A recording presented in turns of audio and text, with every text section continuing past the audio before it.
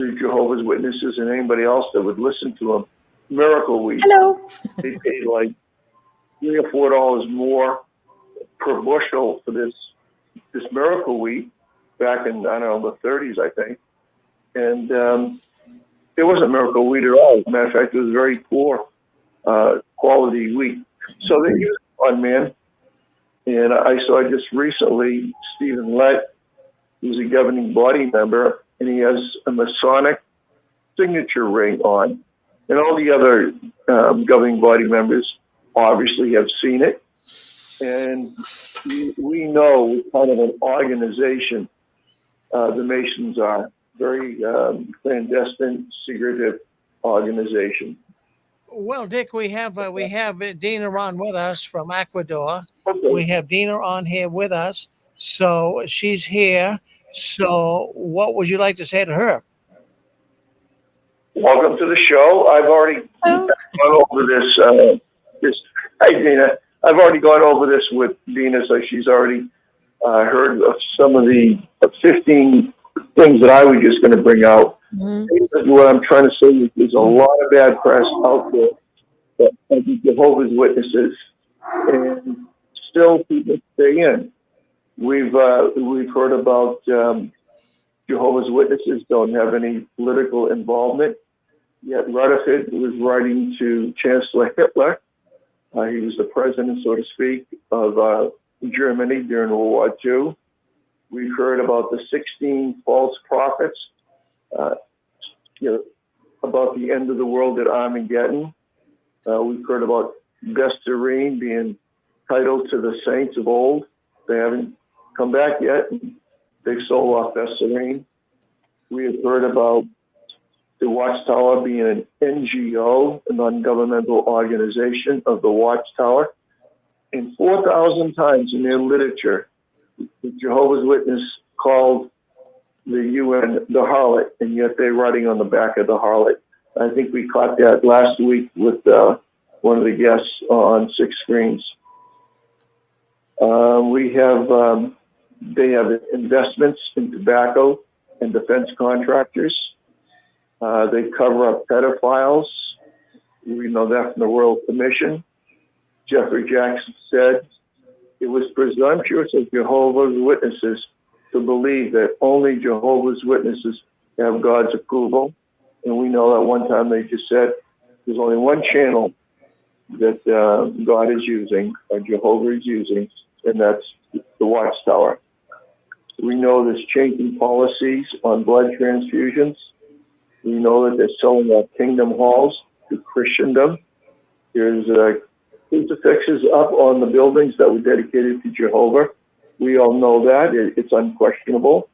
There's many lawsuits against the Watchtower, and they're being banned in many countries.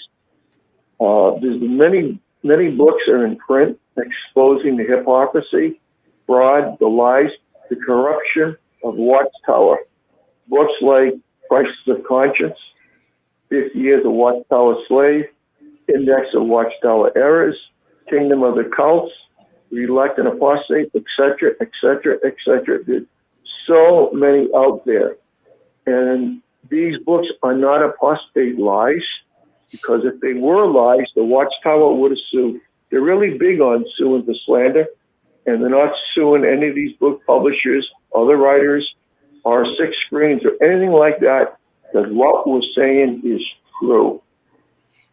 Also, for the JWs out there that maybe listen tonight, there's many YouTube videos.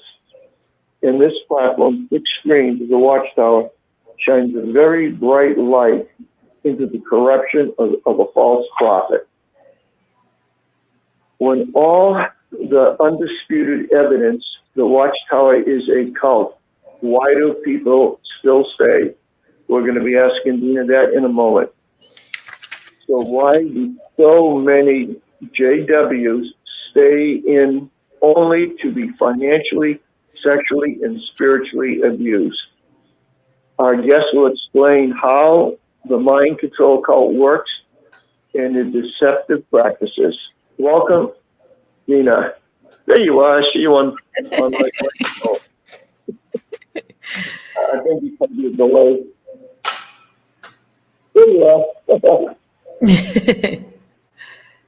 How are you? How are you, Dina? I am doing great tonight. I'm doing great. We've got a lot to cover. And it's true with all of the evidence, the things that you mentioned on that list. Why did people stay in? How do they keep hooking people, right? Absolutely. How do All they right. do it? You want me to just start talking? Please do. Please do. All right. So, how do they keep their hooks in people? How is it that with all of the evidence out there that people still stay and people still join? So, I kind of thought we would start a little bit with how it is that they keep people in, some of the ways that they use to control people, which makes it so hard for people to leave. So, one of manipulation is what it is. One of the first things that they use to keep their hooks in people is actually repetition. So, repetition really keeps the mind kind of on track. It keeps it from diverting or anything like that. And think about how effectively the Watchtower cult uses repetition. How many thousands of times did we see pictures of Armageddon? You know, how many times a week, how much time a week did we have to dedicate to the religion? So you've got 2 meetings a week that you have to go to and prepare for. We're supposed to what? Pray 3 or 4 times a day, pray before you eat, pray before you go to bed. You're supposed to read the daily text. You're supposed to read the Bible daily. You're supposed to do personal study. You're supposed to go out in service. I mean, seriously, think about the amount of repetition that helps reinforce the brainwashing that the cult gives. Encouraging commenting. Even commenting at the meetings is another huge manipulation technique because you're hearing it, you study it, you look at it, and then you repeat it back out. That's one of the way that they use to manipulate. What else? Well, how about this? Isolation. They take being no part of the world to an extreme. Obviously, we're not allowed to make any sort of friends or anything like that in the world, but there's also what I call kind of like cultural manipulation too. So not only are we socially isolated from everybody, but we're culturally isolated from anything that's other than the JW culture too. We're not allowed to participate in things like, so even if we weren't socially, if we were still socially isolated from the world, but we still did cultural things like maybe Mother's Day or Father's Day or, Veterans Day, Memorial Day. All of those things are kind of connect you to a culture. And every culture has something that's a little bit different, but the JW severs that too. So between using the tools of repetition and using isolation, those are two manipulation techniques that they've got down to a science. What else? All right. Well, we could also start talking about word manipulation, literally using manipulation and hypnosis in the literature. For example, they're always saying things like, clearly, we want to use our Bible trained conscience to make Jehovah happy, don't we? All right, so that phrasing right there is like straight out of Hypnosis 101. Anytime somebody starts off a sentence with words like clearly, obviously, of course, surely, all spiritual people would, those are what we call those are presuppositions. It's a word that presupposes agreement before a statement has even been said. So it really messes with the mind. When you say something like clearly, they've already prepped the brain right there to automatically accept whatever the next sentence is, and you don't even know what it is yet. Highly, highly manipulative. So clearly, we would want to protect our spirituality, don't we? Or wouldn't we? And then the question at the end, how it kind of wraps back in and automatically makes us agree. You're almost nodding with it before you even know.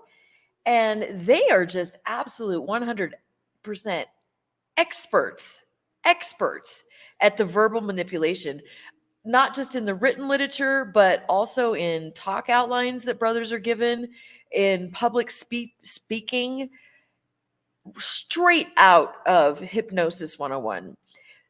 How about something else? Punishment. So that's another manipulation technique that the Watchtower organization uses to keep people in. People are afraid. They're afraid of what they might lose. They're afraid of losing family. They're afraid of losing their friends. They're afraid of losing everlasting life, maybe. Fear is a very powerful motivator for manipulation because it has to do with your own safety. Fear is closely related to safety.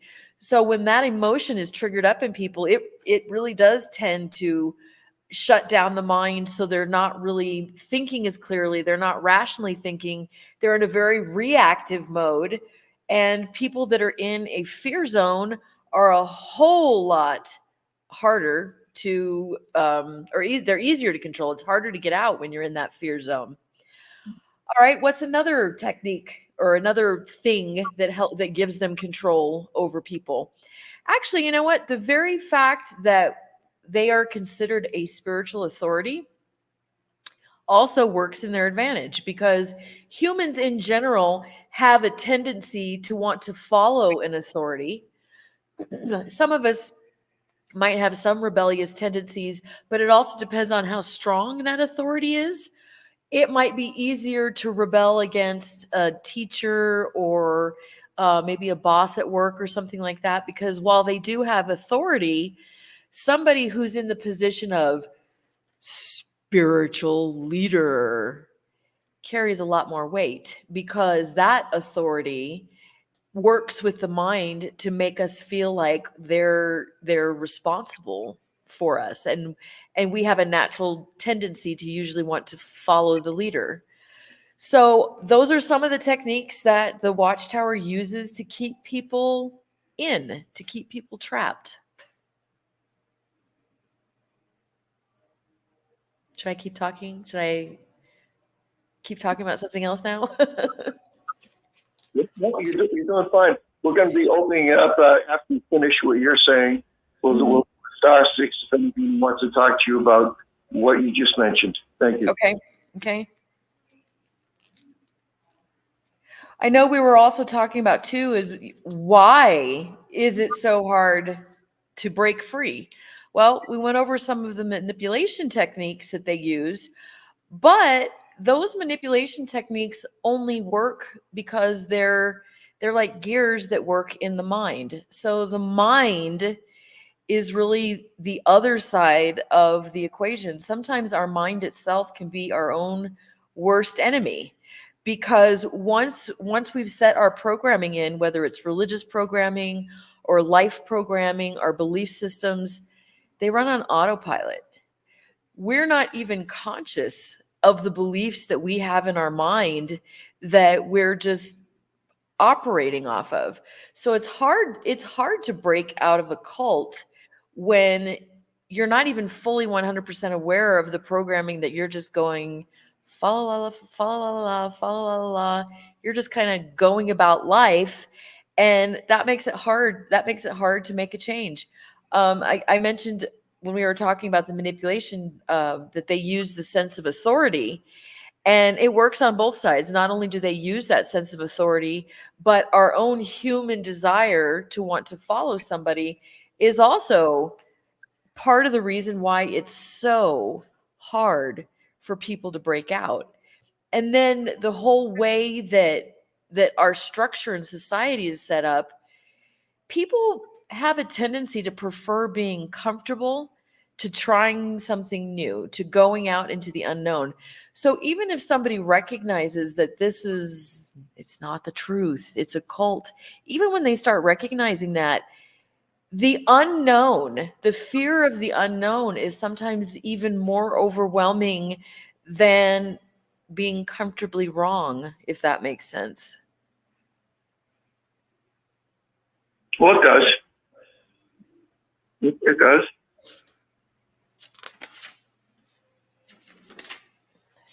All right. Anybody out there want to ask Dina a question? Star 6. I have a question. Please. Okay. The biggest, I don't know. So being programmed all our lives about the end times, about the great tribulation that's coming, about everything from Revelation, and then now they have the go bags and all that, and then we actually are hearing all this talk about a new world order. We're hearing all this talk about, a one world government. All this stuff that we tried to reject but now we're hearing it again. And how do we? I have not been able to process this because, even though I don't believe what they say, but the thing is, I'm seeing some of what they said. Okay. So that was another topic that I wanted to specifically talk about. Why do people struggle after they get out? So first I'm going to explain why that's happening to you. So logically you might believe that it's not the right organization. Logically we debunk the truth. But there's a difference between being logically free and being emotionally free. So what happens is, as the Watchtower uses this brainwashing of repeated images, Armageddon pictures, dead bodies in the street with birds eating out people's eyes, it creates the emotion of fear in us that's attached to this concept. So when we decide we don't believe in Armageddon anymore, we logically know that, but in the emotional side of the brain, we have not disconnected the emotion from the idea. So we have a right brain and we have a left brain. The side of the left brain is what is responsible for logic, reason, fact, data. And as adults in society, culture tends to impose on us using that side of the brain more. Okay. Right? We work in a logic side of the world. We go to work, we pay the bills, we're using our left side of the brain. But most of the power of what moves us to make decisions and everything is actually in the right side of the brain, which is the emotional side of the brain. Things that come up like fear is closely related to self-preservation. So when we see something that happens in the world, earthquake, we hear talk about the new world order, all of these kinds of things, our brain is able to say, I don't know if I really believe that. But the other side, the emotional part of the brain goes, danger, danger, danger. Okay, so we need to start reprogramming that emotion. We need to take control of our own emotional state, and that needs to be reprogrammed because we have been conditioned to respond that way. Most of the rest of the world is not panicking when they hear news like that. It's people that come from high control religions, not just Jehovah's Witnesses, but even other religions that believe in hell, maybe, even a lot of biblical religion, any Christianity that's based on the religion will have some degree of having heard the word Armageddon and believe that God is going to step in. Obviously, Jehovah's Witnesses and some other religions more than others, but we have to start reprogramming that emotion. So does that make sense? Does that kind of answer your question? Yeah, it does, but how do I do that? I Okay. don't reprogram that. Okay. So there's a simple technique that you can do at home. Okay. So as we've logically decided that factually it doesn't make sense to believe in Armageddon, let's start thinking about the emotion, which is probably fear. Is that probably what it is? I honestly do not. I don't know. All I know is that when I hear these things and I see these things that are happening, and I start thinking maybe they do have some inside information. Maybe they are part of this new world order, and maybe the people that are part of this organization are going to get some type of special treatment, whereas the rest of us are going to suffer because we're not involved in this religion, but they happen to be a part of the Illuminati, or maybe whoever's running the world, and whatever the hell this reset that's going on is. You Okay. know, it's just really confusing because there's just so many unknown and so many questions that I don't even know if it's emotional. I think it's kind of, I don't even know. I honestly don't know. No, actually, I would agree with you. From after hearing you talk about that, it doesn't sound like there's a ton of emotion there. What it sounds like to me is that you have not completely deprogrammed the belief in Armageddon. Here's how the brain creates a belief.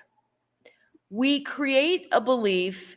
Usually, critical reasoning doesn't come in when we're accepting something from an authority figure.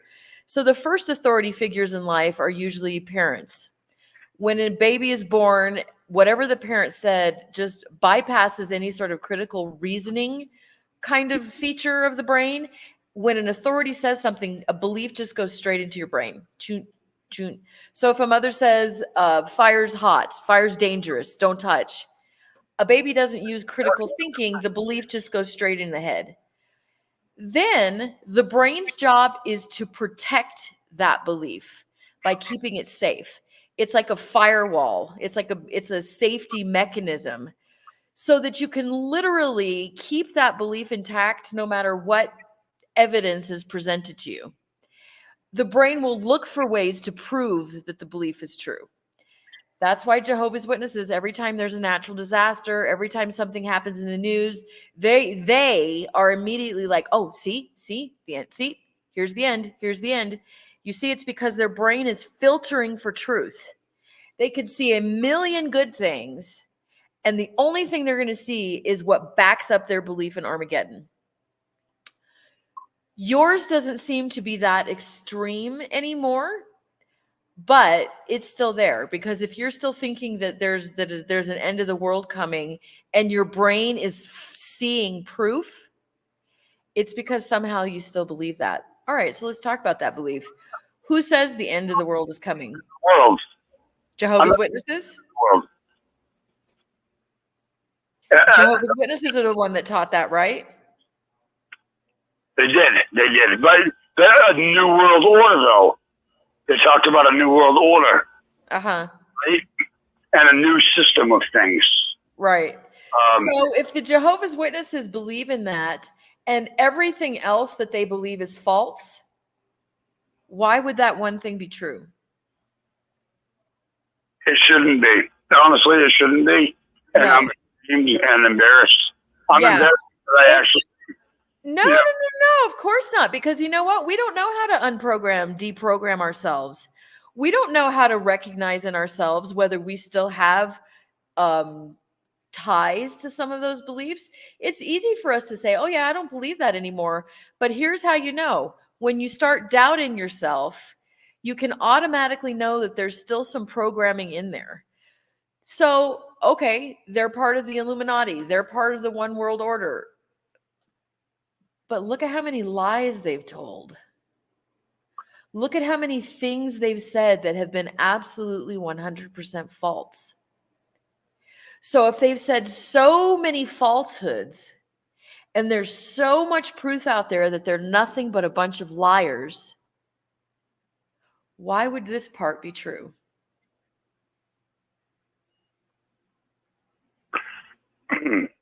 Right? Yeah. Right? Yeah. It's yes. Right. Correct. Exactly. If they tell us, if 99% of what they're saying is a lie, why would this one little piece still be true? That doesn't make sense. If it's full of so much lies, then we should really live ourselves free of that. You know, there's another thing to think about too, about fearing something happening. Is it really useful to fear what might happen? A one world order, a global catastrophe? Does it really help, even if it were true? Does it really help to be in fear of that? Honestly, what are we going to do about it anyway? Oh no, I agree. I actually, to be honest, I don't fear it. I accept whatever fate comes my way, and I will do everything in my power to protect mine and people that I love, and I am very well prepared for that. But the thing is, it's just what you does. I would really like to be able to do what you're talking about with this neurolinguistic stuff and get rid of these thoughts, and that. So I'm gonna keep listening to you. Thank you. Thank you for calling in. Rethink all of that. Thank you. You're welcome. Thank you for calling in. Do we have another call in? Marcy, Dina? Yeah. That brother that you were just talking to, you might want to give him, if you're willing, give me your phone number and maybe he could call you and get some help. Tell me you know what I did? I put my email on the screen. So everybody has my email and everybody can see how to get a hold of me. Alrighty. *6. Hey, Got a question? Am I speaking to the one? Am I speaking to Deanna, the one and only? Hello. This is Gigi. Hey, what a great honor. Hey, hi. How are you? Good. And hey, I told Rick in the previous show, and it goes here. And I don't mean it as a criticism on anybody, because I empathize with all the Jehovah's Witnesses that are suffering when they leave. But I've noticed, I've been saying this for years, that Watchtower has set everybody up for failure. Oh, for sure. Mm-hmm. And so when you leave, they're a vindictive organization, so they'll even punish you after you leave. Oh, for sure. So that also, and the reason they do that is because I told Rick, I'm just going to use 3 examples: Moses, John the Baptist, and Paul. You see, they had an had an awakening. They were like, their world came crumbling down. Their whole worldview, everything that they believed, crashed and burned. And then I told Rick, then the bell rang, like if you were in a heavyweight fight, and that's when the real battle begins. Yeah. So all I'm saying is, you don't have to believe in God, or you have to believe in religion. But what I'm trying to say is that you can allow yourself to be forgiven for the first 10, 20, 30, 40 years of your life, because everybody was on training mode. But the day that you learn the truth about the truth, the day that you learn Watchtower is a lie, then the fight begins. And a lot of extra Jehovah's Witnesses, they get knocked out in the first seconds of the first round. Mm-hmm. Mm-hmm. So what I'm trying to say is, if you look at it from a different perspective, that you were trained for this heavyweight match. You were trained for this moment in time. And I will give this to Watchtower. Watchtower trained you. They gave you the theocratic ministry school. You're supposed to read the Bible every week. Mm-hmm. So when you learn that the Jewish leaders are full of every bad thing and demonic thing, like John the Baptist did, when Moses figured out that, his Egyptian family was bad to the bone, and the same thing with Paul, when they learned the truth about the truth, now it's time not to cry, but to say, okay, I have been prepared for this. I have been warned that they went and killed everybody before me. What makes you think they're not going to try to kill me by disfellowshipping me, separating me from my wife, family, children? Yeah. I think that's what I get from learning the truth about the truth. And I was ready. I mean, I didn't cry me a river. I was like, all right, it's showtime. Mm-hmm. Mm-hmm. And I think that, looking at it from that perspective, you don't become a victim. Right.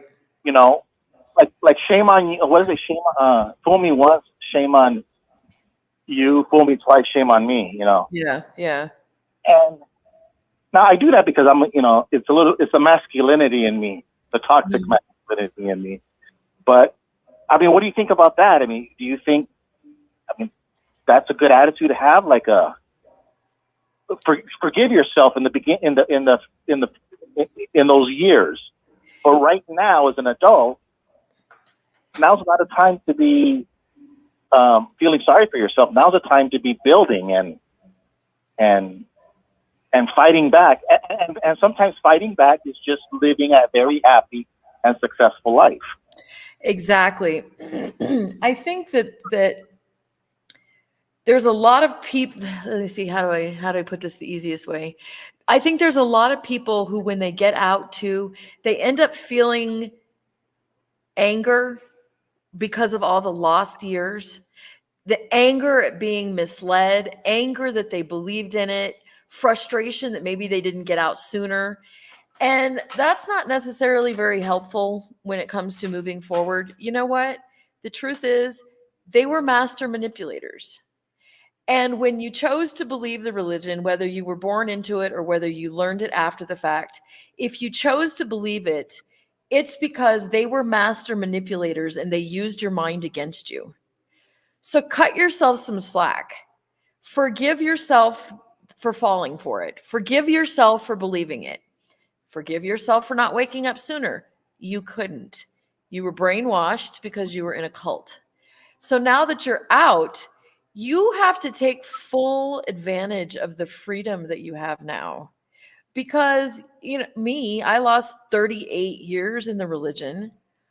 I can't afford to spend 10 years in the anger phase. I need to live my life. I want to hurry up. I want to accelerate my learning and my thriving on the outside world, because I already lost too much. So our attitude is everything. Our attitude determines our circumstances. Our attitude determines how much we enjoy this new freedom that we have. So it's super, super important to focus on our emotions and focus on how much we're moving forward. Like you said, cut ourselves some slack, forgive ourselves for not doing what we wish we could have, should have, would have. That's all under the bridge. We have now. Focus on now so that you can create a new future. Right. Because my grandfather, Mexican grandfather, with the serape and the straw in his mouth, old Mexican guy, and he would tell us, and we thought he was joking, but we didn't know he was so wise, because he would say, half the world is trying to screw you. In Spanish, it would use a different word. Because, and the other half is avoiding the first half. Yeah. And I find out that it's so true. Is that, I lived the first half of my life being manipulated by that other half, and so, you have to run away. You have to be like the rest of us. You have to be running away from the people that are trying to take advantage of you. And he simplified it. Like there really is two types of people. One that's trying to put you in chains, and one that's trying to free you. And let's go hang out with the people that try to free us. Yeah. Well, and then the other thing to remember too is that the brain is going to see what you want it to see, according to what your beliefs are. So if you believe that half the world is out there to manipulate you, you're going to see it. That's what you're going to find. That's what the brain's going to focus on. Or you can choose to focus on the ones that are empowering and freeing. If you believe that the world is empowering, you're going to find and create more of those opportunities for yourself too. Right. And the last thing I'll leave you with is man, I just had it, and I. Do you hate that when that happens? Yeah, I hate it when it happens. I'm so glad you're on. But I really appreciate it. Yeah, it was nice talking to you. I know we've chatted back and forth before, but nice talking to you in person. Okay. Oh, you too. Bye bye. Bye-bye.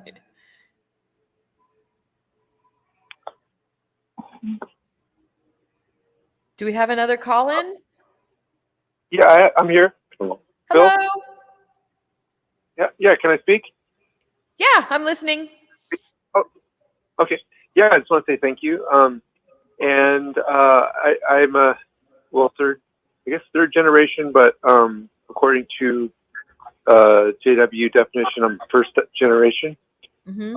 In their definition generation. But what I wanted to mention was that the thing about the anger and like, you know, after you kind of like discover that, you know, the the man behind the curtain.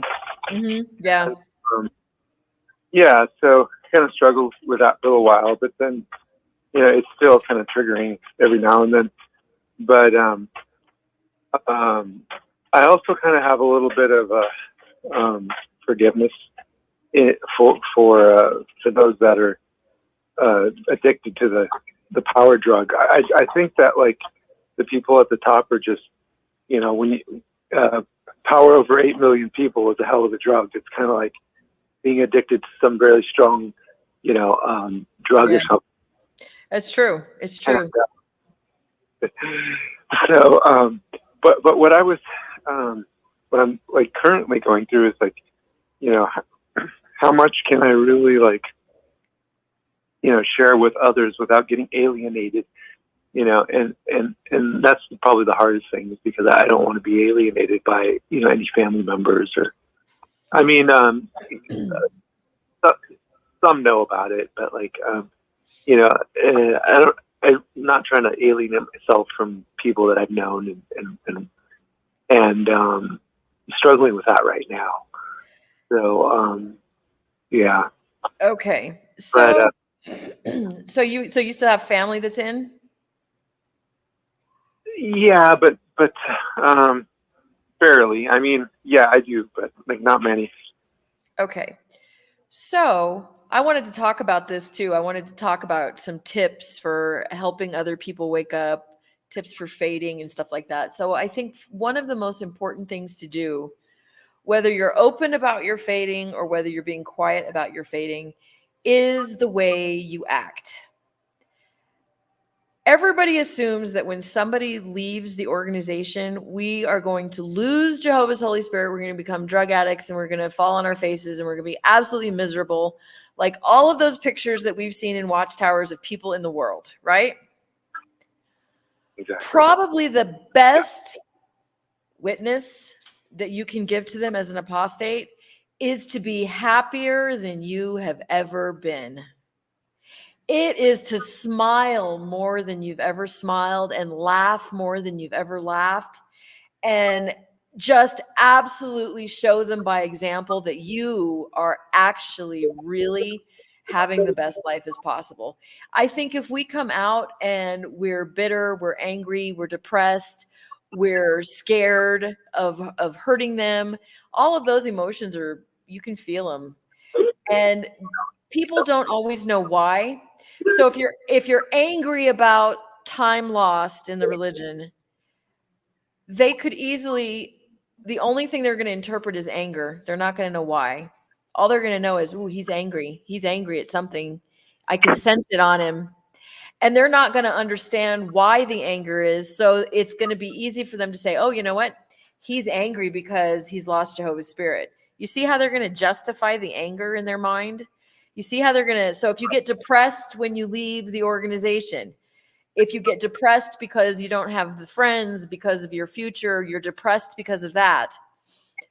All they know is, all they register is depression. And so what's the first thing they go? Oh, well, you know what? He's depressed because he's not serving Jehovah anymore. Woohoo. See how smart we are? So our emotions that we portray to people as we're going out, I think are probably the greatest, I'm not going to say witness, they're probably the greatest testimony that we could give. Because being a bright light, laughing, having a great life, that's probably the best attention grabbing thing that you can probably do. Well, that sounds like great advice, and I appreciate that. Yeah, thanks for calling in. Did you have any other questions? Yeah. That's it for me. Thank you. Okay. Hey, Deanna? Yeah.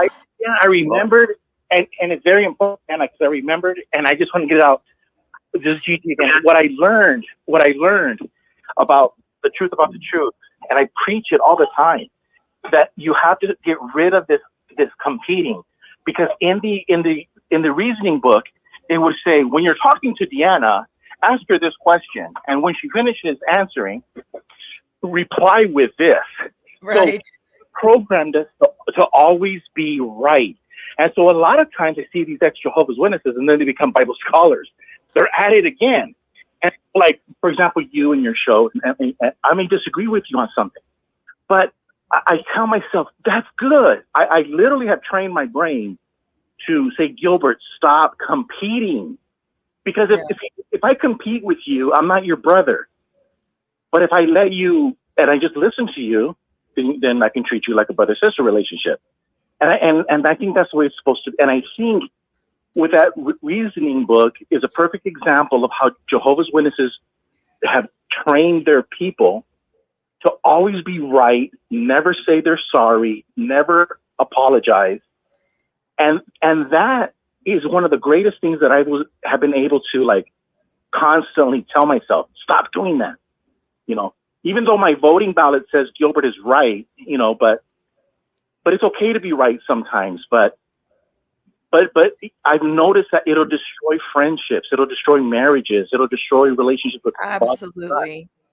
Absolutely. They trained us too that our way of thinking is the only way of thinking, and any other thinking leads to death. Correct. All right. So then we now have like this task. We have this responsibility of the other person's life on our shoulders to convince them to believe the way that we believe. And that's a horrible strategy for having friendships out here in our new life. You know what? I don't care what the other person believes anymore. It's none of my business what the other person believes anymore. I can say what I believe and they can believe something completely different, and more power to you, because I don't have the responsibility to convert people anymore. I think that's a skill that we do need to unlearn, because we, like you said, we were taught from the reasoning book conversation stoppers, how to overcome conversation stoppers, how to keep going. I mean, we were like the kings of rejection because we're just don't take no for an answer. All right, so you should probably go into sales, but as far as friendships go, in the world, it is completely acceptable to not agree with somebody. There's no need to convince anybody of anything. It doesn't matter what somebody else believes. See, so what I've learned, just to add to that, is to share. So if, say, for example, I believe in God or Jesus, I'm not going to be like, be preachy. But if you and I have a cup of coffee and you ask me a question, I'll just share it. But I'm not going to like try to convert you. But I'll share my thoughts, or you'll share yours. And see, that's the difference, because brothers and sisters share. And Jehovah's Witnesses taught us to be like mortal enemies. Exactly. In the JW religion, there is no agree to disagree. It's agree with me or you're going to die. And that mentality is something that we do well to change right away, because the truth is that finding other people's beliefs, listening to what other people say, might give us a grain of knowledge to enhance and improve our own beliefs about life, about religion, about spirituality, or whatever. So I'll just sum it up by saying this. I for me personally, I just use the phrase, stop competing, Gilbert, when I talk to myself. Yeah. Competing. And everything that you talked about right now, and it encompasses all that. But I really think if people just get in the habit of reminding themselves, stop this, you'll find Exactly. it improves your relationships and stuff. Yeah. Okay, that's what it was. Thanks, Dan. I really appreciate you for letting me steal so much time. Thank you for calling back.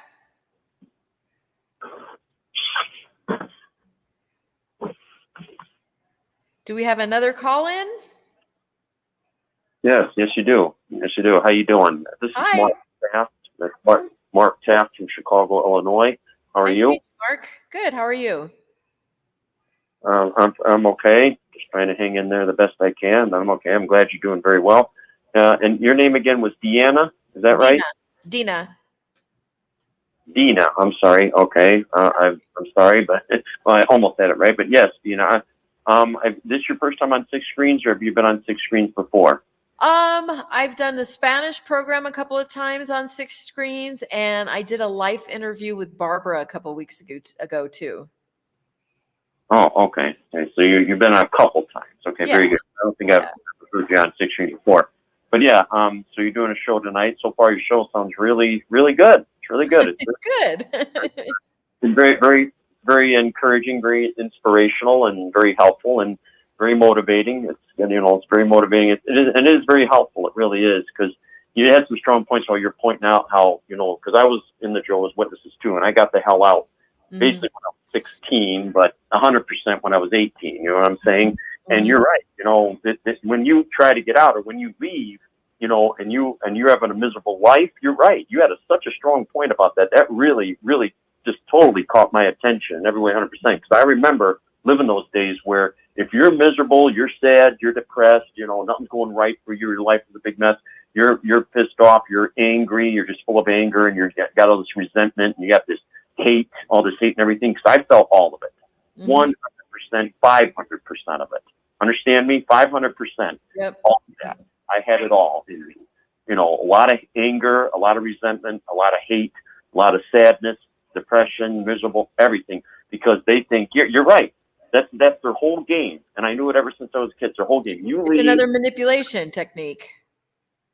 It is a manipulation technique. Very manipulative, total manipulation, total mind games. Oh, total mind games.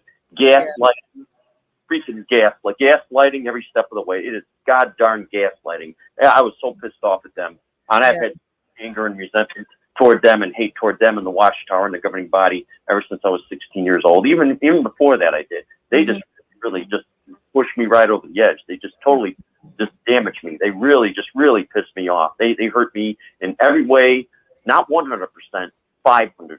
Does that sound a little more accurate? Yeah. Well, I sure as hell hope it does. Because they pushed me right over the edge. They drove me right over the edge, and living with them was my worst nightmare. Hear me out. My worst nightmare. Okay? And I don't give a shit that they say, like my mother and her being in that bullshit religion, and my brother, and then all that, saying, well, come on, you got a place to live, you got a house over, roof over your head, you got clothes, this, that, and the other. Okay, fine. I'm still not happy. Big deal. A lot of other people have that too. Are they happy? No. That doesn't mean anything. What about a life I really want and deserve, like everyone else, has and deserves it, and come on, you want me to just be happy because I have all that? Screw you. What that is? Would you like to correct me on that? We can't change what happened to us. We cannot change the trauma. I came from 5 generations in. I stayed in for 38 years. 20 of those was as a regular pioneer. I lost absolutely everything. I went through abuse. I lost my kids. I lost everything. The trauma is intense. I lost almost everything too, for the most part. I did too, and the trauma is really bad. And the trauma is super intense. So we can't change what happened, though. We can only change our point of view of how we feel about it. I agree with that. I agree with you 100%. But just remember what I was saying. This manipulation game. It's a mind game. It's gaslighting. It's total freaking mind games. Mind games with 100%. It's total freaking mind games. And mind games, and that's what they did with me. Those Jehovah's Witnesses. That's what my mother and my brother and the stepfather did with me. They played this game with me to manipulate me. It was a real manipulation game. And they're saying, well, you know, they didn't understand. Well, you're right. They didn't understand why I had all this, why I was acting and behaving and had this attitude and was being this way and had all this type of behavior and action. You know, they couldn't understand. The only thing they were saying is the only answer they had, the only answer is that they had in any way whatsoever is because you walked away from Jehovah. You walked away from Jehovah. You left the Jehovah's Witnesses. You left the Watchtower. You walked with Jehovah. You left the truth. And since you walked with the truth, that's why you are the way you are. Other So than if that, you're unhappy, that's the reason why.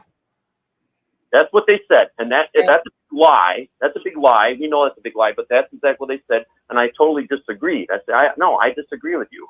I wasn't happy when I was in that stupid religion. So if I wasn't happy when I was in that stupid religion, you know, come on. I wasn't even happy when I was in it. You think I'm going to be happy in it if I go back into it? Absolutely not. Because I wasn't happy at all when I was in it. Not at all. Not one freaking bit. Not one freaking bit. You know, come on. You know, it was a big manipulation game. That's all they did. And you're right. They didn't understand why, other than that, why I'm depressed, why I'm miserable, why I'm sad, why I'm full of hate, anger, resentment, and I got all this anger, and I'm angry, and I lose my temper. They had no understanding. Zero.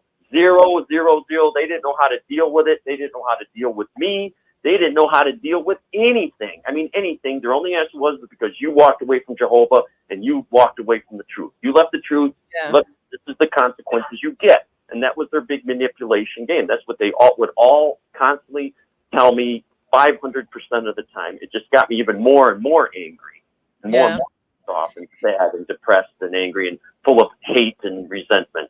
Even, you know, got me, you know, filled up with a lot of vengeance too, and a lot of, you know, revenge on people. Because this is it. I'm to the end of my ropes with these people and a lot of other people in this world on top of that. But especially though the Jehovah's Witnesses too.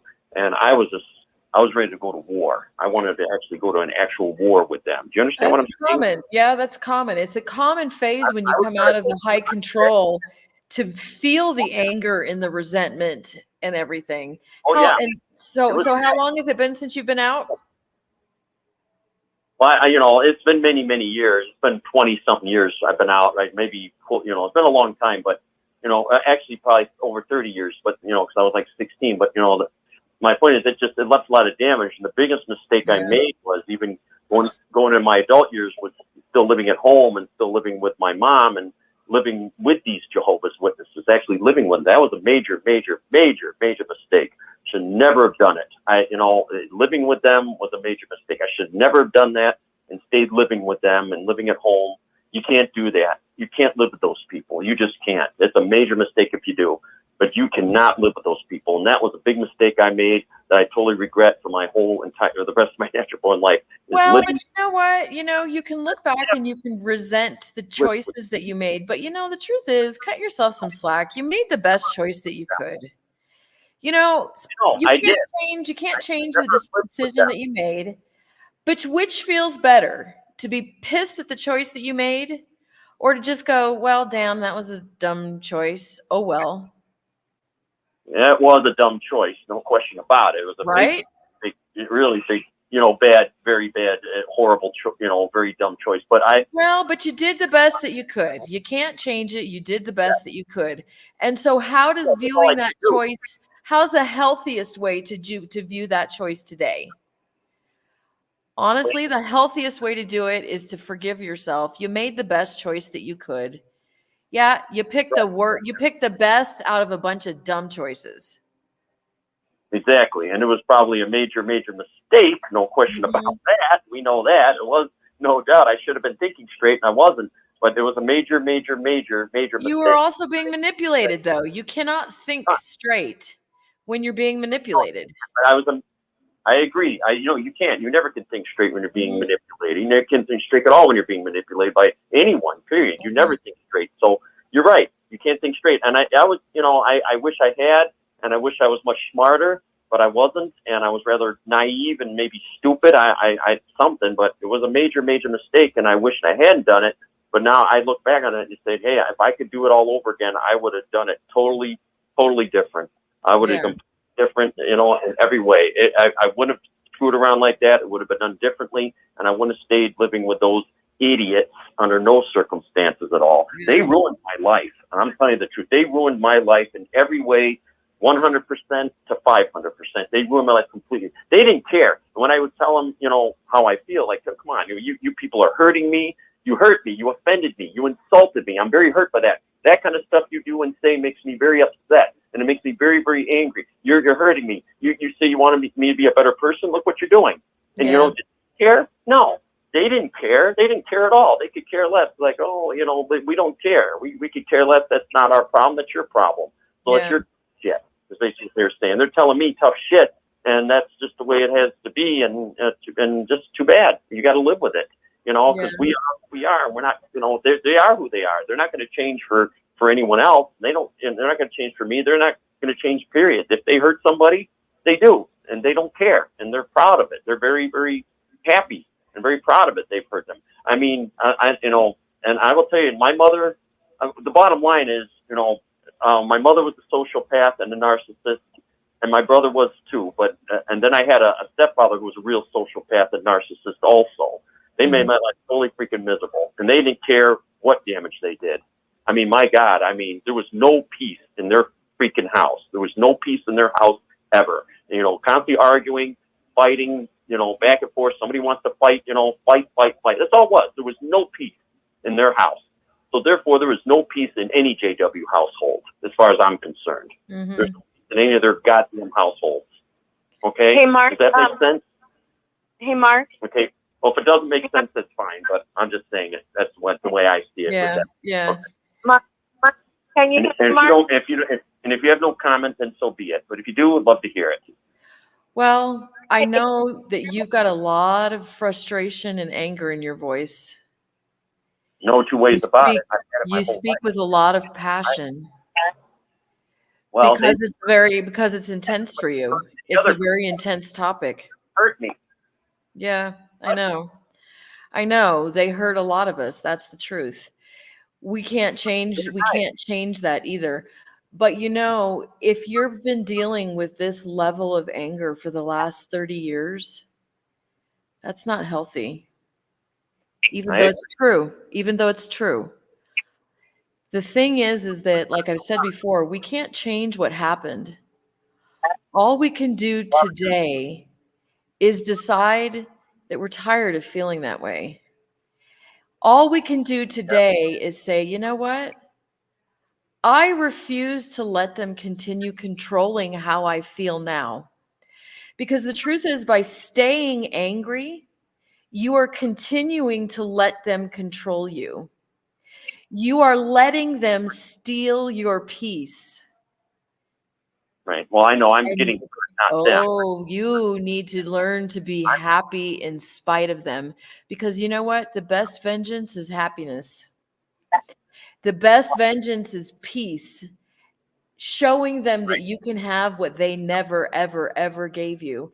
And every time you feel angry, it's because you're letting them reach from the grave. You're letting them reach from the past and haunt you today. And you know what? They don't deserve that control.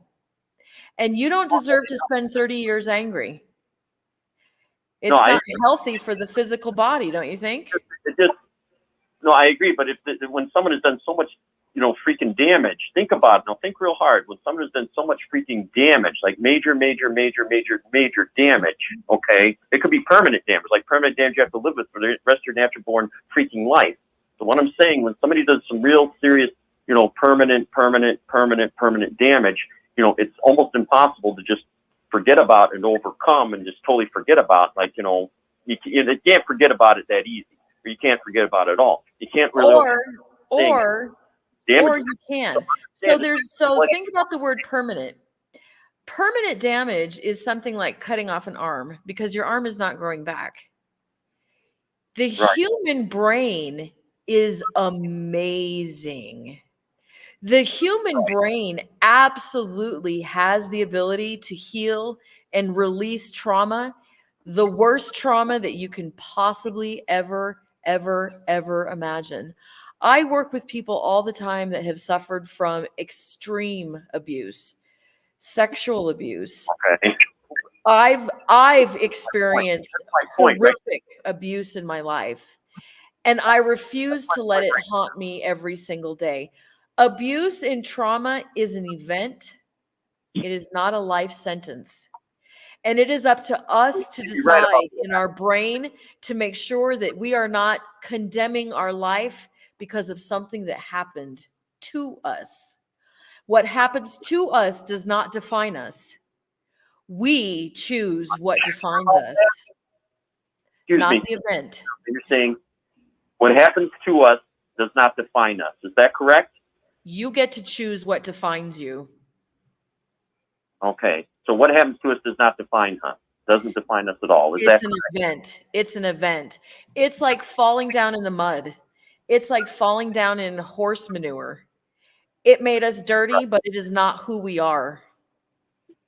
right? We rise above the ashes. In That's a strong spite point. of what happens to us, we thrive.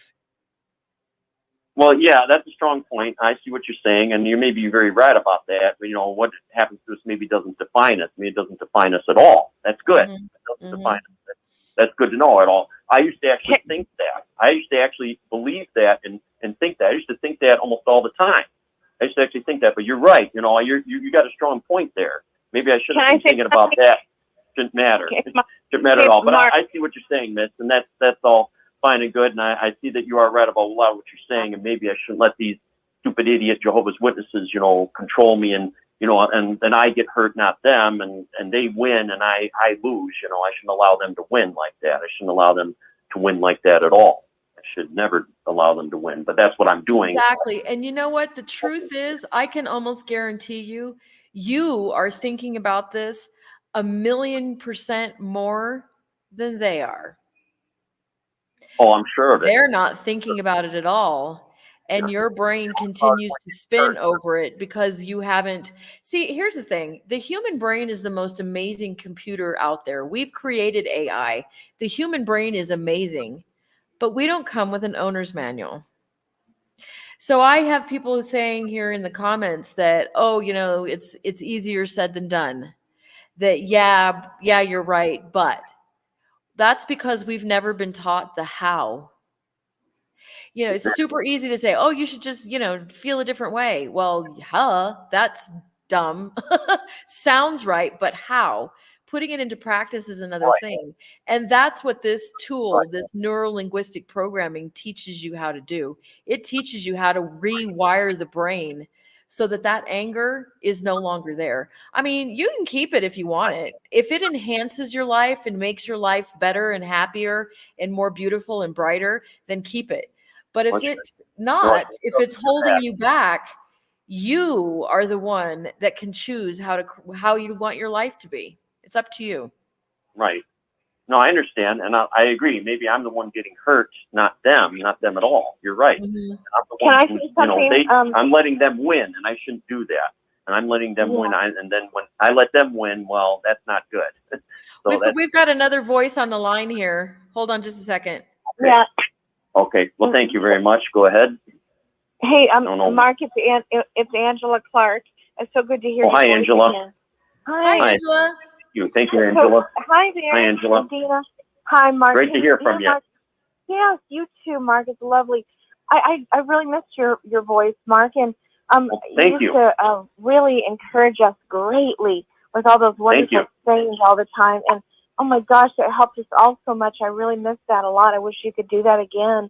But thank you. I think one thing I wanted to just kind of give a little spin on it was you're talking about the whole thing defining us, right? So my way of interpreting that is that it defines us if we choose to allow it to define us forever and ever and ever. But I think that she's right, Mark, in that you're not permanently ruined. You just have made up your mind about it, but you are allowing it to define you, but by your choice, because you just don't want to let this go. Put it that way, because it's so painful. Right. And I get that, Mark. I really do get that, because it is painful, and you're absolutely right. It's been a very painful road, but no doubt. This is kind of how I figured it. I've only got so many years left in my life, because I'm going to be turning 65 in about 6 months. And Oh, wow. it's like, you know what? If I keep on letting this get to me, then I'm really, I'm going to define the fact that I've chosen to allow this to stop me from doing any of the other wonderful things that I could do, because I'm just going to keep on thinking about it all day long, letting my mood and my attitude be sour and further keeping me in bondage to what they put me in, instead of saying, you know what, I'm not going to allow them to do that to me anymore. I choose to spend my time like you were doing for a long time, really focusing on a lot of the positives and how you can turn that around. And really, I have to be honest with you. I've even had to say, Mom, you know what? You are absolutely just dragging me down by your daily little drip of negativity. Right. And I'm in bondage because of your drip. And I have to say, I can't do that anymore, Mom. And I had to shut her off. In other words, I'm not talking to her, maybe possibly forever. But I come to realize that, like your mother, my mom's a psychopath, narcissist, borderline. Oh yeah, now. I'm sure of it. And I'm sure she's a real narcissist too. I get it. Because I can't fix that. I can certainly pray, and so it's what's kind of cool about not having the drip every day anymore, is that I suddenly realize that there's things I can do to help, and because I don't want to just not care about her anymore, because she's a beautiful child of God who loves her very much. He knows what she's been through. He knows why she is the way she is. He knows what caused her to get into that condition, which is really, really, I feel sad that it is that way. But my attitude not being positive, because it was a daily drip and it was just making me unhappy and not be able to thrive and rise above it. But now at least I can pray for her, being out of the way of her daily abuse, like as if I was in a daily war. Now I'm starting to feel this freedom, and now I can pray for her honestly, and I don't know, somehow I feel like I got something to give, because I do love her. I'm sure you do too, because you're a loving man. You're a very loving man. And not just that, Mark, but you're highly, highly intelligent and so talented. But thank you. Right, you're allowing this to define you, having made up your mind that I'm never going to amount to anything, is what it kind of comes out sounding like. But I don't believe that either. I think this lady is right. I think you're letting it define you that by your own choice. And I believe that you're much smarter than that, and you are so freaking talented. I just think maybe that you can make some changes to stand up for you. And I don't know what you got to do, Mark, but I just know that you're so smart you can figure it out. And I think that you could be all the things you've ever said that you want to be. And I have a feeling it's like literally closer than you think. And could so, be.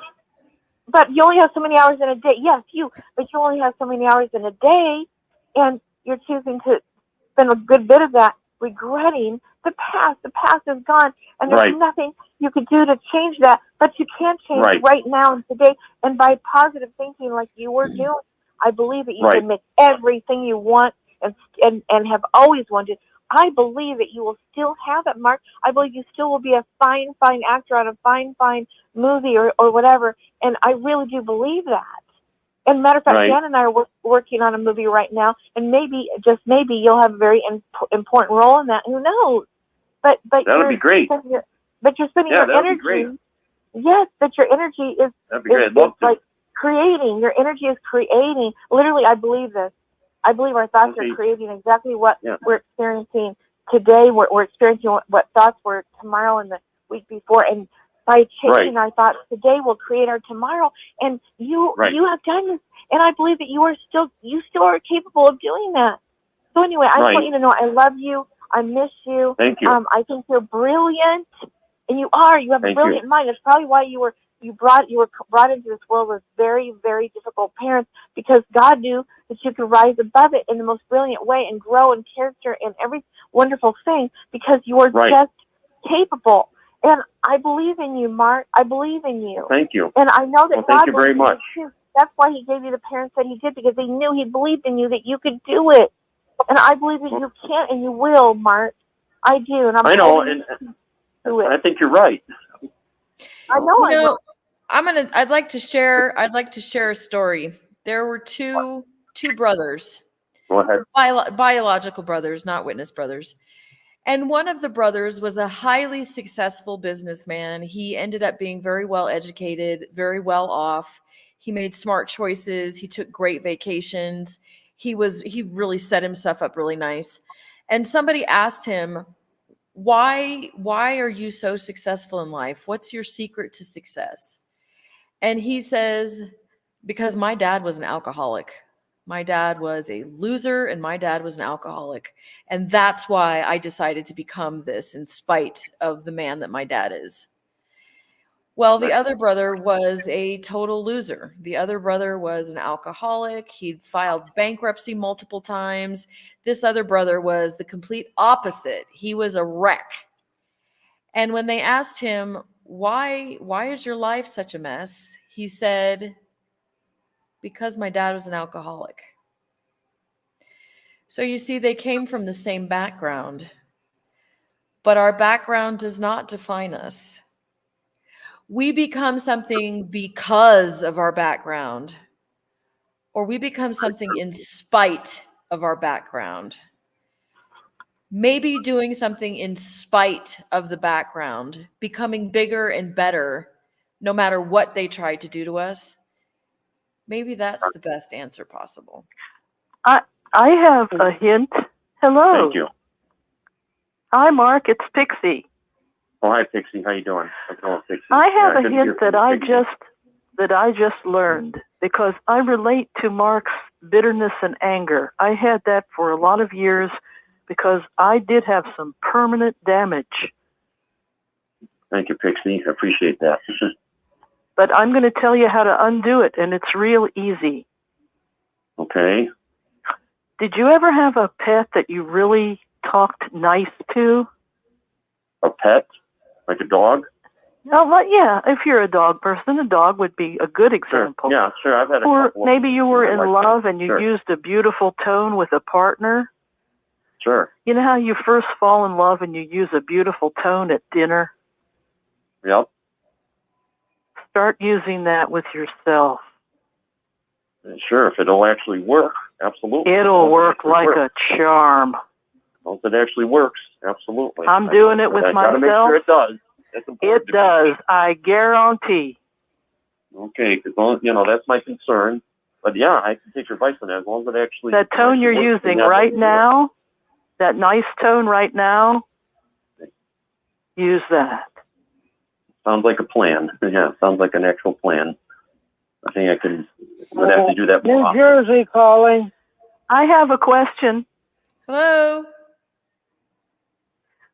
My question is the people that write the advertisements and the scripts for Watchtower must be truly wicked because, in my view, they're using things that the late, great, fabulous Orman McGill knew, things with NLP. Mm-hmm. They use those too, but they don't use them for good. It's true. All communication is a natural trying to persuade the other person. Anytime you speak, please do this for me, or can we do this? All communication is manipulation. I mean, that kind of has like a negative connotation to it, but it's all persuasion. They take it to a different level, though. Some people do it naturally. There are some people that are not trained in NLP at all. They just do it naturally. Just notice some little kids. There are 3 and 4 and 5 and 6-year-olds that can sweet talk, and it's also in the form of persuasion, and it's because it is a natural skill. So with something like NLP, we didn't invent anything. We just noticed what already worked and put it together. That's all. So the processes that I use with people to change our perspective, to speed up belief change, to speed up emotional release, all of that is naturally what the brain is going to do anyway. For example, when somebody changes a belief, there's a very specific process that the brain goes through. The brain has their current belief, then it goes into a process of wondering, questioning, and doubting. The next phase is data gathering, and then there's the comparison phase, and then we can change a new belief. That's how the brain does it anyway. The problem with leaving it up to chance is sometimes we get stuck in one of those phases. If you think about when you started waking up from the religion, you'll notice that one of the first phases that you went into was this, really? This kind of like questioning kind of phase. How long were you in that phase? There are some people who get stuck in that phase for like months or years before they go to the data gathering phase. So saying that they are purposely using NLP to be manipulative, maybe not. They're probably already just very highly motivated to manipulate and coerce. Therefore, some of these techniques come naturally to some people better than others. Like I said, this isn't anything new that we've invented. It's just patterns that we've picked up that we can either apply on purpose to accelerate things or notice in other people how they're using it too. But the brain is such an amazing tool when it comes to protecting our own beliefs, though, because funny enough, I learned NLP in 2005. I was still a regular pioneer. And when I would read the Watchtower back then, instead of looking at it and going, oh my goodness, look how they're manipulating us, this is highly manipulative, I went, oh, Jehovah's the best psychologist. Look how he's using this to help us further along in our beliefs. Look how he's using this to cement our beliefs. That was my brain not being in an open zone to consider that we were being manipulated. Yeah. I'm really good at grammar from the time I was about 9 on. So I had questions about their headlines and those strange sentences from a very young age. Right. Well, because it's a natural part of speech, I believe that there is a part of our unconscious mind that has the red flags go up. It's like, I don't know, that sounds funny. Yes, because you speak English and you understand that that's how somebody speaks when they're trying to influence. I think there's a large percentage of us that does recognize that, even though we may not verbalize it or even be consciously necessarily aware of how we're being brainwashed in the literature. Right. Well, there's a part of me that I need to work on, because so often I was given a door with tremendous light, as Julia Cameron calls it in this way. And I will walk up a steep hill on shards of glass rather than walk through a door of dazzling light. For some reason, and I think it might be my witness-born-in upbringing, I make it too hard on myself. Yeah. Well, we have all kinds. So there's doctrinal beliefs, but then there's also lifestyle beliefs. What do we feel about ourselves? Our self-esteem is horrible growing up in the religion or being in the religion. We are born sinners. We're never going to be good enough. The road to everlasting life is narrow and cramped, and the wide and spacious path leads to destruction. So even after you leave, are we visualizing our life being a wide and spacious path? Probably not, because that leads to destruction. So what does our mind want to do for us? It wants to give us a cramped and narrow and a hard path, because we believe that that's the way to salvation. That's horrible and not at all necessary. Take that apart for me. Thank you very much. It's necessary if you're in a cult. But when you're out here, it is not necessary to believe that whatsoever. You know, we are not sinners. It is not undeserved loving kindness. It is not probably maybe you'll be concealed in the day of Jehovah's rage. No. We are made in God's image. What about that scripture? We never focused on that one very much, did we? Well, we are. We are creators. We are love. We are made in God's image. So are we embracing that? Right. Because those are the things that we should be embracing. Right. And that's what makes our life easier. Many wonderful things in store for us. Mm-hmm. So there's a prosperity in there too. Yeah, exactly. Absolutely. New Jersey calling. Hi. Information, Jan. On the, on the very, very important question, namely, why does a person become a Jehovah's Witness in the first place? And the corollary to that is, why do they stay? Well, this simple, brief answer is that we humans, have a tendency to govern ourselves and make decisions according to emotion, sentimentality, feelings, passion, desire, instead of using strict reasoning and rationality to make the decisions. Now, Well, I'd like to add something to that too, because I believe that of all of the religions out there, Jehovah's Witnesses present themselves very well logically. Not that it's accurate. I didn't say 100% accurate. I said they act logical and they act educated. That's what attracts a lot of people to them. They can explain away scriptures. They can quote scriptures. They have literature that they do in a study learning format of question and answer. We were so confident anytime we went to the doors with our beliefs and our list of scriptures to back it up. And we could ask somebody, oh, what do you believe? Oh, you believe in this? Where's your scripture to back it up? Because we got a whole bunch to back our scripture. We got a whole bunch to back us up. So Jehovah's Witnesses do appeal to logic. Now, I didn't say they were right because they're brainwashing people, but they do appear to be logical, rational, and reasonable. Then they apply pressure on the emotional side. They do the love bombing.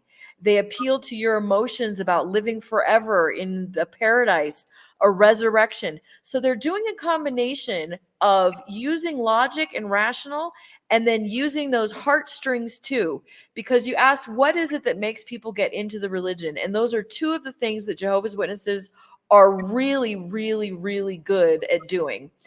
Okay, and so why do they stay in? There's a bunch of reasons why they choose to stay in. One is habit. Humans are creatures of habit. We like to do the same things. And for a lot of people, change is very hard.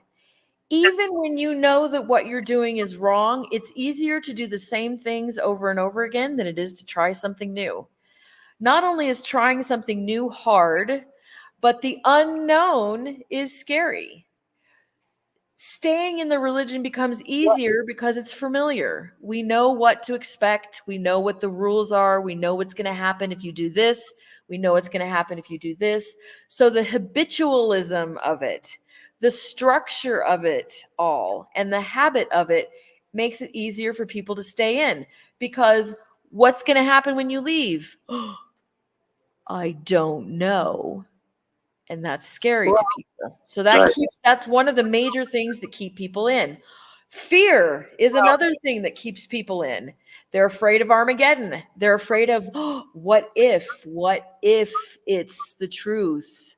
They're afraid of losing all of their family. They're afraid of losing all of their friends.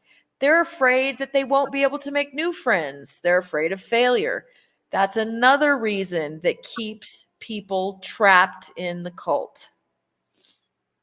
Well, I have to admit to you, you beat me to the punch there with that, because that's where I was going next. I was going to say, it is true that if you ask any Jehovah's Witness about their religion and their beliefs and their doctrines, and you bring up this issue, are you going by mere emotion and feelings and sentimentality, or are you going by strict reasoning and rationality? Of course, they're going to say, oh, no, this is not just feelings and emotions.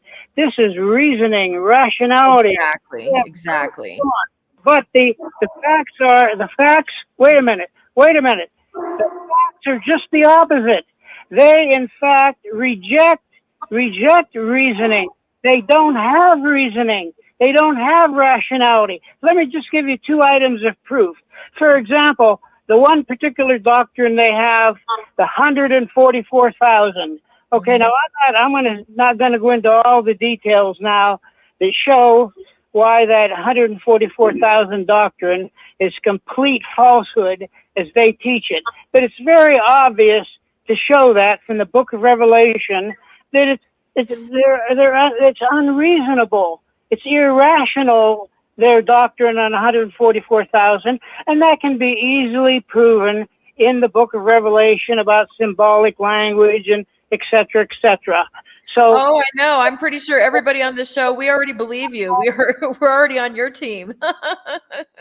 and so there's at least one example where they're not going by reasoning and rationality, but they're just going along for emotion and sentimentality. And on top of that, then they refuse to examine it and to look into it and to even research the matter on their own, because they're told don't research it, don't go on the internet. Exactly. A second doctrine, a second teaching that they have that proves they don't go by reasoning and strict rationality is their whole doctrine about the Battle of Armageddon. I'm not going to go into all the details of it, but it can clearly be reasonably shown from the Bible that there's absolute.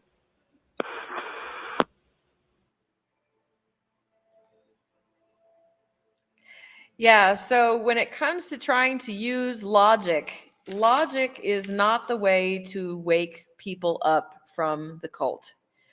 I had prepared a little segment here for some tips for waking people up. We talked a little bit about how our happiness is a great testimony for how great it is out here. And I thought too, when it comes to helping our family members wake up, logic is never it. Because, like I said, the brain's job is to filter information. There is a firewall there. Information will not get through the brain to cause somebody to wake up. So, what can, I know we've got some interference here. Okay. Hold on 1 second. We're just getting this telephone line hooked up once again. Okay. So hold on. You guys can keep. Okay. I'll keep going here. I think that when we learn and when we start waking up ourselves, I think we become very passionate about that. We become very passionate about this information that we've just learned. And it kind of pushes us to want to dump it on our JW family that's still in. That's normal, that's logical, but I want to talk a little bit about how we used to suggest that JWs win over their unbelieving mate. What strategies did we use to encourage people to do so that they could win over an unbelieving mate? Didn't we tell them to win them over without a word? Didn't we say that by our conduct, we might gain them back? Right? It was suggested to women that had unbelieving husbands that the best thing to do is not to beat them over the head with religion, with the JW doctrine, but rather to let their conduct do it. So that's why my advice to the previous caller about letting his life be happy, letting his joy be what his family could see instead of anger and depression and everything like that.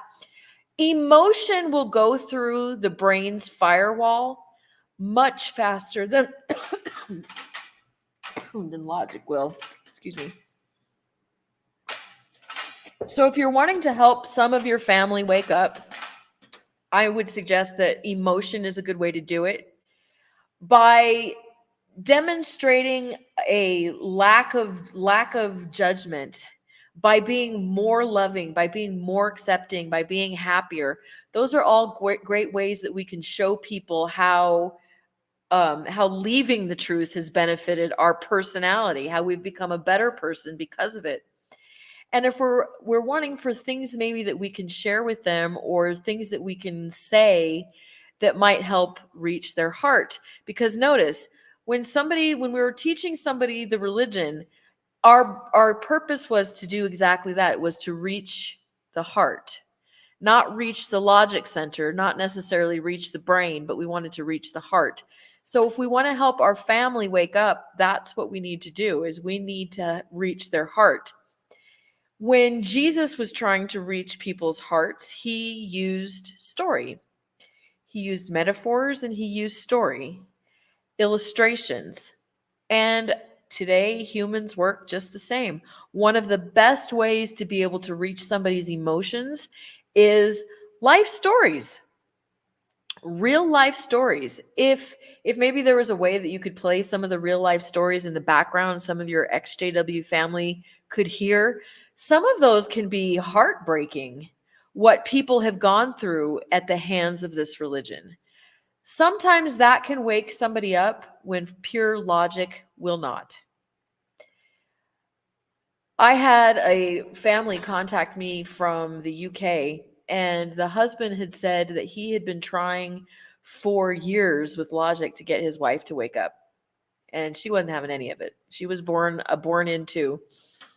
And he said that he heard my life story, which is actually fairly traumatic. It's like the JW version of Game of Thrones. There's like lying and deceit and all kinds of stuff in my life. He said that when he saw my life story, he thought that maybe his wife might be willing to listen to it. And so she did. And he said that after she cried with me, she stood up and said, you know what, maybe you're right. Maybe this isn't the right religion. And they ended up having a whole night of conversation together. And by the next morning, she woke up. She had started on her track to waking up. So not just my story, there's lots of life stories out there that can really move people to maybe consider something about the organization that logically they may not consider. When you're talking to them too, you know what? We already have the skills to convince people. We spent our whole life career in the religion doing it. We already have these skills. So what else did we do in field service when we were trying to convince somebody to, join our religion? We asked questions. Questions are part of how we bypass the brain's firewall of logic. So we would go up to the door and we would say things like, oh, you know what? Hi, how are you? Have you ever thought about this? Or, what do you think about this subject? We would pose a question. So as we're trying to help our friends and family members wake up, use effective questions. Say things like, what do you think this means? I've stumbled across this information. You don't need to say where, but I've stumbled across this information and I'm confused. Can you help me rationalize this? Can you help me understand? What does this mean? How do I connect these dots? How do I reconcile this? What do you think? Think about how much better that strategy would work versus just showing them flat out facts and data. Okay, do we have any other calls? Do we have any other people calling in?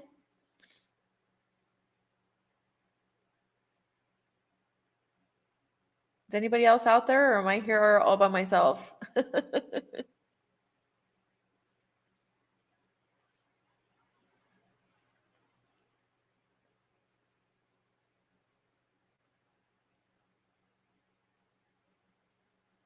Okay.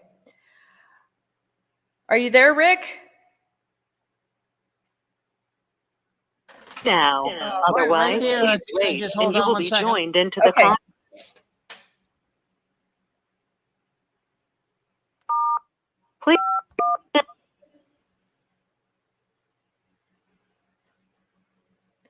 Looks like we might be. Your input is invalid. You Okay. entered Hold on. 5-1. We just- Please enter hold on your one PIN second, Dina. followed by the Okay. hash. Thank you. There are Okay. 13 participants in the conference. Recording did not start because your storage is full. Please log in and delete recordings or purchase more storage from your account. Limited now, so. Okay, I don't think hold the on one opportunity second. Can you to guys get hear around. me on here? God bless I you. can hear you. We can. Thank you, Mark. Yeah, Mark- Rick, it's okay. Okay, Mark, You're welcome. let's go. We got Dina on with us now. Can you guys hear Dina? Go ahead, Dina. Hey guys. Yep, Hey, Dina. Dina. Do we have a caller calling in with a question?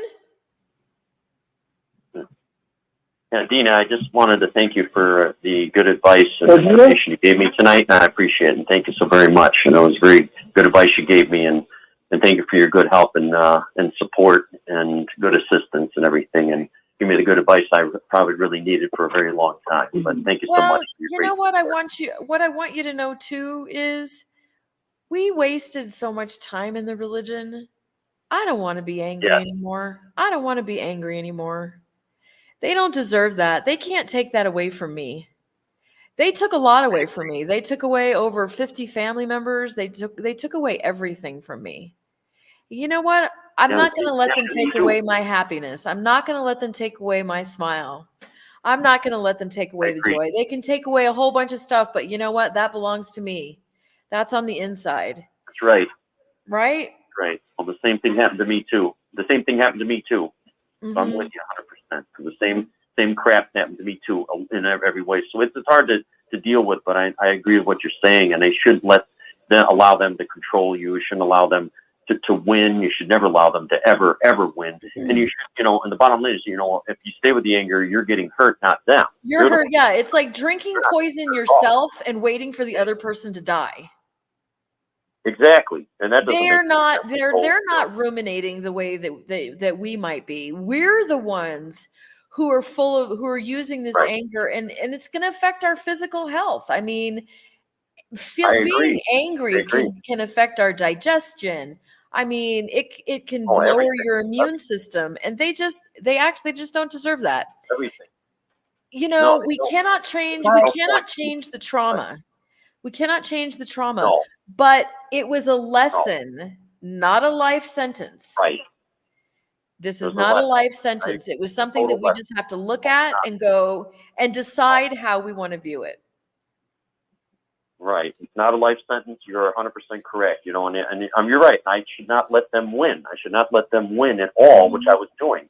I shouldn't let them win. I should just, move on and just, say the hell with them and know that I have the victory, not them. I have exactly. Well, you know what? You're the one that's free. I have the victory, not them.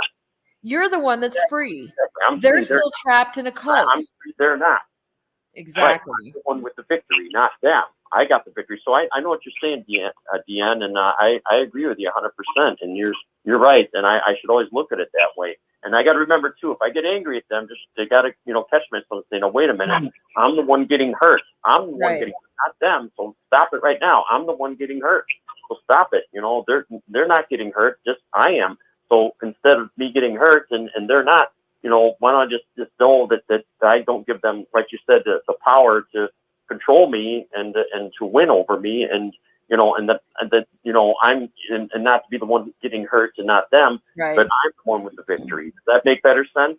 Yeah, exactly. You know what? When you notice that anger coming up, notice to yourself too, first of all, exactly like what you just said, that they do not get that control over you. But think to yourself too, this is poison. I'm poisoning myself with this anger. Correct. The antidote to anger is peace. Peace, love, and letting it go. When I talk to people a lot, we talk a lot about forgiveness, forgiving other people, forgiving the past. And people have a hard time with that. It's hard to forgive them because they don't deserve it. They don't deserve forgiveness. Exactly. Right. They don't. They don't. Exactly. And we don't forgive them for them. They don't even know we're forgiving them. It's none of their business. We're forgiving because we're letting go of that anger and resentment in ourselves. Forgiving somebody is what we do for ourselves. We don't let them know. We don't tell them. We don't have to treat them any different. It is none of their business how we feel about them. So when we can look at them and say to ourselves, you know what? It really sucks to be them. They are in a cult. They are brainwashed. They are crazy. Or you can say that stupid I hate them. They don't know either way. Right. So when we can Right. carry in our heart a pity for them, an empathy for them, a damn it sucks to be you feeling for them, it's actually healthier for us. Our life has more room for positive emotion because we've decided to look at it through a different lens of pity, because the truth is they can't do any more than they are doing. Right. I Does that make understand. sense? Yeah, I got a question. Thank you, Dina. I got a question for you. Yeah. It's like Thank you very in much, this Dina. situation- You're welcome, Mark. Yes, thank you, Dina. Thank As you. far as this is concerned, and Mark's whole story there, he's just put in there. Like, if you looked in the mirror every day and you said these nice things, kind of like Pixie was saying about talking to your animal, wouldn't that be the same as looking in the mirror and just saying, Angela, you know what? You are a wonderful, talented human being, and I love you just the way you are. And you said this every single day. Would that be the NLP?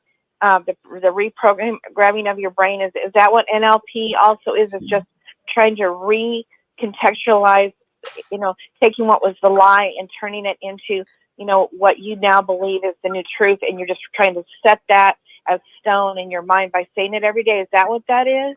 So under the umbrella of neuro-linguistic programming, there are about 40 different tools that I use to reframe and rewire the brain. What you're talking about is probably in a little bit more in the category of affirmations. That's not one of my 40 tools that I use in NLP, and here's the reason why. When you look at yourself in the mirror and you say, I'm beautiful, I'm skinny, I'm rich, I'm wonderful, I'm whatever, sometimes there's this little voice in the back of your head that says, no, you're not. There's this feeling that comes up and says, that's not true. Very true. I'm lying to myself. And that's why affirmations don't work. You can tell yourself in the mirror, I'm beautiful, I'm smart, I'm pretty, I'm beautiful, I'm smart, and pretty. And when there's this little voice that says, ha, ha, ha, who are you kidding? You see? So NLP, I'm going to work with that voice in the back of your head, because that voice in the back of your head is where all the power is. You can tell yourself anything you want, and that voice is what's going to control whether you believe it or not. So NLP is this fantastic tool for diving into the unconscious part of your mind and paying attention to the voices that are controlling us anyway, and reprogramming it from the root. Using things like affirmations ends up being a little bit more like trying to put lipstick on a pig. We're not really fixing the problem. We're just covering it over. Does that make sense? Does that kind of answer your question? Yeah. Okay. Mm-hmm. Yeah. It makes sense. Yeah. What we have to fix is the voice in the back of our mind. That's the voice that we have to figure out, okay, what's the programming there? Where is this voice coming from? What's the limiting belief that I have to change? So when you stand up and you say something like, I'm beautiful or I'm wonderful, and this voice says, no, you're not. Then we want to think about that voice and we want to say, okay, no, I'm not. Why? What does that voice believe? The voice believes I'm unworthy. Ah, okay. All right. So what we need to work with is the belief that you're unworthy, combined with the emotion that you're unworthy. Because when you recognize what the limiting belief is, so in this case, the limiting belief is this little voice that says, no, you're not. And it's because the truth, what that part believes is, I'm unworthy. Well, yes, you are worthy. That's not how it works. We need we need another tool. We can't just argue with ourselves. Sometimes we can convince ourselves that we're believing something that's not true, but just rationally reasoning with it's usually not enough. We need a tool that's a little bit deeper and stronger. Maybe one of these days, hi Ephraim, maybe one of these days we could do I know we're going kind of over on time, so one of these days, maybe we could do a session where I could do some live demonstrations. Yeah, can you give us a clue on what some of those tools might look like, kind of, sort of? Because, I mean, right now, there's no reason to believe that it works because you're just simply saying, this is what I do. I go in and I work on your subconscious mind. That sounds really scary because Jehovah's Witnesses, as you very well know, are fearful of that being a demonic way of doing things. So why would you not explain the things that you're utilizing? That just makes everyone frustrated. Yeah. Exactly.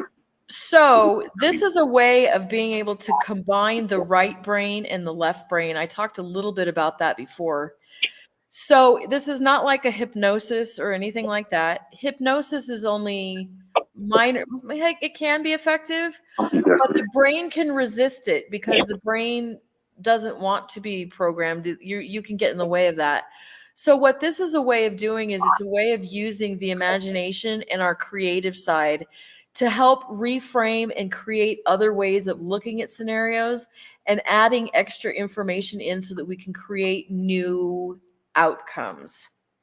This is probably this topic. I should have started talking about this at the very beginning because this is probably something that needs about an hour to an hour and a half of explaining with demonstrations because it's a highly, highly effective method because we're getting to the root of what we believe. You're not unconscious. I'm not using demonism. We're delving right into your brain to figure out what the programming is. The problem is that sometimes with our behaviors, we're not consciously aware of why we behave a certain way. So one of the techniques with NLP is anchoring an emotion. So you're feeling anger. In order to reprogram anger, we need to go to the root of where anger came from. That's not as hard as what it sounds because we're going to trust that unconsciously, somewhere deep in the other 95% of your brain that we don't really use, you know when was the first time you ever felt that anger. Usually it comes within the first couple of years of life. So that conversation would probably go somewhere around like this. All right, so think about that feeling. Notice that feeling that you feel, whether it's anger, frustration, low self-esteem, whatever that is, and let your mind trace it back to the very first time you felt that feeling. And then usually somebody will be able to remember various times. 16, 14, 13, I felt this all through this time frame. And eventually the mind will be able to go backwards and backwards and backwards in time until we can remember when the first time we felt that was. We don't have tons of conscious memories before we were 7 and 8 years old. That's when most of our memories start being formed. But most of the time, we did feel these memories, we did feel these emotions much earlier, when we were 2, 3, 4 years old. So that's where we have to trust the imagination, creative, and emotional side of the brain of when that root was. And that's where we start combining the two. So I will suggest that you just follow your intuition and guess when was the first time you felt that. And 99% of the time, maybe even 100% of the time, somebody will say, I think I was probably 3. Well, you're probably right because your brain knows exactly when the first time you felt that feeling was. So now we have to start using the imagination a little bit to start accessing what that memory was. So I'll say, okay, pick it up, imagine it. What happened in that event? Okay, so now the critics are going to say, well, if you're using your imagination, how do you know it's true? Well, because the details are weird. When I ask somebody to make it up, use their imagination, within seconds, they'll come up with freaking weird details. Like my mom's wearing red high heels with a white blouse in the kitchen. The details are usually so specific, they're never generic details. It's crazy. I mean, I've got thousands of examples of it. When I tell somebody to make it up, they pick the most bizarre details. Everybody's is different, which helps support the conclusion that we're actually accessing a memory. All right, well, even if they're making it up completely, it's still reprogramming the brain. It still works. Exactly. So create this with your imagination. You create this scene with the imagination. And let's say it goes something like this. Okay, you're 2 or 3 years old. Oh, man. The baby's screaming, you're crying, and mom is ignoring you, and it makes you mad. That feeling comes up of mad. And the brain will try to interpret this belief, and it becomes something like, nobody loves me, nobody takes care of me, I'm all alone, or something like that. All right, dude, the 3-year-old part of you just interpret what this feeling means for the rest of your life. You're going to leave your brain programming up to what a 3-year-old interprets that scene meant. That's a kid. They don't even have great vocabulary at the ages of 2 and 3. So here's where we start having to restructure around where this emotion first came from. So we can also use critical reasoning now and go, okay, let's imagine that we have X-ray vision, and we can look at what's wrong with mom, what's going on with mom in this particular event when the child felt that emotion. All right, we can use our X-ray vision and probably assume that she's rushing around trying to hurry up and get dinner. Or, maybe here's where people also come up with weird details. A person might say something like, oh my God, that was the day she found out my grandfather had cancer. How's the imagination making that up? The details are always very, very, very, very, very specific. Okay, so with this new information, once we take all of this into consideration, or maybe if we play the movie forward 5 minutes and then realize that what mom does is rush over and embrace the baby and feed the baby. Okay, you see how this was a miscoded memory? It didn't have anything to do with the baby. Of course, mom loved the baby. And so there's a bunch of different ways that I can reframe that memory. But then when we grow the memory up until now, it doesn't feel the same. It literally doesn't feel the same when we've reframed it from the very beginning. So it's hard to do an example without doing some live examples. So if you guys want some live examples, I know it's getting late here where I am. I'm already at 11 o'clock. So maybe we could do an entire program where I could have people call in and do demonstrations. That might be the best way to explain how it works. That's good. That's pretty good. Yeah. It would be great. Yes. Thanks for all your help, Ian. Yeah, you're welcome. You're welcome. Thank you so very much. God bless you in every way. Thank you so New much. caller, a new person. I want to compliment you on your show. Thank you. Dina, I had to compliment you.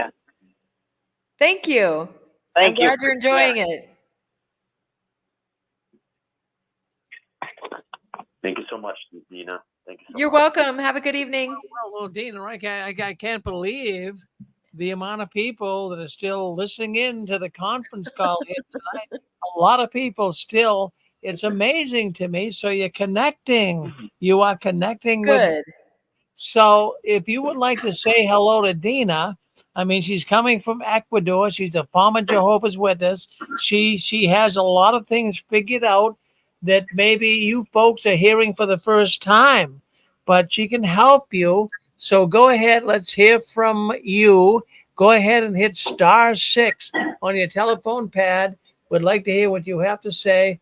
Go ahead and speak up. Say hello right now. We got a number of people on. We have 603-717-798. So go ahead. 603. Go ahead.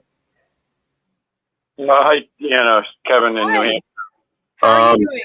Hey, good. Sort of. My mother's not well, but it's all right. Here, Dina.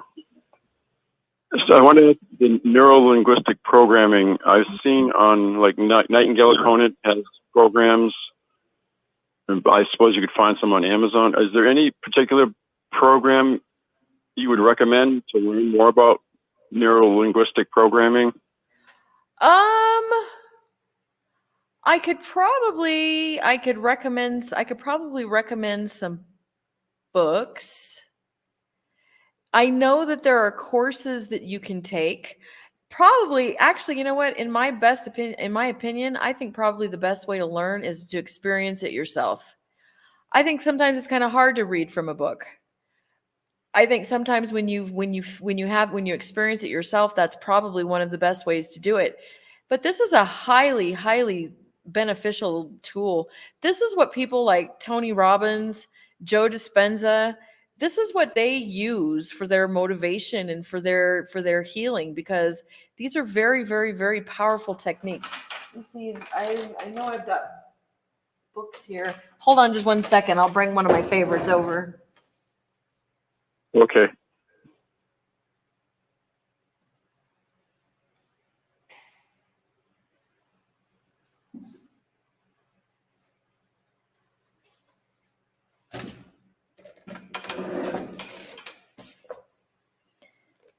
My mirror's backwards.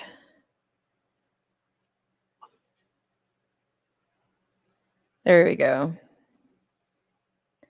That's a pretty good book. Ooh, The Emotional Hostage. Okay. Core Transformation, Reaching the Wellspring Within. That's a pretty good book too. Those are some older books, but there's a ton of books out there on NLP that can kind of start getting you an idea of some of the principles and everything. And experiencing it yourself might be probably one of the best suggestions. I know that helped me when I was learning a lot. Okay. I want to ask, I know we have a subconscious and a conscious mind. So is this programming, it's reaching your subconscious to change your programming? Yes, it works with both. It works with the unconscious and the conscious mind. Combining them together. That's why it's so cool, because working with the logic mind isn't enough. We work with the logic mind, and then we have emotions come up. So in order to do the true programming, we have to combine the feeling with the logic side. And that's what NLP allows us to do.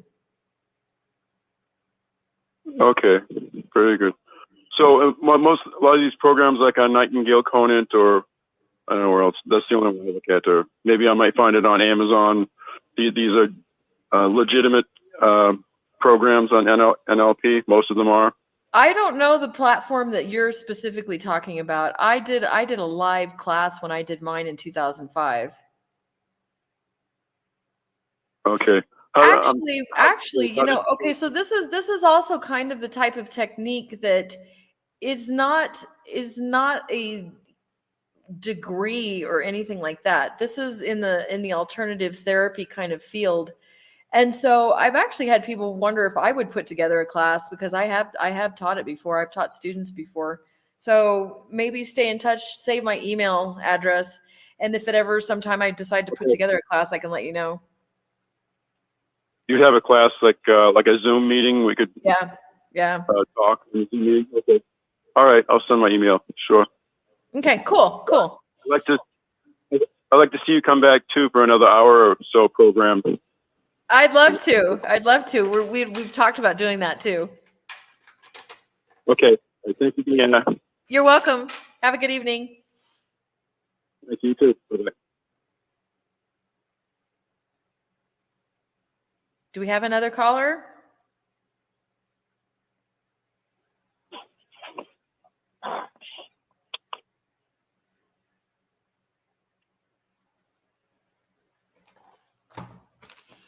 Okay, while we're waiting for somebody else to call in, there's a couple of other points that I wanted to make. They say that we have between 60 and 70,000 thoughts. Can you hear me? Yeah, I can hear you. How are you doing this evening? I'm doing good. I see you have a lot of books all around you, and books, right? I love to read. Right. Me too. I'm going to tell you a little bit about myself. I wasn't raised as a Jehovah's Witness, but my mother and my father divorced, and she ran to her family, who were all Jehovah's Witnesses. Mm-hmm. And little Mexican family, little ladies, bunch of ladies, and they, boy, I mean, talk about some powerful women. Okay, sad. I think more than anything, the stories that play out, that we could see the stories that play out over time. I was baptized in federal prison in 1983. And because I didn't know anything else, I didn't grow with my family, and I was going to parole to my family. Heroin addict, because I didn't have mom or dad, or because of the war, because of religion. My father's family, Red Bone Catholic, my mother's family, Jehovah's Witnesses. They divorced because of that. There was a lot of domestic violence and alcoholism. And I've been in recovery for 36 years now. I've been clean and sober for 36 years. Nice. But I left. I stopped going to meetings and doing all that in December 15th, 1919, because my mother died. I took care of her. I was the black sheep that fed that lady for 7 years before she died. I took care of her. Helped raise my kids, helped raise my grandkids, was there. I mean, just a whole bunch of stuff, but I've never seen, and like you said, we've gone through a lot of trauma, a lot of stuff that goes on in our lives, just a lot of stuff that we throw underneath the rug. There's a big elephant in the living room, but you never look at it, because I'm a very quiet person. I mind my own business. I live my own life, right? Just overlooking a lot of really ugly things that happened in the family. But when my mother died, my sister came from Florida. One of them came from Florida. There's 6 girls and 1 boy, and they were all elderettes in my living room, all elderettes, right? And I wanted to bury my mother. I did not want to burn her because she'd been paying for a hole for a long time. One of my sisters left because of the molestation. As a matter of fact, they just offered her $925,000 if she would be a part of a lawsuit that went down because of the Maravilla congregation. She didn't want it. But a lot of girls, they got $925,000 on that. And just a lot of stuff like that, a lot of history of stuff like that going on, right? But I believe in God. And I was able to learn about the Bible in prison by myself. And I believe it, and I've always loved God. But the Watchtower, I read Crisis of Conscience from Ray France. Oh, my God. What? Oh, my God. It is a corporation. Yeah. It is a corporation. They do have free slaves. Okay. The agenda, I don't even know what the agenda is. Okay. Yeah. But I see a lot of narcissists. I just been learning a lot about narcissists. Okay. I know God is love. He's forgiving. He sent his son for sinners. Yeah. Jesus himself said when they hit him up about hanging out with people that were prostitutes and dope fiends or whatever, he said, well, a sick person needs a doctor, not a well one. And I've been gone, and the way I separated was my family didn't come to my mother's funeral. Okay. And I'm we come from a real strong Mexican family. Okay. And, but there was nothing but elderettes in my living room, and they were fighting because they wanted to burn her and I wanted to bury her. She had been paying for a hole since 1971. So I said, no, we're going to, and the fight was because one of my sisters left, the one that had been molested. All of them were molested. They just don't talk about it. With the congregation. They don't, I wasn't, because I was out there doing my thing. Okay. I didn't grow with them. But they didn't come to my mother's funeral. A lady that, when she divorced my dad at 11, took care of, raised all her kids, all of them, other than myself. And they didn't go to her funeral because my sister that left the organization a long time ago because of the molestation, and just stuff kept happening, right? And she left, and she's doing well. She's doing real well. And they just say, oh my God, I can't believe it. Well, I hope one of my sisters said, I hope she enjoys everything she has because that's all she's going to get. You know, like she's not going to get everlasting life, so enjoy it now. You know, just that attitude, that thinking is so sick. Yeah, You know, it's toxic. It's toxic for sure. It's so toxic. And I've been gone, you know, like I said, since all that blew up. You know, one of my nieces called me. She said, you know, I love you, Auntie, I love you. I told her, you know what? Stop being fake. Stop being fake. Love is a verb. It's an action word. You don't drop in on someone 3 years later and say, I love you. Yeah, yeah. It's an action word. Okay. And you know how I'm dealing with it? And it's so wonderful. Each one of them, I text each one of them after they didn't show up to the funeral and all that, right? And I told them, please respect my privacy. And that's what I've been doing. Please respect my privacy. Because I'm not having any of it. And my daughter doesn't even talk to me. And her husband, who's an elder, elders all over. And you know what? It's okay. I told my daughter, you know what? You need to deal with all the undercurrents that are going on in your life. Once you deal with them, we can have a healthy relationship. Because you know what? I'm 67. I'm on the clock. I'm healthy and all that. But you know what? I'm not going to give 1 second of my life to toxic, ugly, people with no empathy.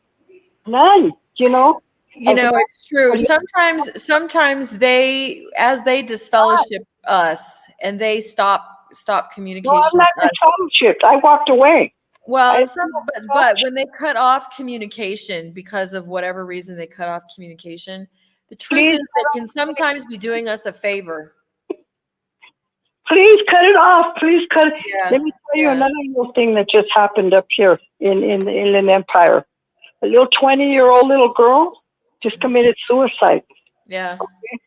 The stepfather is a big shot, circuit overseer or whatever, and that girl. And you know, I talked to my friend, the mother, and she was like, "Oh yes, I'm going out on service. Everything's fine." And you know, I was like, she just killed herself. Yeah, yeah. Well, you know what? That's common, and there's lots of reasons why that happens, and it's sad. It's really sad, especially knowing that therapy and treatment's not encouraged, which could literally save people's lives. People get depressed when they leave the religion. Wrong. If they don't think there's anything wrong, if there's nothing wrong and you're going along with the program, you know, whatever program it is that, you know, it's not the program that I learned from the Bible. I'll tell you that right now. Yeah. It's not what I've learned from the Bible, you know. So what I'm doing is I'm starting all over again, and I picked up my Bible and I'm reading it again, you know, without any paraphernalia, you know, and I would like to suggest, or for you to suggest, for people that have not read the book Crisis of Conscience, to read it. You know, what happened to me when I left the religion was backwards from what happens to most people. Most people wake up. Most people read books. They find data. They find facts that makes them wake up and they leave the religion. And that's not how it ended up happening with me. With me, I ended up getting accused of being an apostate, even though I wasn't.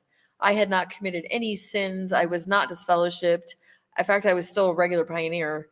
And I was accused of being an apostate, treated as apostate, and pushed out without having done anything. So I used the coaching to create a future for myself, create a new family, create a new clan, and I got moving forward in my life. I started getting my life together so that I could be happy. But I hadn't actually done any religious deprogramming. In the back of my head, I was still kind of thinking that, oh, it's the true religion. I'm not good enough for it or whatever. Any what programming? I reprogrammed my life. I used the coaching to reprogram my life so that I could thrive and have a good life. And it probably wasn't until 4 years after I left that I read Crisis of Conscience.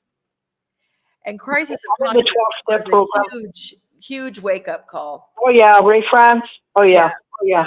France. Oh yeah, but more than that, it's the action. It's the action. It's the greatest identifier of a true Christian is love. Yeah, that's true. And I'm in recovery. If someone's getting loaded or doing their thing, I don't bother them. Hey, go do what you got to do. I'm not going to judge you. You know what I'm saying? I worked in recovery for 7 years. You know what I'm saying? And I help people with a blindfold on, and because in Malachi it says, "Give me a tenth. See if I don't bless you." With the floodgates of the heavens open up, so I do what I can for whoever. I don't even know them. You know what I mean? That's how I live my life. And quietly, 1 Thessalonians 4:11, live quietly, mind your own business and work. I love it. I did my due diligence. I helped raise my grandchildren. I stayed with my kids. I did all that, did everything I was supposed to do, and I'm not having it. I'm not having this cold-blooded, ugly, and if that's what's in the new world, I don't want it. Yeah. Thank you very much. I don't want to serve that kind of a God. Yeah. I said, no, sorry, let me die. You know what I mean? He's not like that. You know how I know? Because he says we have no excuse from the very beginning because of the creation. Everything is beautiful. Yeah. And he gives it to everyone. You know what I mean? So I just wanted to share a little bit, and I'm in recovery. Thank you for calling in. I appreciate it. Oh yeah, and thank you for sharing. You're welcome. Keep up the good work. I hope somebody listens. You know what I'm saying? I'm real leery about talking to people because you know how they are. You know what I'm saying? But I love a lot of people that are still in the religion. I love them. But I don't want to, discourage anyone from doing whatever they got to do. Okay. Well, that's good, because that's what heals us on the outside, is dropping the judgment. What people do on the inside of the religion is judge other people.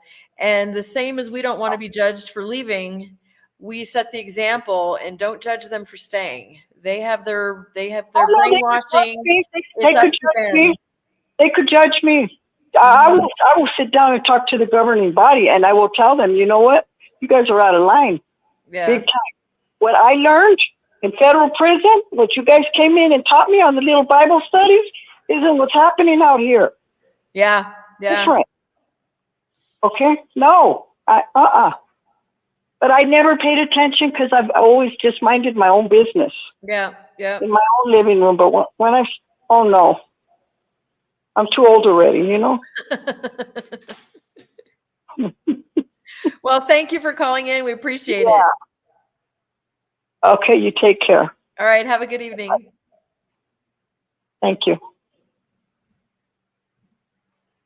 Well, Dina, I have to tell you, we have a lot of people calling in tonight. It's amazing. You really got people's attention. It's really wonderful. So you can kind of tie it out there in Ecuador. I am exhausted. I got up at 3:00 this morning. I'm going on. Well, let's ran out. let's cut you loose here. My goodness, you've been on all night long, and we really But I'd appreciate. love to come back and take some more live phone calls. That's fun. Well, yeah, it is fun. We get a lot of people call in here to 6 screens. So why don't we bring you back? I think Dick and Connie will bring you back in a couple of weeks. That'd be awesome. We really appreciate your presence here on the 6 screens. You're a big hit. I think we should have you have a program of your own. I mean, Let me know. We'll set it up. I think we might do that because, boy, you have really made a difference. People are connecting with you. They really, well, let me put it this way to you. You're a very intelligent woman. And I'm saying that from the bottom of my heart. You're connecting with people. And what I notice here, I mean, being involved with the 6 screens for 20 years, there's certain characteristics that would make someone connect. You have that. So I want you to know that. You can walk and chew gum at the same time. You come on in a way that the thoughts that you present here are very encouraging. So I see this. So you and I are going to connect here. You know what, too? I love people. I loved people when I was pioneering. I suppose that's what made me a good pioneer. I loved people, and healing has been in my heart for decades. And so now I'm doing it in a way that really matters, you know? So I guess I come across good. I guess I connect with people because I love people. And I know that when people leave the religion, a lot of people struggle, and there's no need to. There's no need to struggle. It's we spent so much time a week in the religion. I just want to say this because I thought about this earlier. We spent so much time in the religion dedicated to the religion each week. By the time you go to the meetings, by the time you prepare for the meetings, by the time you pray a billion times a day and read the Bible every day and do personal study and go out in service, we must have spent at least 10 hours a week in the religion, don't you think? I think we probably spent at least 10 hours a week, maybe more. So now we're out. What did we do with all of those extra hours? What did we do with the extra time that we have by not having to participate in the religion?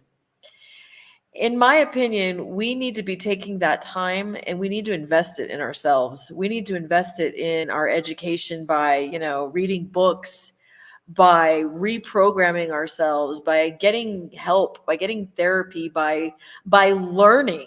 Yeah, somebody says, yeah, it was a full-time job. I know I'm way underestimating by saying 10 hours. I spent way more than that. I mean, it's like all your waking hours you spend on it. So how much of that time are we spending on our mental health, our mental and our emotional health? Because I spent 38 years in the religion, I don't have time to take the slow track to healing. We need to accelerate our healing. And in my opinion, probably the best way to do that is to invest time, your newfound time, you need to invest it in yourself. That's my concluding speech, Rick. Well, good concluding speech. So you and I can connect. We're going to be more involved here. We are going to get you to have a program. Okay. Because what I do here at the Six Screens, in 20 years of doing the program, I notice certain personalities, certain ways people present themselves connect. And I'm seeing that. And I'm not trying to over embellish it, but I mean that, Dina. You are connecting with the people. I will be in touch with you. Okay. You're going to have a program here on the Six Screens. I mean that. Okay. All right. Sounds good. Everybody have a good evening. Hold on. Hold on 1 second. We got. Go ahead, Eric. Go ahead. What do you want to say? Yeah, this is Eric, and Dina, you have really good vibes, and if you ever want to come on my show too, I have one next week, and we can do something together. You're really good with the people, and that's what I try to do on my shows, just connect with the people, and we have people come on the StreamYard. But yeah, just throwing it out there. If you I know earlier in the replay I had my email on the screen. So send me an email so that I can contact you. Does Rick have it? Yeah, Rick has it too. Yeah. Well, do Eric? I'll send it to you. I'll get everything from Rick. Yeah. So maybe next week, if all goes well, she feels like it. We're gonna get her. She's gonna have her own program. There's no doubt about it. I mean, I'm like a scout. Definitely. She's a natural at it. Yeah. I'm like Theocratic Ministry School. On Barbara, I just wanted to say, even though I haven't called in on you yet. Yeah. Well, cool. All right. That sounds good. She's amazing. She can walk and chew gum. She's on the ball. Dina, thank you very much for coming on here tonight. Thank you, Dina. All right. Everybody have a good evening. I'll talk to you soon. Okay. Get some rest. Yeah. So there you go. So that's Dina. My goodness. What amazing. Isn't it nice? Isn't it really good to have people coming on that can really walk and chew gum at the same time and talk about the Trek and the Watchtower? Well, friends, you're with us here tonight. Rick Farron at the control panel.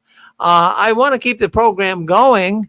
What we try to do here is, a lot of people right now, I mean, they're hurting, they're suffering, they've been touched by the tentacles of the Watchtower, as we say. So we'll keep the program going here. Is there anybody out there? I mean, now listen to what I'm saying. is there anybody out there who would like to kind of host? This is your chance. We're always looking for new people to come on and do different things. So is there anyone out there who would like to keep the program going? Go ahead, speak up right now, and you can be the host. I'm not sure who you would be, but anybody has a shot. Would like to have you host the program here tonight, your own podcast as it would be. So why don't you speak up and let us know, hey, Rick, I'll host the program tonight. Now, you don't have to go all night long, but a couple of hours if you could do it. So I'd like to hear from you. Would you like to do that? Would you like to host the Six Screens program here after midnight? Well, my goodness gracious, I'd love to have you do it. There's so many things you could talk about. A lot of people have been touched by the tentacles of the Watchtower, as we say. So if you would like to come on here tonight and host the program, you're on with us. Don't be bashful. Don't be, I'm sure most of you have said, look, I could do a program. I could speak up. I could keep things going here. So I know I know it's something that maybe you haven't prepared for, but if you'd like to do it, come on right now. Would you like to do that? Yeah, go ahead. You're on with us. Right. Who's this? This is Tom. Tom, would you like to take the program over tonight? I wouldn't mind trying. Yeah. Well, no, you're the first contestant here. I'm right here if somebody needs to stay up tonight. I took a nap today. Okay, so we got Pixie, and we got our good friend Tom from New Hampshire. So why don't you guys? Yeah, and I can help out too. And we got Eric. So we got, let's keep the program going because a lot of witnesses, maybe they're being shunned. They need the help here on a Saturday night. So we got Eric, we got Pixie, we got Tom coming in from New Hampshire. So why don't we keep the program going? Eric, you and Tom start, and I'll be back in about 3 real minutes, okay? All right, Pixie. So let's go with Eric and Tom. You're on with us, Eric and Tom. Go ahead. All right, sounds good.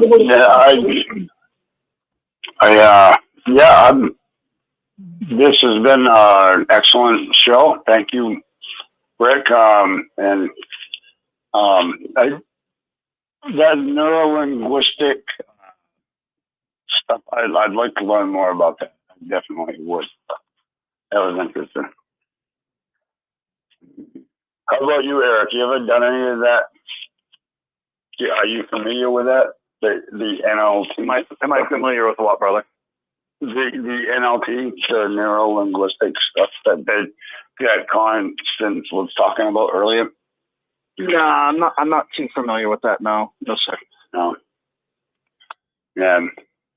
It seems interesting. I don't know. Yeah, it's all new to me for sure. Is it frequencies and stuff? I don't really understand it. Yeah, I don't know anything about it. Yeah, me neither.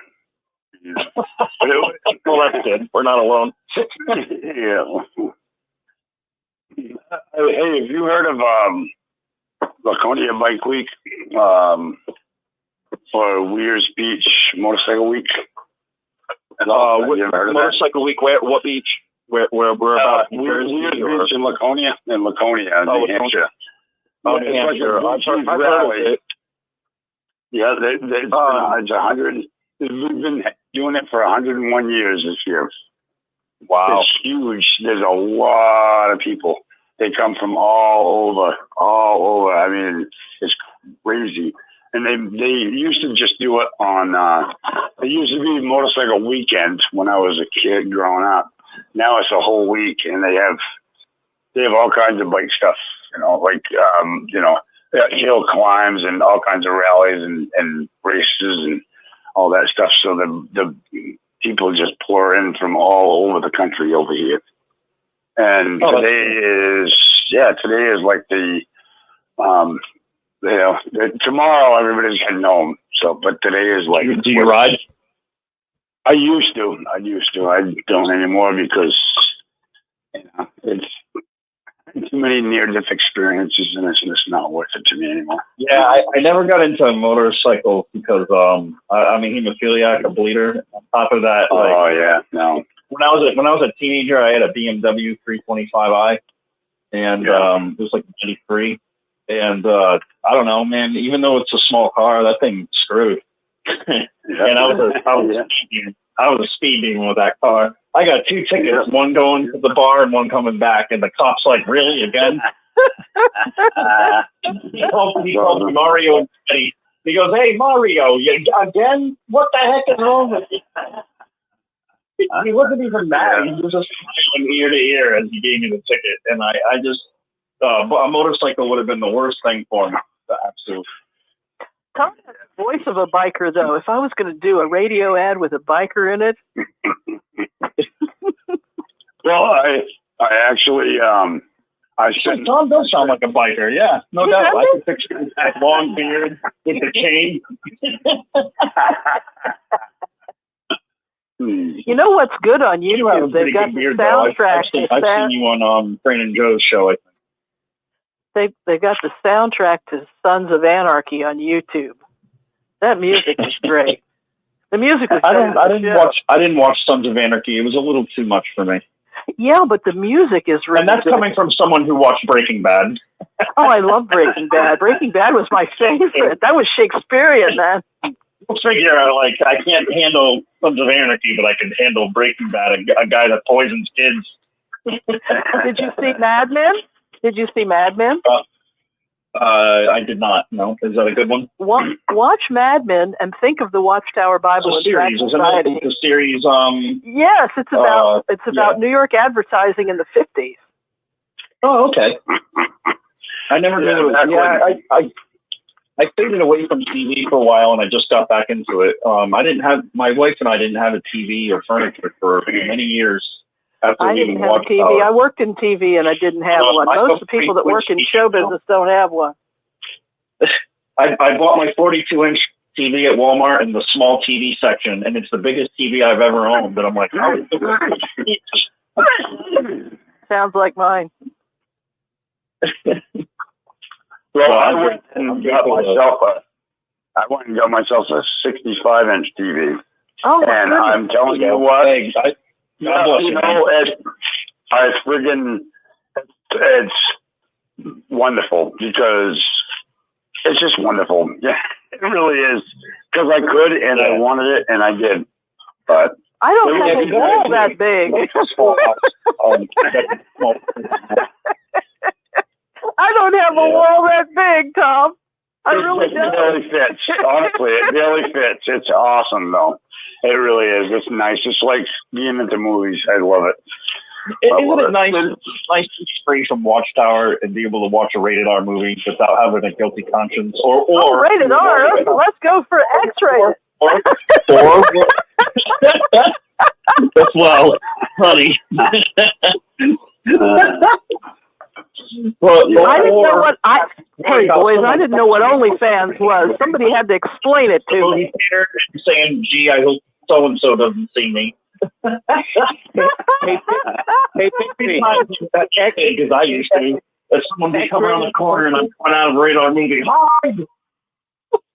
X-rated movies, Pixie. X-rated movies are bad unless you watch them for educational purposes. Well, I had to do that. Vote for TV. You're doing research. That's all. That's it. Yeah, this is okay. I'm doing research on the human genitalia. That's right. I didn't understand a lot of things. You know, coming out of the Watchtower, nobody told me the right stuff. They really didn't. That's right. Young people ask. Hey Tom, what's the weather like? Are you guys like today is like a dream. Most beautiful weather, blue skies in the low 70s. Just a wonderful, beautiful freaking day. I mean, you couldn't ask for a better day today. Yep. As far as weather goes, yeah. But I didn't get to go. The weather was so good, I went out and looked at my tomato plants 3 times. Nice. Yeah. How far are you from Lebanon, New Hampshire? West Lebanon. No, that's about an hour and a half. Yeah. Oh, do you know the restaurant Louie Louie's? No, I do not. All right. Well, if you ever end up over there, it's a fantastic pizza joint, wood fire grill. I've been to New Hampshire, Vermont a lot. We talked about that before. Yeah. No, really great pizza place.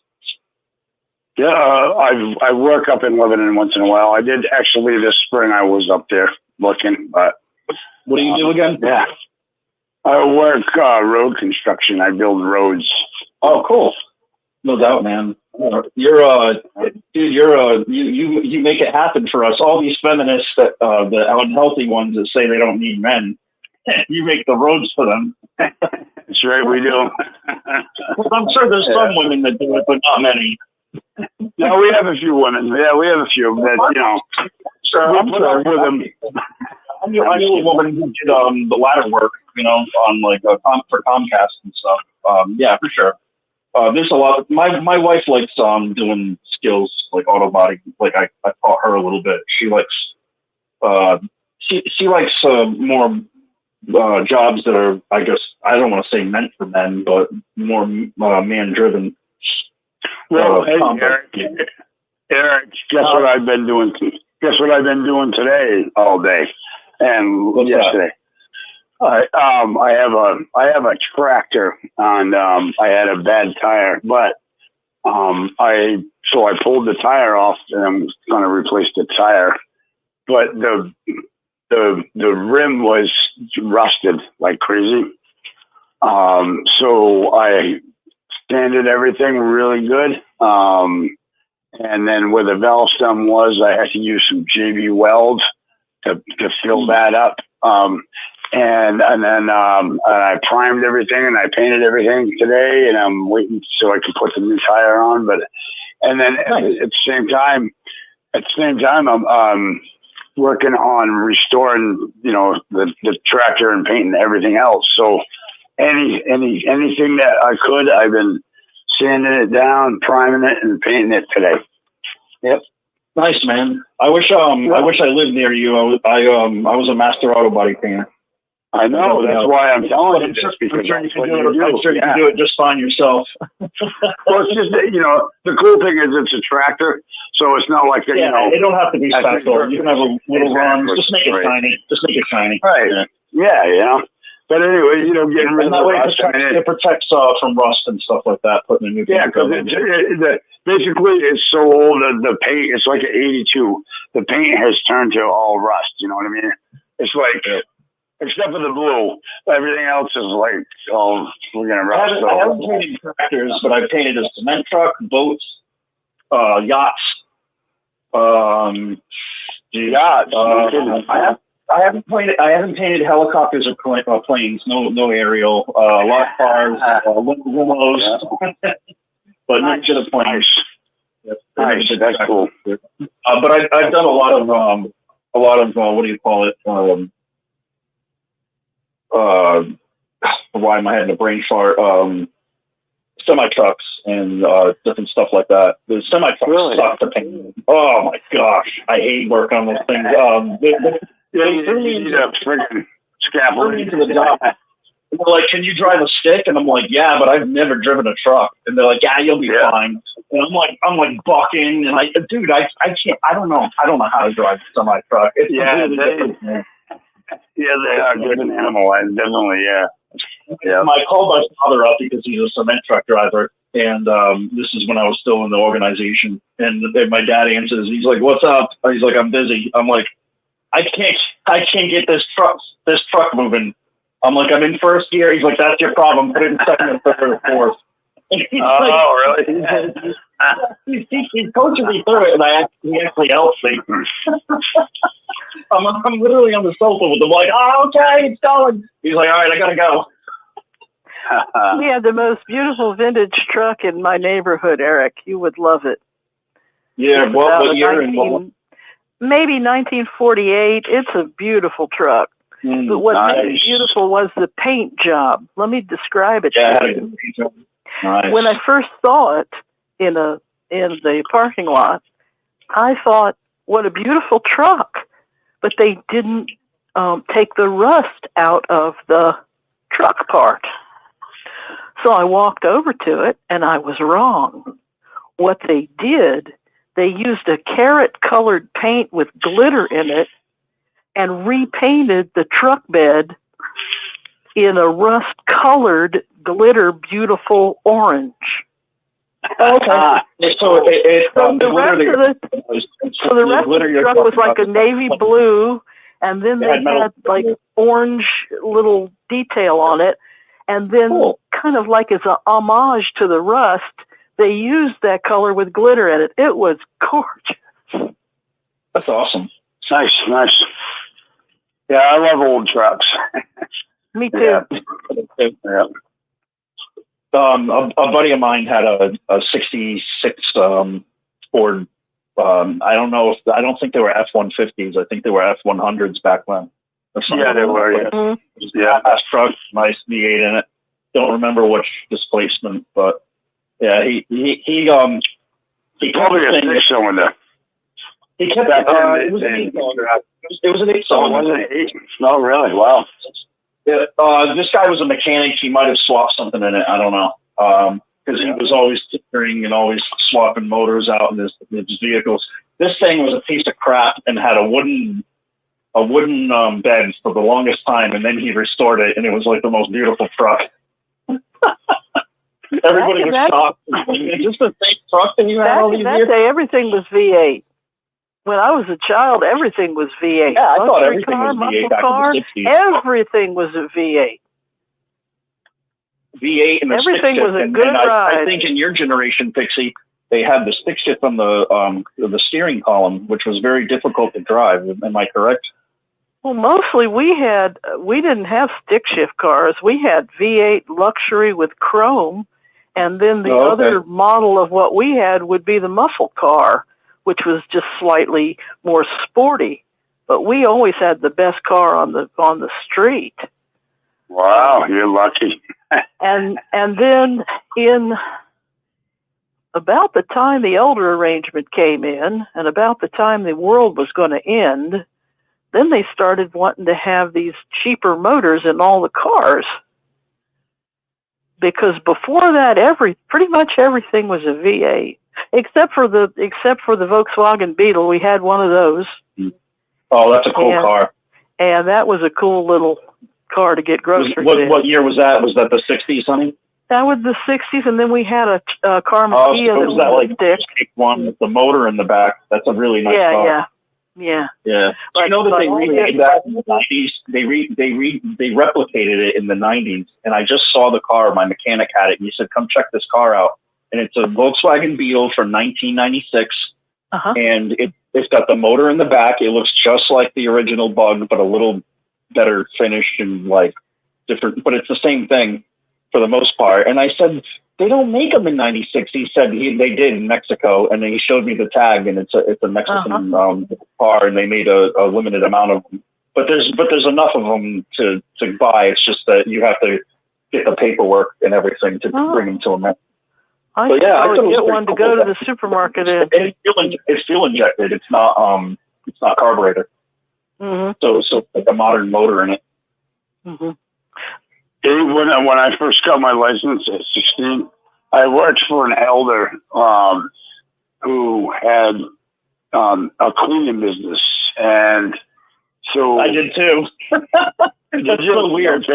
Yeah, Arnold Broccoli. He was an Italian guy, and that was my first job. I worked for him. Okay. So this guy, he had a service master business, and actually, he lives right in the Weirs where the motorcycle stuff is going on right now. He lives right in the heart of the Weirs. It's really cool. On a steep, stinking hill too. It's called Tower Hill, and wicked steep. So I had to drive this. You already know one there. I had to drive this van. Good. Yeah, well, no, I'm okay. I had to drive the van to go clean. It was standard, and it didn't have like the power assist for the and it was on the column. I had to shift on the column. And that was a trip. That was hard. I was a little guy when I was 16. I was actually like I was a foot shorter than I am now when I was 16. So I was like, the seat was all the way forward. I had all I could do to hold the clutch down and everything. But anyways, that's the kind of truck that I drove back then. You were talking about on the column, you know. Yeah, that was fun. Not really. I stalled a lot in the sections and stuff like that. I'd stall a lot. You know, as witnesses, all we were really allowed was fashion and cars. Yeah, I got my beans busted because I had I was in a really bad car accident. I wasn't driving. I was 13 years old on my bicycle, and a woman didn't see me and hit me at like 35 miles an hour. So I got a settlement from it, and I bought a BMW with that. And how did you survive with your hemophilia after that? I almost died, actually. I had two blood clots in my brain, thinking. which is very bizarre that I had blood clots, considering that I'm hemophiliac. The doctors were stumped by it. They're like, how does he have blood clots in his brain when he's a hemophiliac? They should just bleed out. They found it very bizarre. But I lived through it, and I wasn't directed with the money, because now that I look back, you know what I would have done with that money? I wouldn't have spent the time on it. I had a Toyota Camry. Well, I shouldn't have bought a BMW. I was a stupid kid.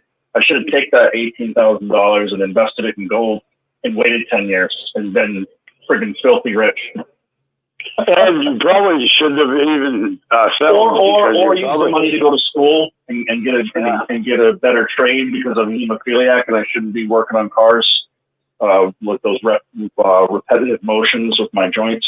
But, you know, it is what it is.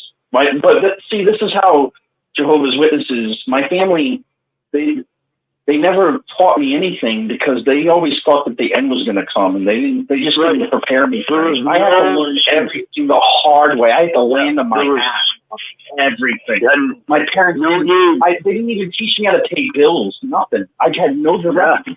No direction. I agree. No, I'm not bitching. I'm just explaining how Jehovah's Witnesses how to raise. We never saved a dime. My parents never saved a dime. They just lived in and out. And because the end is always coming, so we just had no need to plan for the future ever. And who wants to live like that, right? Right, Tom, and right, Pixie? It's crazy. I did learn to save, and when I was 6 years old, my mother took me to the bank. It was the most exciting thing to learn what a bank was. It was like my mother she didn't usually, contribute like that, but it was like this field trip of my mom's idea. And I had questions about the bank, and I learned to save money. And I said, well, we don't celebrate Christmas, but I want to know, what is a Christmas club? And the lady explained that you could save money for the end of the year. And I said, well, could you do that for something besides Christmas? And she said, yes. And my dad always said, save for retirement. Because my dad was an adult when the market in 29 crashed. Was he a witness? Yes, he was. They were Bible students before that. And he taught you to save for retirement? He did, because they had seen real hunger in the Dust Bowl of America that grew all the wheat. And they had seen people starve to death before there was Social Security, before FDR. And he thought FDR was like next to God. And then later, as an adult, he changed and said, well, my family used to be Republican. Maybe Reagan's okay. But they had a whole different world that they don't even teach in the history books now. And, I made my own barbecue sauce tonight, and I'm looking at these food prices. Good for you. That's awesome. That's awesome. Barbecue sauce, Pixie. That's awesome. I used a cup of champagne to thin out my tomato paste. It was perfect. And you still have access to the money you saved, right? Excuse me? You saved money, and you're using the money that you saved growing up? No, I made my own money. Oh, you never saved it? You didn't save it for retirement? I saved enough to put a down payment on a house when everybody told me I would only be a renter all my life. They said, we know the neighborhood you come from. You're just going to be a renter. And I said, maybe not. Did the witness say that to you? Who said that witness? So, but we had a very fine house. And see, Eric has a good question. Were the witnesses that were saying that, or other yes, people? The witnesses would say it because most of them were not homeowners, and my parents were. But again, they started, in the old days, you got married and you looked at buying a house. That's what you did in that order. And prices were cheaper on houses then.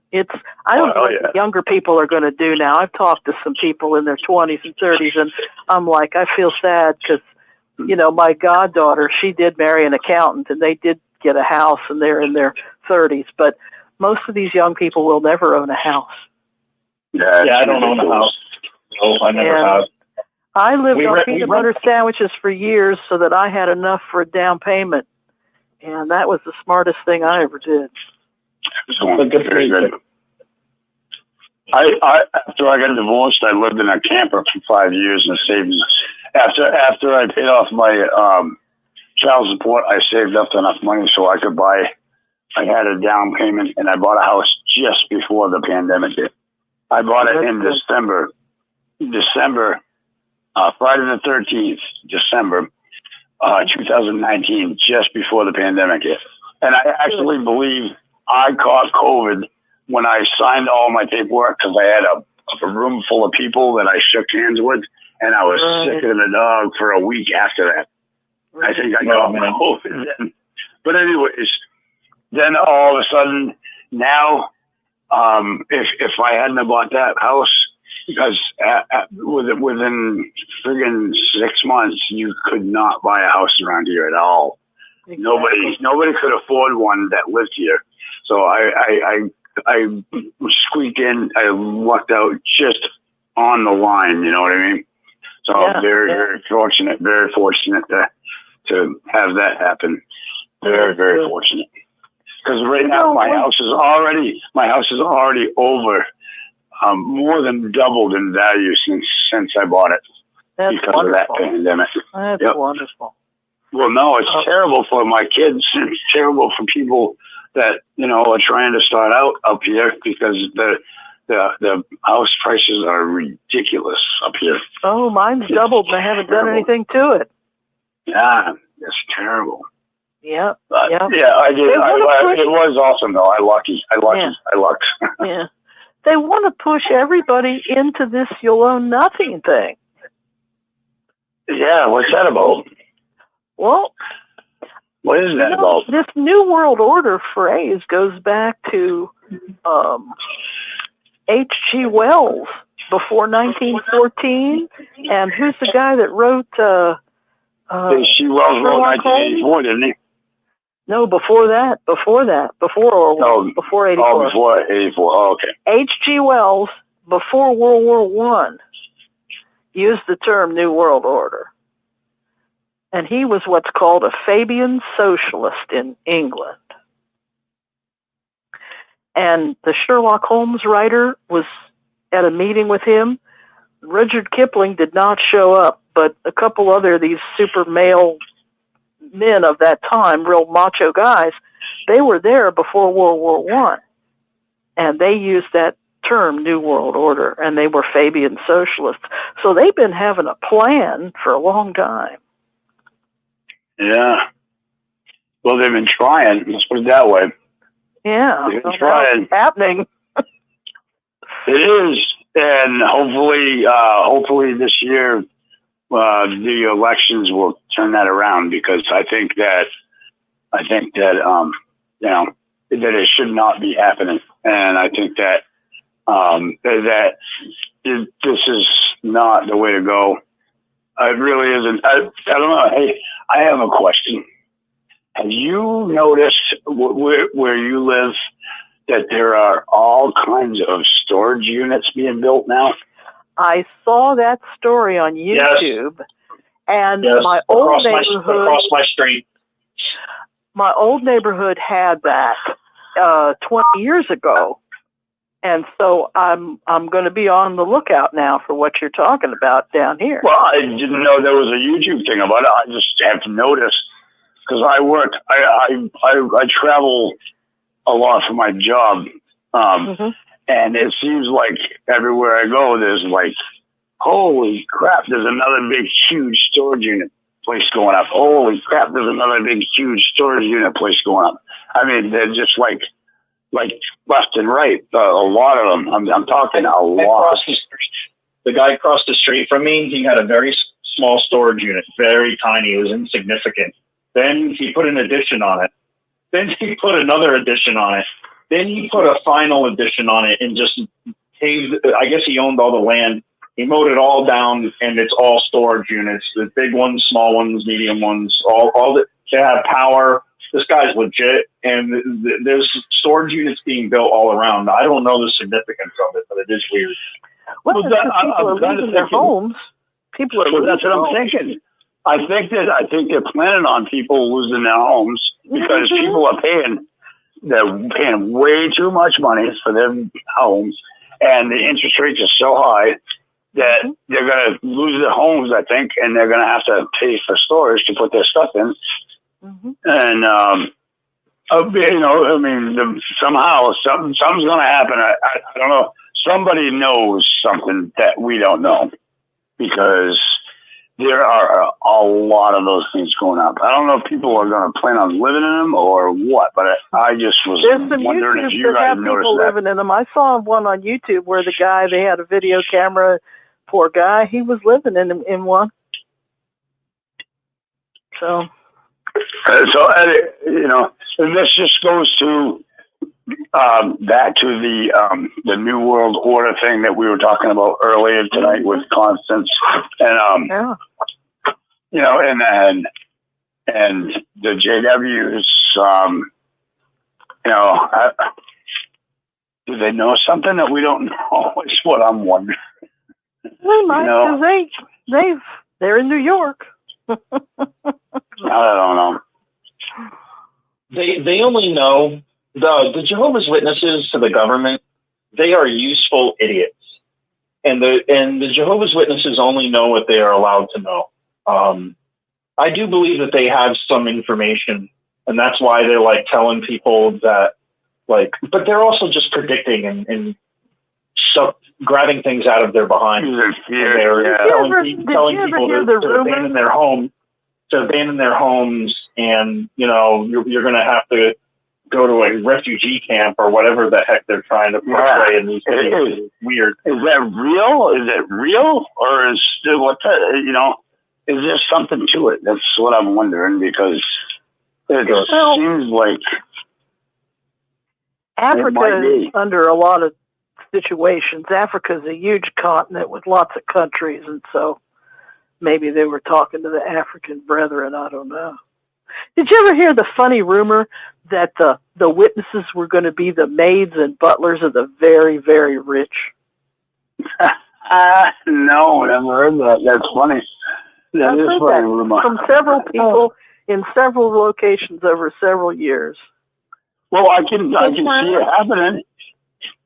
Hey, Tom? Yes. This is Susan. I just wanted to share something with you. You know, this New World Order, just briefly, I wanted to share something with you. You know Klaus Schwab? You've heard that name? Yes, I have. Okay, well, they've just fired him. What? Yes, they have. He's been fired.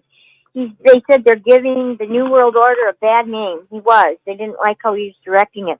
The bankers are the ones that are directing even him. And who knows, well, I know who's directing the bankers, but that's what's going on right now. So the world is really in a huge vortex of upheaval. So yes, also, they're trying to imprison Donald Trump, and they're trying to, they're not trying to, they are seizing Alex Jones' assets. Right. They're after Alex Jones. They're after another guy that's like Alex Jones.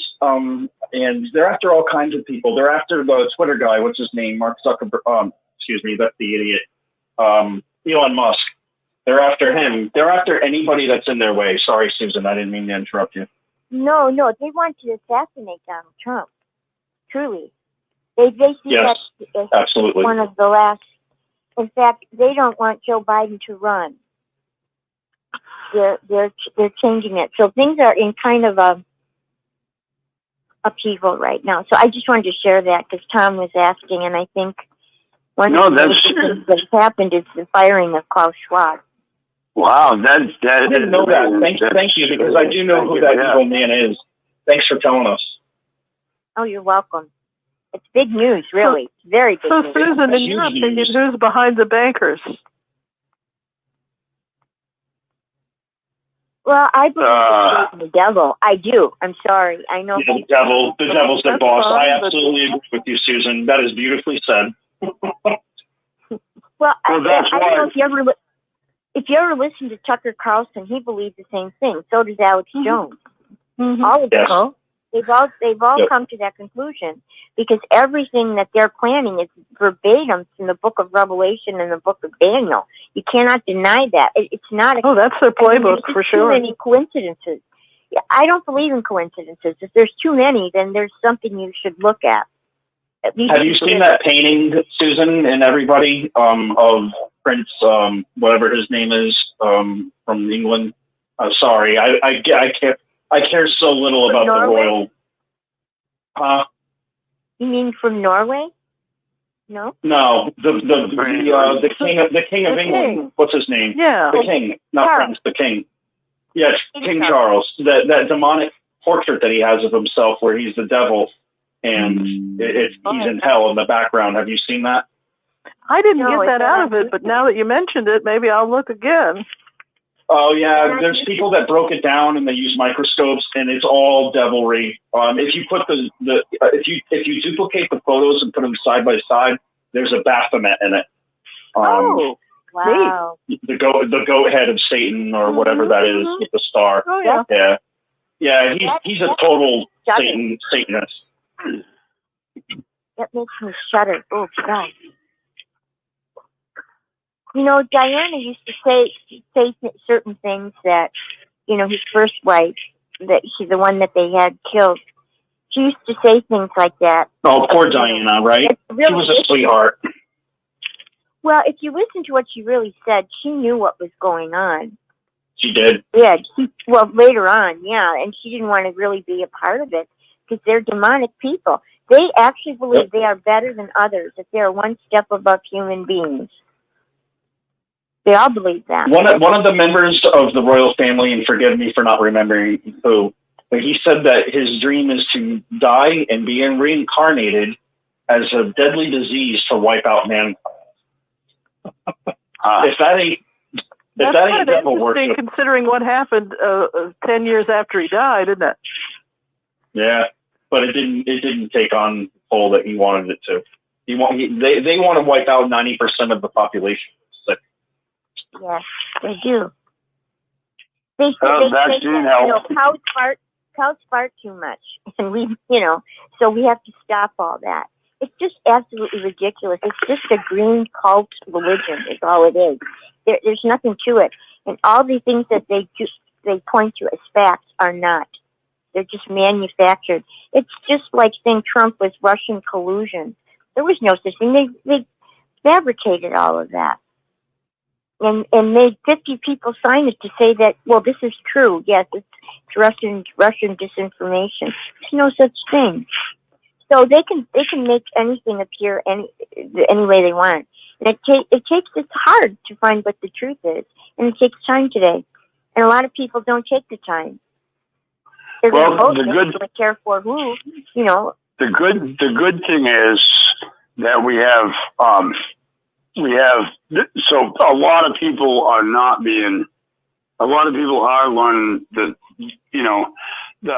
facts. It's not just the media now, as there's many other information outlets that are exposing these people, and so it's harder for them, and I think they're really just doubling down because it's so hard. They cannot keep lying to us like they have been and get away with it. and so they're just really just pulling all the stops off, and just it's so stinking obvious that they're just doing everything they can. Look at all the people that are rioting for the Palestinians, and they're crying, Infantata, Infantata. Do you know what that means? It means kill the Jews. Now, if it was the other way around and the Jews were saying kill the Arabs, oh my gosh, the whole government would shut down for them. I don't understand it. I can't. It's beyond my capability, but yet there it is. But the thing is, there's one other thing that's happening, Susan, that you're onto, but it's happening in our country. It's kill the white man. It's slowly happening because we hear it all the time that white supremacy is the greatest threat of America. Biden says, no, it's not. You know what? Not too far from where Tom lives in Maine, there's a town there, and I'm not trying to be racist, but this is statistics, so facts matter. It's 99% white people, and they have no crime. It's just completely peaceful. And I'm not saying that it's because of the race. It's just that politics and certain people that have peaceful mindset keep the peace, you know? And it's not bad to own guns. It keeps criminals in check, and it's not bad. It's not bad to tell people, no, you can't just rob a store. You know, you know, we do need law and order. We do need peace and security of the best. Hasn't that been the craziest thing where they've been letting these people rob stores? It's retarded. I mean, yeah. That is beyond me. That is beyond me. Unless it's over. And then you wonder why they shut down. Well, why is Kroger or all these shopping centers, Walmarts and stuff shutting down? But you know what? I'm going to have to give a shout out to New Hampshire because it's a right to we can carry. We don't need a permit. We can carry concealed, and we don't need a permit. And guess what? Nobody's going to mess with you because they don't know if you have a weapon to protect yourself or not. You know what I mean? Same in Tennessee. It's the same in Tennessee. I have a 38, and I have a holster that's concealed on my waist. And when I have money on me, or I go into the ghetto, or late at night, I bring it with me, and I have the right to. I just can't go into a bank or a hospital with it in a police station. You know, I don't even feel the need to. I am well armed. I have many weapons, but I don't feel the need to because nobody messes with us. You know what I mean? Well, the thing about Tennessee is we have migrants. We have migrants coming here, so that's why. The crime has risen a little bit in our neighborhood, and we have a peaceful neighborhood. Yeah, we really do. Gallatin, Tennessee is so peaceful, but there's been some murders and some shootouts, and they're not covering it in the news for whatever reason. Because I know some of the police around here. My neighbor's an ex-police officer. He just retired.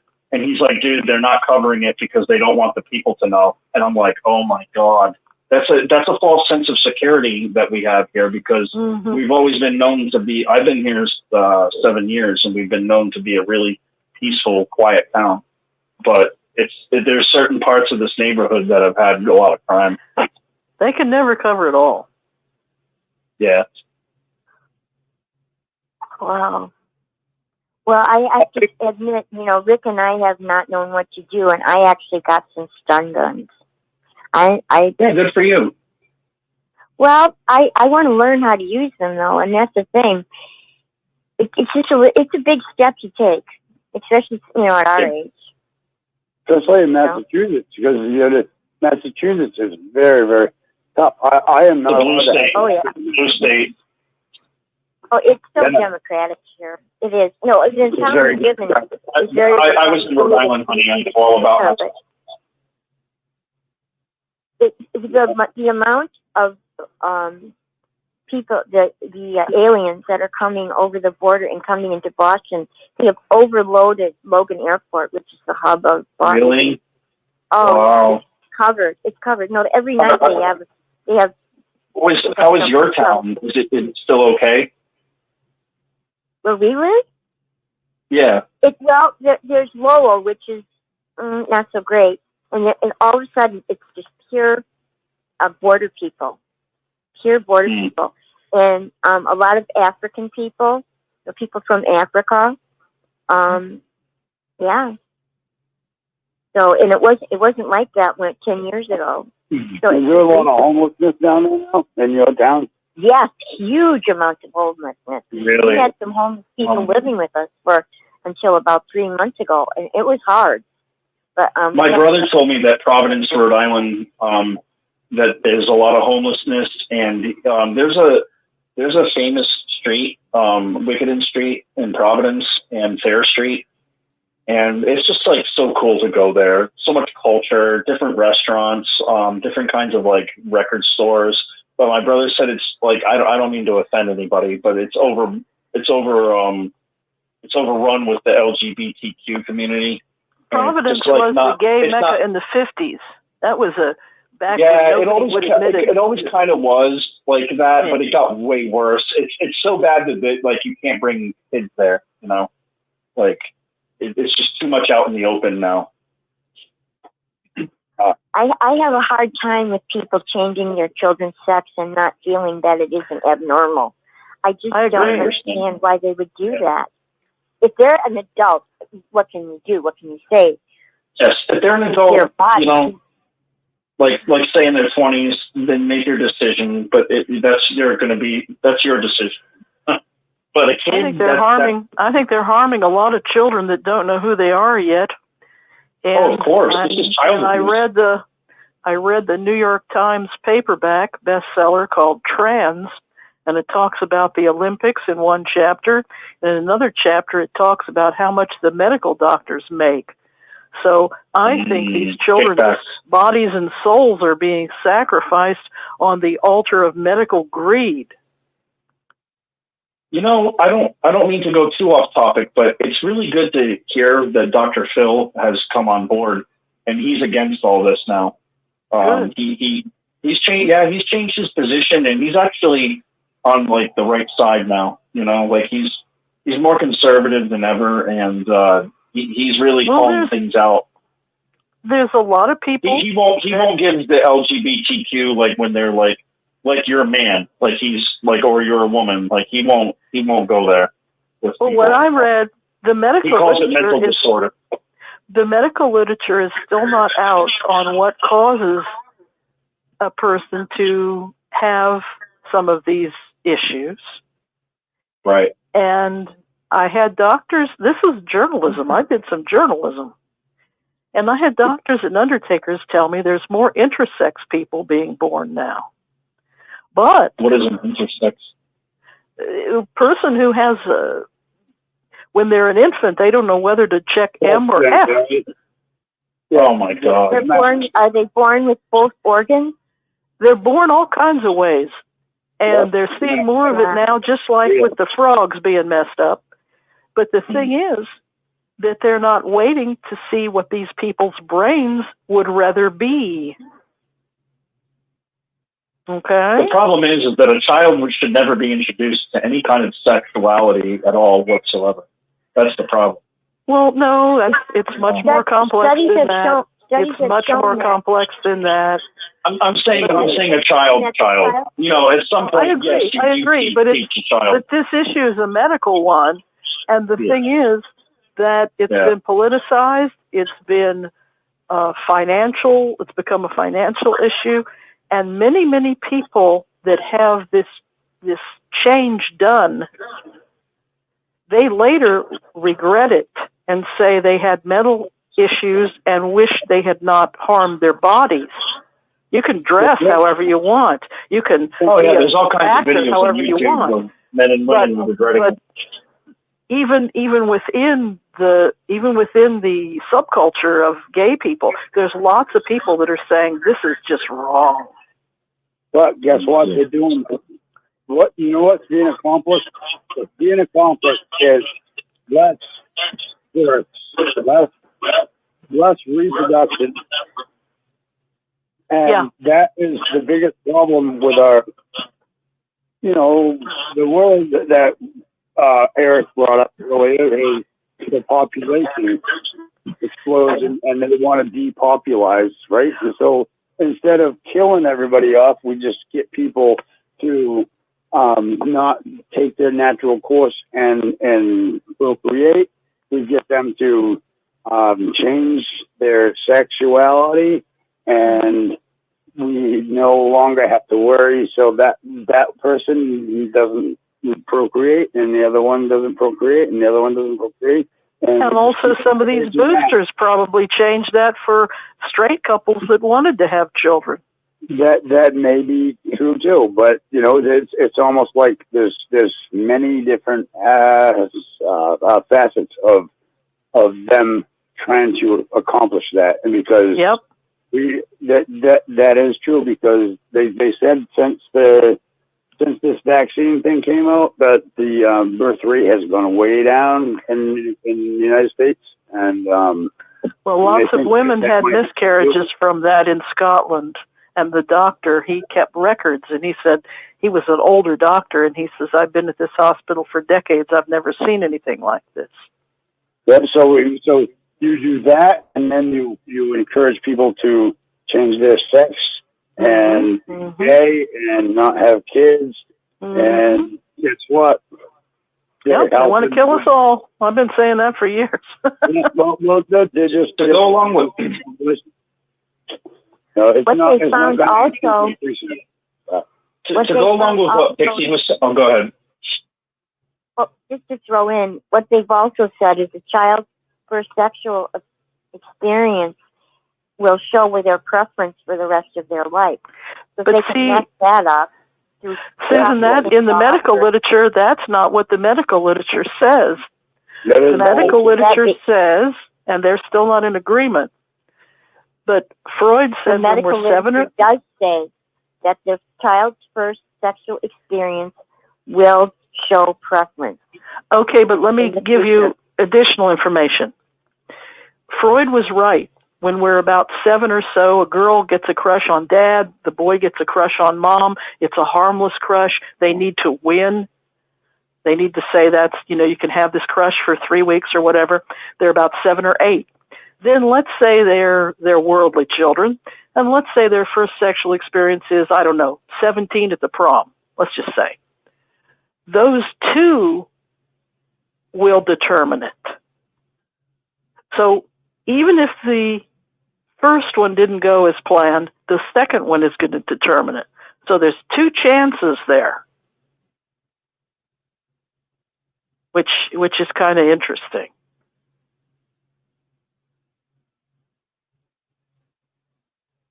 Is this would this be? Oh, go ahead. I'm still waiting on my second sexual encounter.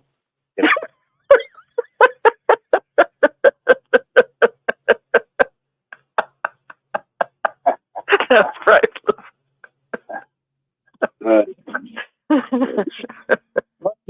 So what happens if you can't go to the prom? That's what I'm wondering. So Jones, what if the student go to the prom? So what happens? How do we know what sex we're going to go for? Well, then you have to be 25. You're in missionary service, and you meet some sister, and then you get married, and then you're straight because you had a crush on mom when you were 8, and you married a virgin, and he was a virgin too, and then you'd be a straight guy. Okay, good. Ooh, that's good. Thank you. But if you're in a car group and some brother gropey is there, all bets are off. Oh, yeah, now you're screwed. Yeah. Oh boy.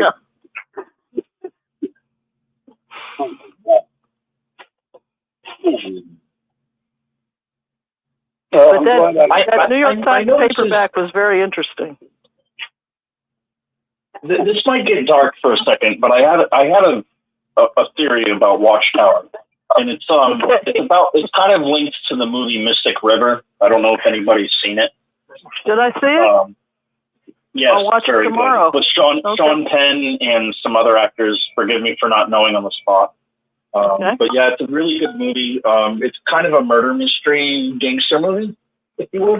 It's really weird and bizarre, and there's a touch of a subject where there's child molestation on it, and one of the main actors in it, he was molested and abused by men And he likened child molestation to being bitten by a werewolf. And he said, but I didn't get the disease. And what happened is he ended up in his older age, he saw a child molester abusing a kid just by accident, and he killed him, the man over it. And that's kind of the murder mystery. And but I found that interesting where he said that it's a disease, because it is. Personally, from being hurt by Watchtower and people in it.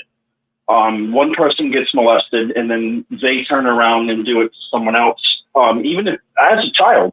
So they're not really guilty. Like they don't know what they're doing. And I think that the powers to be, the Illuminati, the New World Order, whatever you want to call them, I think that they infected our churches with this, including Kingdom Halls, and they're trying to make people homosexuals over it. And it does happen. My cousin Billy, he was raped by his father, and like, go figure, he's gay. You know, he had no brothers, all sisters, and he was semi-raised in the organization. His mother found the organization, because I don't like to call it the truth, the lie, like later in life. So the kids were all older. That can happen. I'll tell you a little story. My cousin. I just want to finish my story. He was. He's a really smart kid. Like really smart. He's my cousin-in-law. He learned Russian. He knows the Russian language better almost than English. I've told people have told me that speak Russian that he is absolutely 100% fluent at it.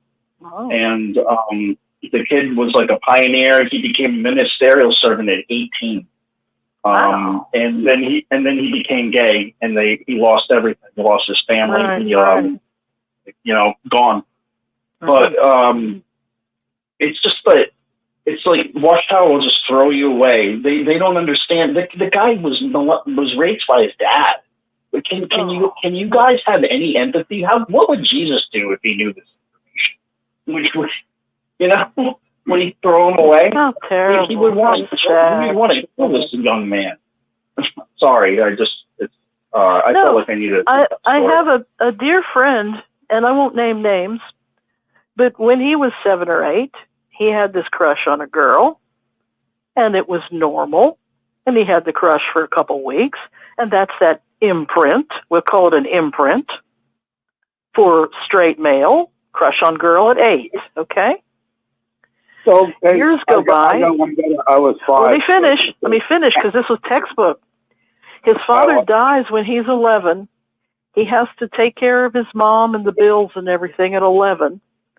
His mother, I guess she's not paying attention. He goes to live with another entertainer when he's 13 and is raped and seduced by this person. And he tells me this when he's 50. Now, he still wants to get married at 50. And he knew how to squire a girl around. He knew how to kiss a girl. He knew how to dance.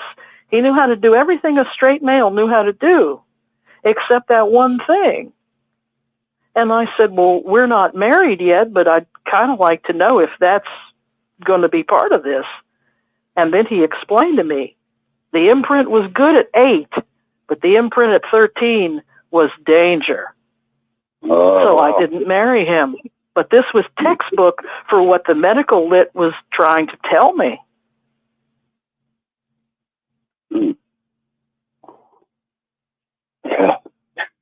So, if I could just jump in, I don't know if you can hear me or not. Yeah. Yeah. I think that, well, thank you. And I'm not XJW, but, I hold on to my, I'm all like too denominational, but, I hold on to what I have. And I deal with my own issues, right, with whatever kind of, let's call them doctrines that somebody wants to put out there. And I'll stop in a minute on that and then get to what the conversation was. But, doctrines are taught, and those people who are leading whatever flock they're in charge of, right? There's like 7 churches in Revelation. And there's also, the saying in the Bible that says, those who are teaching will receive greater lashings than somebody who doesn't know any better, let's say, right? And so I'm going to stay put, and I'll leave it at that. But then for somebody to be, because the conversation before the CSA stuff, which I never knew that was an acronym for that or whatever, but yeah, the people that are like that, they're not really supposed to be involved in teachings. You know what I'm saying? And I understand. Jail. Yeah, oh, for sure. I mean, believe me, I have family members who have gone through this, so I know what you're saying. Like, I had a family member who, I think it was something like his mom went away and, there was a babysitter or something, and something happened. And, that messes people up badly, but they still have to do their best to somehow battle through that and be like, I'm not going to give this experience to the next person. You know what I mean? Like, it's almost like people when they say, oh, when I have kids, I want my kids to have a better experience than my kids did or than I had. Right. So, I mean, just because you had a horrible experience in whatever manner it may be, I mean, you want the best for everyone else, kind of thing. I mean, I don't really understand. Complex. It's very super complex. And it's above my education. And there's people that specialize in it as therapy, and there's all kinds of things. And you can't pray the gay away. And these people are imprinted for good or ill, and they have to deal with what happened to them.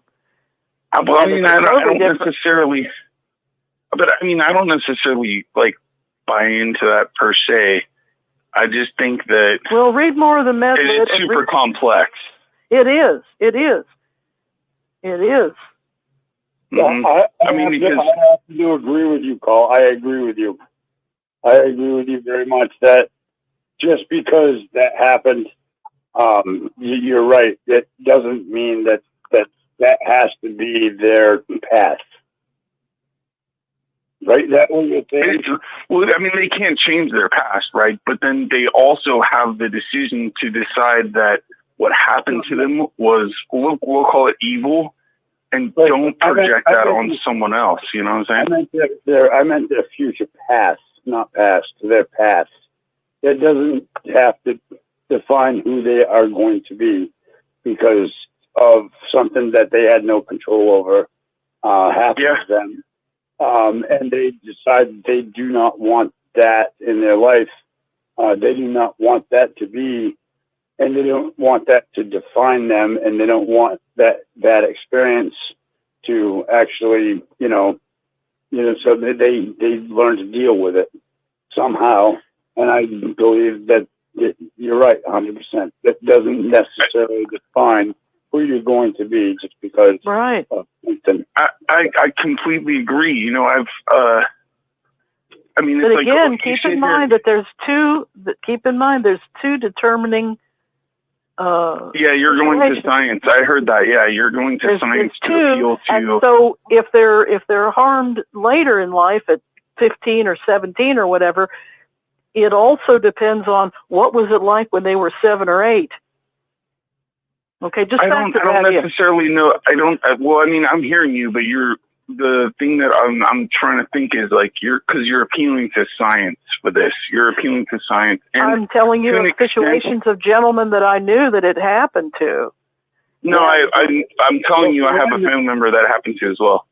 Okay. So for that guy, the way it was, but I will tell you that I was very much into girls when I was a kid at a very young age. But then also, guess what? When I moved to Virginia for a little while, and my neighbor happened to be I don't know if he was gay or what, but he used to play with dolls and all that stuff, and I was young, and I was exposed to this, and I remember we had a yard sale, and all the toys that he sold were Barbie dolls. Uh-huh. Yeah, okay. and that's what we played with when we played with him. We played with his Barbie dolls. So does that make me gay? No, not at all. I was exposed to this, and it didn't, so I don't know. I don't know. Whatever. I mean, when I was meaning imprint, though, I was meaning that the teen imprint would have been a sexual encounter, either with a man or woman, boy or girl. Oh. Okay, and then you have this dream. You have a dream life when you're 7 or 8, and then later at prom age, you have this other encounter, and how those two encounters compare is going to determine for the person quite a bit. Okay. But I think you're also right. That doesn't have to be. That doesn't necessarily 100% have to be the story if you have a different idea. Here's the problem, if I can present it to you. Here's the problem. And the problem is basically, if you're going to come at it and try to go from like a scientific perspective, then what they're just doing is they're gathering data, and whether their data is complete or not, or if it's bullshit or if it's just propaganda, you won't know, and then they're going to push it out into the media. This is not people that have an agenda saying this, but I understand that there is an agenda publicly. But this is counter to that, and this is the old way of thinking about it, and there's boatloads of things that are saying this. But then, of course, gay men and gay women, that's one thing. That's going back to Kinsey's documents in 45 and some of the things I shared. But then this book, Trans, that's another kettle of fish entirely. And the New York Times book on that was very insightful. And it's a cheap paperback, and it's a bestseller right now. And I learned things in that book that alleyways I didn't even go down before. When I don't know, when I was a kid, that was something that wasn't even heard of. I mean, we heard of it. We heard of it because of there was a song, there was a rock song that talked about it, but Melton Berle was on TV in a dress. That's all I knew. Yeah, right. So it just wasn't, it wasn't a thing, and it wasn't pushed on people, and now it's being pushed on kids. It's crazy. Have you guys ever seen the movie? What's it called? Gosh, it was Michael J. Fox, and The Secret of My Success. It's like, have you seen that one? I haven't. Oh, okay. It was like back in the 80s. And he's going in, he's just I think he was just out of college or something, right? No experience, he's looking for a job, all this stuff. And he's going in to do an interview, and the lady goes, "Can you be a black minority woman?"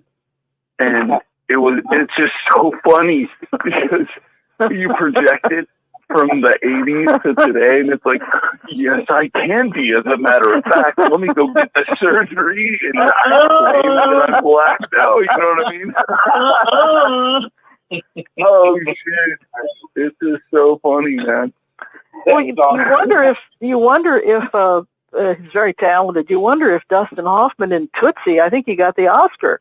You wonder if that comedy would be considered insulting now, and it was very funny. Isn't it crazy how comedy changes over time now? Everyone's all because of wokeism, comedy is dead.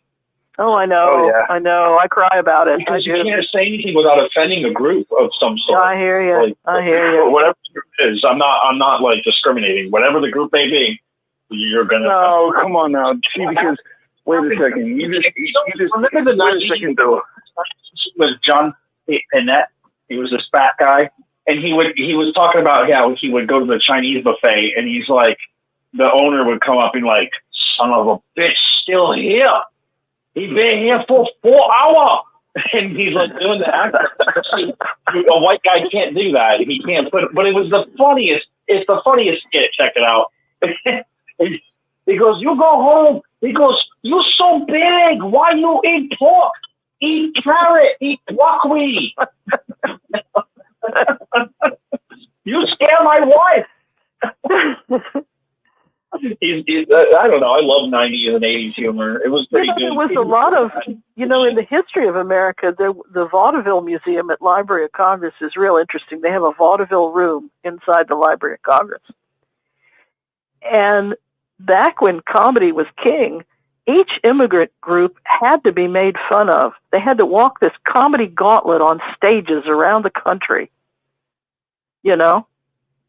And a new group of immigrants would come, and they'd make fun of them, and then that would be passé. Then another group would come, they'd make fun of them, then that would be passé.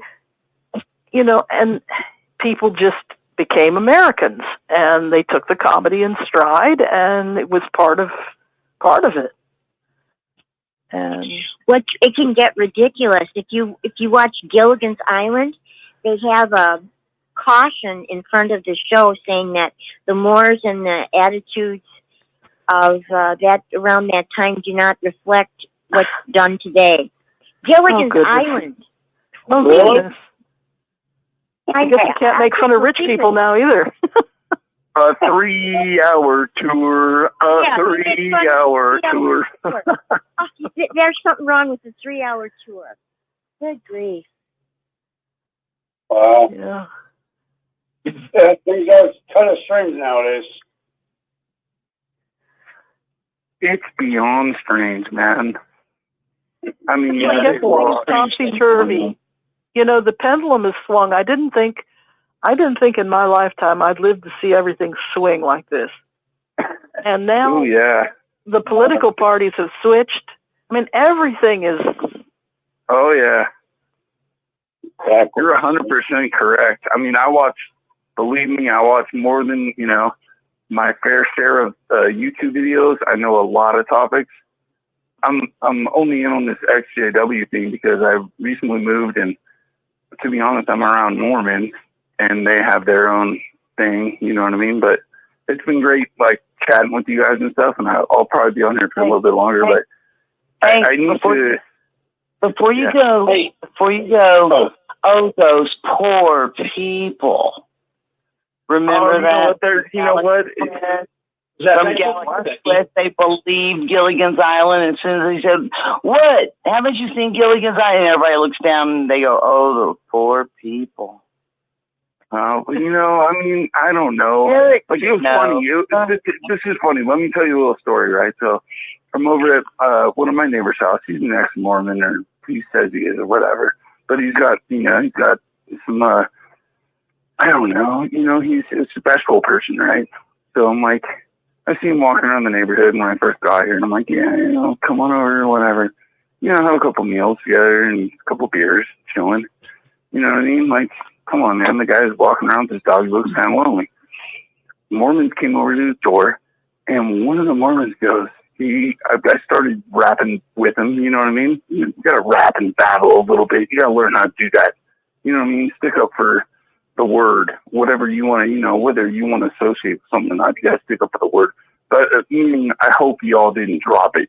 You know what I mean? But anyway, so the guys over there are saying stuff. We're rapping a little bit. And one of them, because they go in twos, goes, "Hey, call me like Zacchaeus or something." And I'm like, that's a funny one.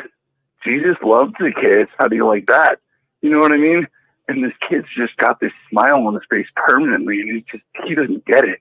You know what I mean? And I'm just like, yeah, okay. Like, I'm not going to get through to you guys really at all.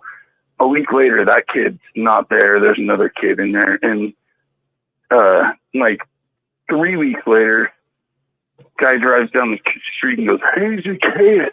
And I'm like, you still don't get it, dude. You know what I mean? Like, you can call me whatever you want. I don't really, you know, I don't really give a shit. But, you know, I mean, they just don't know any better, and it sucks. I feel for you guys, you know, for what the church that you guys were involved in has done to your families. It's fucked up. Excuse my language. It's messed up. No, you're right, 100%. So do you know Mormons that have gone through the same thing? I do know that they do the same thing. And I've been trying to put it, I'm in the chat. My name's Dub. I'm in the chat all the time. Not all the time, but lately. Dub. Have you watched the show with John DeLynn about the Mormon Church on YouTube? I watch Mormon Stories a little bit. I don't know if that's the same person. Yeah, it's a good show. Yeah, I watch Mormon Stories. Yeah, no, it is. It's a really good show. Great presentation. Hey, Doug, before you go, before you start going, this is Rebecca. talked to you before in the chat, and it's good to finally hear Rebecca your Wise? voice. Yep. Rebecca Thank Wise? you for- Okay. thanks. Yeah. Bravery, man. It's bravery. It's good to hear No, your man, voice. we gotta stick up, dude. And that's what I'm trying to say when I'm saying stuff in the chat. It's not to be like, I know this and I know that. It's just like, don't drop the book, man. Because to be honest, I'll tell you the real reason why is because I'm going to say this. I don't really want to say this because it makes me want to fucking cry, to be honest. And again, excuse my language, but there are Jewish people out there that want to believe in the Talmud. And the reason why they want to do that is because they want to drop the Old Testament. And once they do that, it's like we're in big trouble because, you know what I'm saying? If they want to go by Talmud, we don't go by that. We're taught, it's Isaiah, it says it, Isaiah wrote teachings, which is oral teachings. It says something like, they honor me by their mouth, but they, Do you know what we go by? follow their oral We go by traditions. we go by the law of the nation we live in. No, and we do to an extent. We do. That's all we have to do is death and taxes and the law and the nation we live in. We don't have to have a religious book at all. No, that's true. That could be your truth, but that's I respect okay. it if you want to have that, but it's not required. But it's not that way. Listen, yeah, to an extent, again, you're correct.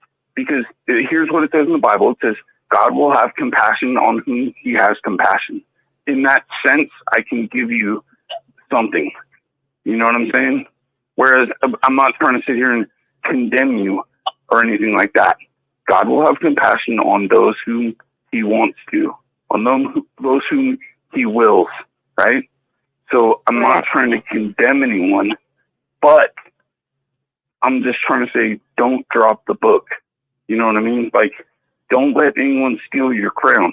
Just because somebody mistaught you doesn't mean that you have to give it all up and say, this is bullshit. Because I'm telling you. What do we do? Where do we go?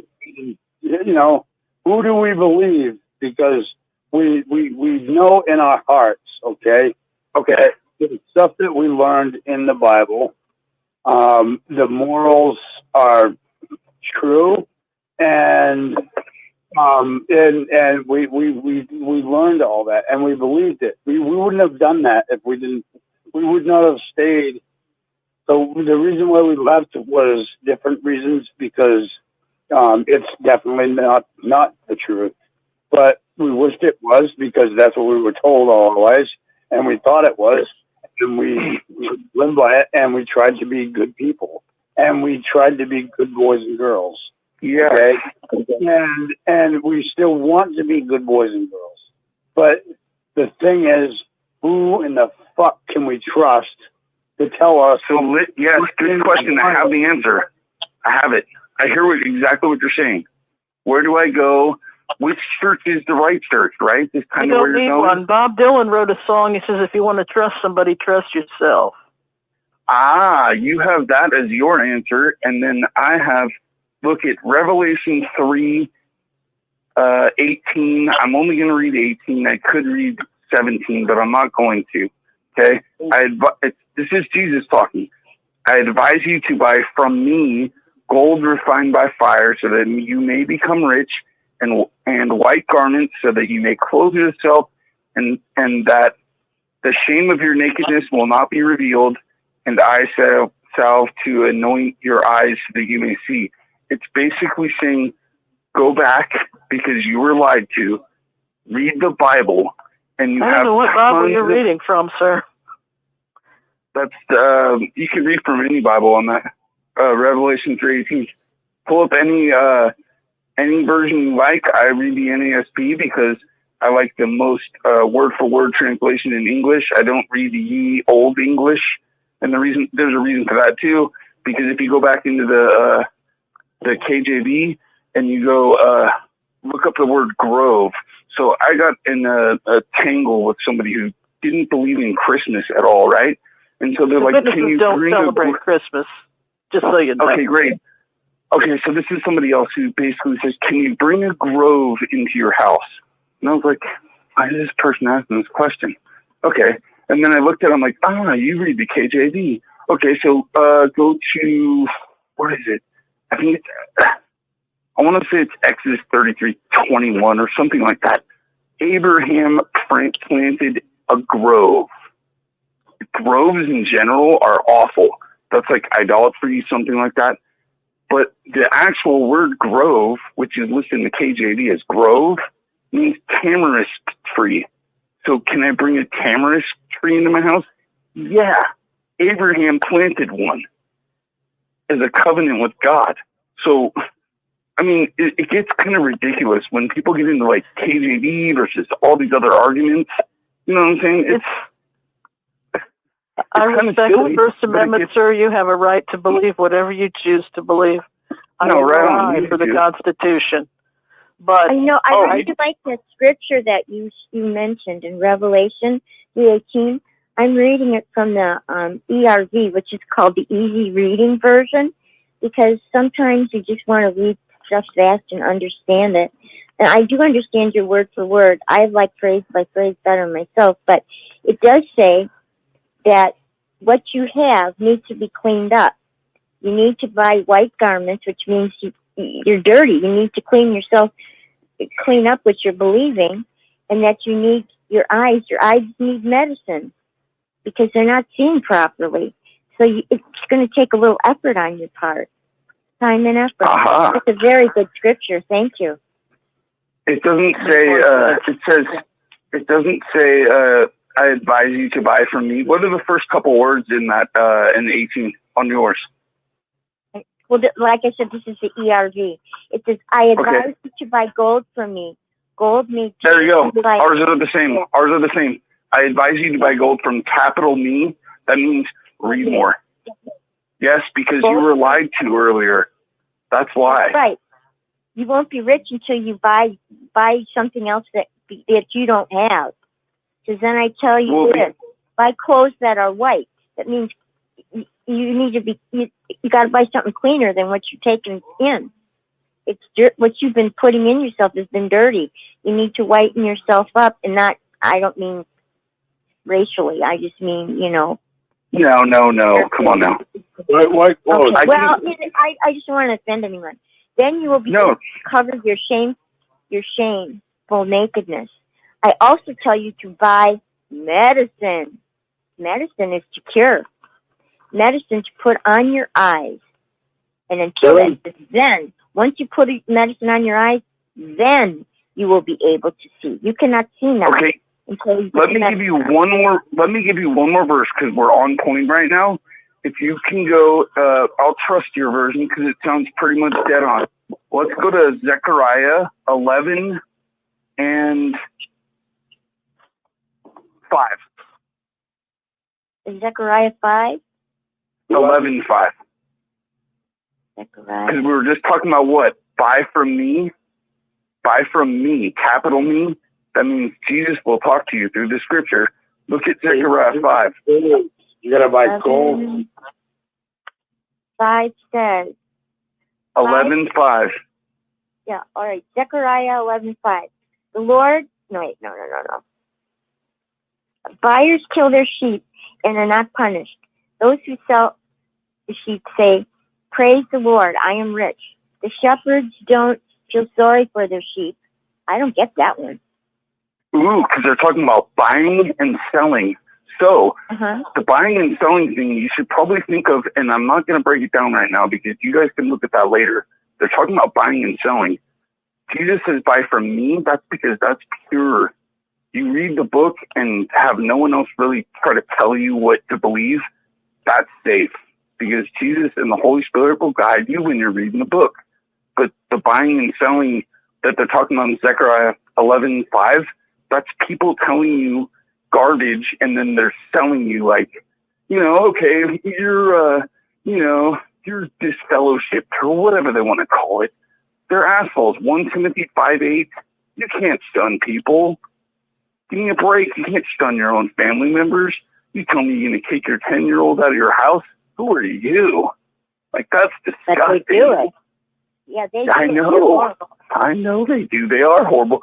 But you can see, I mean, I don't want to hamper on it too long, you know, because I know you guys are having fun and all that, and I want to have fun with you guys too. So I'm going to kind of shove my... You said to hear... Well, thank you for your input. Yes, it is. It's interesting to hear somebody's, you know, experiences and their thoughts on that is, you know, similar. I mean, it relates. We relate to it, and thank you for that. That's really. Hey, Deb, are you still there? Hey, Debbie, are you doing okay? I'm in a lot of pain. Oh, Debbie, we love you. We love you. We love you. Oh, thank you. Thank you. I love y'all too. But I wanted to talk to Deb for a minute. Are you still there? Yeah, go ahead, lady. Hi. I had to go to the hospital this morning. I had a bad fall. I stood up and leaned over to turn off my oxygen, and when I went to straighten up to get in my wheelchair, I got dizzy and I fell, and I went head first into the metal and into the floor. Wow. And got a bad burn on my arm, and from hitting something yesterday, and then today I did that, and I tore the other rotator cuffs, and now both of them are torn. And I had to drive my wheelchair with my one that I just injured really bad 3 times. And it turns out all this dizziness is caused from the antibiotics that they had me on. So I could have been prevented, and I wouldn't be in such a horrendous amount of pain because I'm already in enough pain. But I talked to you the other night, Deb, and I apologize because I did think that you were just a Watchtower operative planted there to argue. Oh, heck no, man. And it's all good. Like, you know who I am then, right? Deb, I saw your name was on there because somebody was talking about you earlier that you were not feeling well, and I'm sorry to hear that.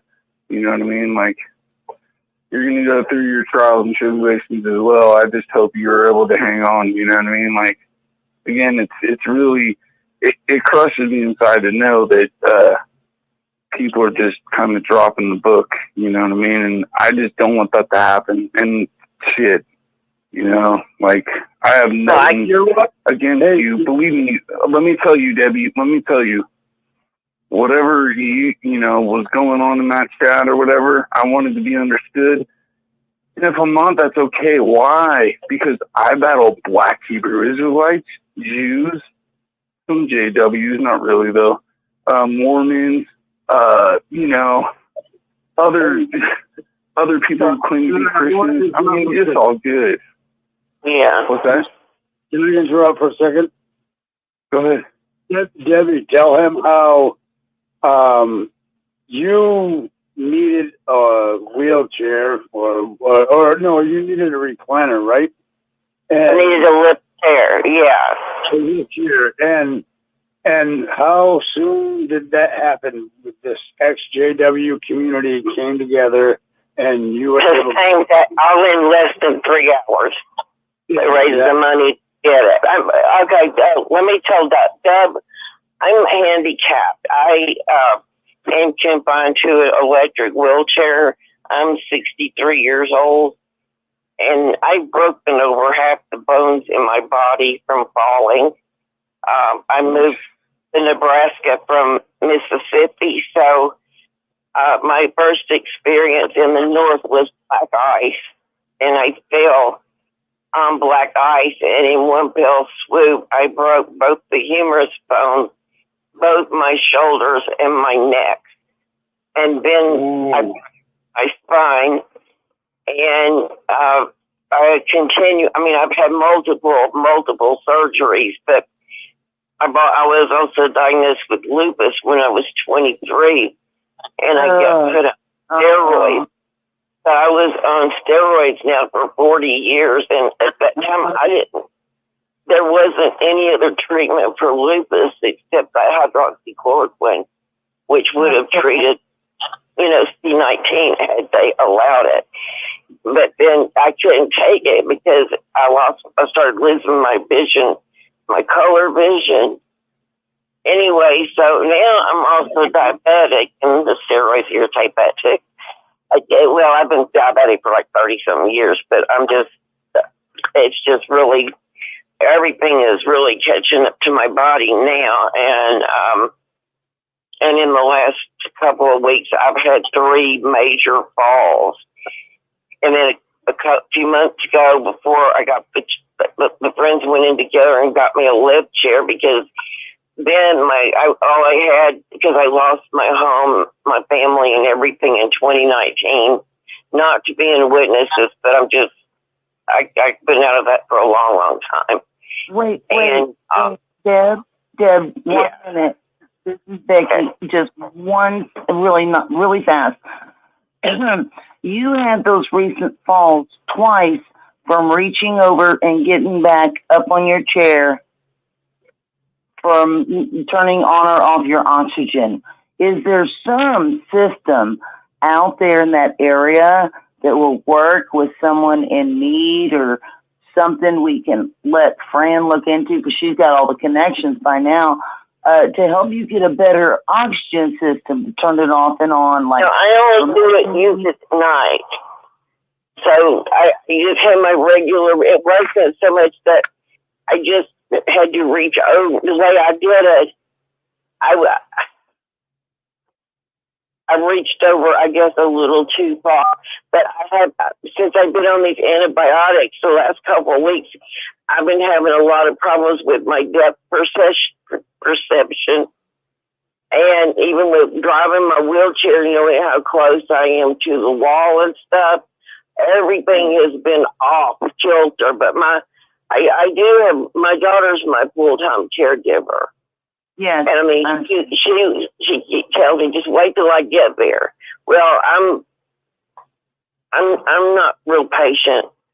I don't like sitting still. I like doing stuff because I feel like I wasted the first half of my life, if not more than half my life, being stuck in a cult. And I don't want to waste any more time. So I'm handicapped, which makes everything go so much lower. It takes me 10 times the amount of time it takes normal people to do anything. And I spend half the day leaning over and picking stuff up that I just dropped.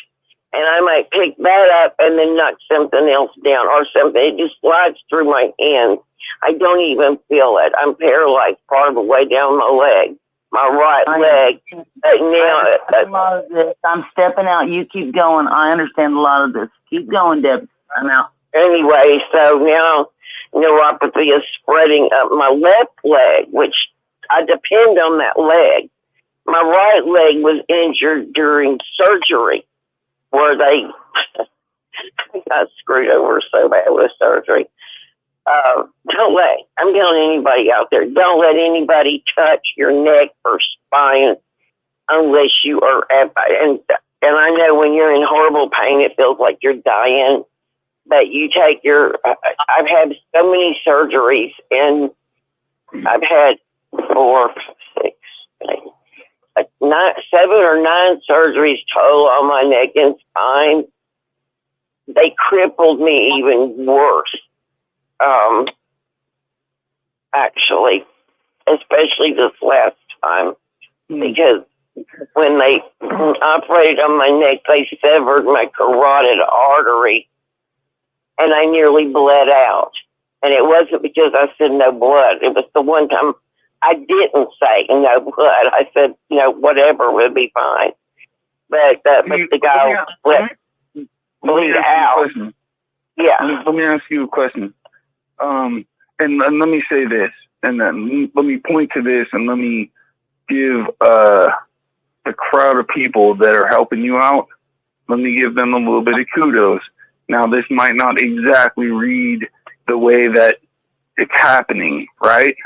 But is there's somebody on there that had that? What version were you reading? Are they still here? The easy reading Bible. Here, let's go like this. Can you read? Everyone's always, oh, religion. You want to see the word religion actually in the Bible? Go to James 1:27.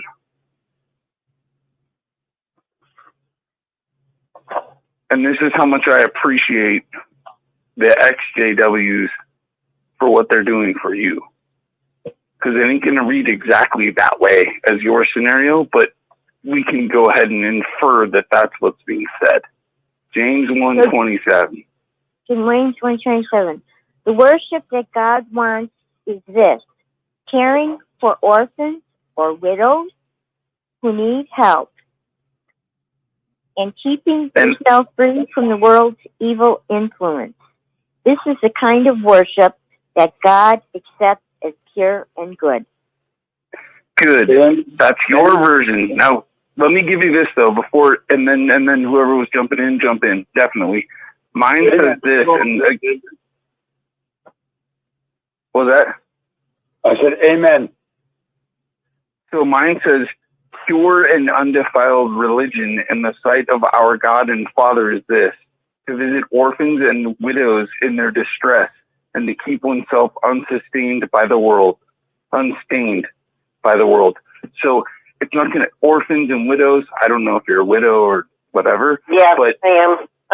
it's the same idea that even if I didn't even know you were, but man, I mean, for the XJW community to even understand that that's what they're supposed to do anyways, that's pretty amazing. And for them to actually step up and do it in 3 hours, that's ridiculous. You know, compliments. I really appreciated it so much. It just, I was overwhelmed, but I needed it so bad. Because all I had out right there. Civil rocker. Because like I said, I lost everything right down to my furniture and my pets. My husband, Didn't somebody give you? And didn't you get an air conditioner too? Yeah, Dan and Angela years ago got me an air conditioner. Yeah, a little window What a unit. community! What a community! You guys are doing it in a way that, you know. I mean, you still feel the spirit in a way, you know. Deb, tell Deb about your tornado story with your daughter. Oh, you mean tell Deb about her wanting to be with me? Oh, well, tell him about the tornado. I don't know if he knows about it or not, even that it happened in your area. Well, I mean, okay. We just had a couple of 2 different times with the tornado. That doesn't have anything to do with being a JW or XJW. I guess that doesn't matter, but what, Rebecca, what, Becky, what? It just explains the kind of person you are, how loving you are. And I want him to know that if he hadn't felt it already. Well, okay, my daughter is my caregiver, but she lives a few doors down from me. And we had a tornado a few weeks ago. And she came to my house and was trying to help me. And because down south we had tornadoes all the time, and we always, went and got in the bathtub or bathroom, which, I live in a house trailer, a mobile home, and I don't have a bathtub. I just have a shower because the state made it handicap accessible for me. So there's really not any safe place in a mobile home when there's a tornado anyway. Of course, no place is 100% safe, but it's really unsafe. But my daughter ran down here, and she was like, "Get in the shower, hurry, go." And she started throwing pillows and stuff at me, and I was telling her to leave, and she's like, "No, I don't want to leave you." And I'm like, "Well, I don't want you to stay with me." And she's like, "But Mom," I'm like, "No, you leave. Go," because they had a shelter to go to. And she goes, "Yeah, but Mom, I love you." She goes, "I'm so sorry." And she just kept apologizing to me and telling me that she really loved me. And I was telling her to get out, go away, just go to the shelter. And we were just kind of saying our goodbyes and our love yous. And I finally made her leave, and she left. And I had always said if I ever got it, if my daughter really loved me for sure, I found out that day. And if she got it, if I loved her, she found out that day too. It was a sad situation, but it was a beautiful thing that came out of it anyway. Is that what you're referring to, Rebecca? Yes. Deb, how do you feel about that story? How do I feel about it? No, Dub. I was asking Dub if he... So I'm trying to gather because the audio is a little bit scratchy, so I can't really. But so you're saying that there was a tornado that happened, and then your daughter told you to leave, and no, I told my daughter to leave. Yeah, and then because so she left, and then so did she pass away? No, but what it was. Oh gosh! Thank goodness. No. No, my daughter was trying to save me. Yeah. And I didn't want both. If one of us was going to die, I didn't want it to be her. She's about to become a grandma for the first time. I'm about to become a great grandma for the first time. Good job, Mama. Good job, Mama. You did a good job. I wanted her to go and not try to be there for me because now that I understand what you're saying, what it reminds me of, and I don't have the exact Bible verse, would be comparable with the Old Testament verse, and basically it's like instead of taking the tribe, God taking the tribe because they're rebellious people, you stepped in and said pretty much, take me, if someone's gonna pass away, take me. So what's your name, man? Doug. So, Doug, why you seem to be very, very knowledgeable about the scriptures, and you can. I'm not, but I appreciate the compliment. Do you come up with these scriptures off the top of your head, or do you look them up while you're talking to us? No, I read them. No, I've read them before, and I've read them, and I don't know how good my memory is, but it's not good enough to become a lawyer. Okay, and at least a worldly lawyer. We'll put it that way. Yeah. Have any of you ever looked up the word scribe? Yeah. And I'm not saying I am, okay, because I don't want to get ahead of myself or try to be pompous. I'm familiar with the term scribes and Pharisees, and scribes. Do you know what a scribe is? Write down everything that was happening and stuff. Is that all they did? So yes. Let's go there. So then, if you look up the word scribe, that's all. If you look up the word scribe in Wikipedia, and you look back at the ancient times, they weren't just people who wrote things down, and I can prove it. I don't memorize this stuff, so it's tough for me because when I'm on the fly, it doesn't work that way.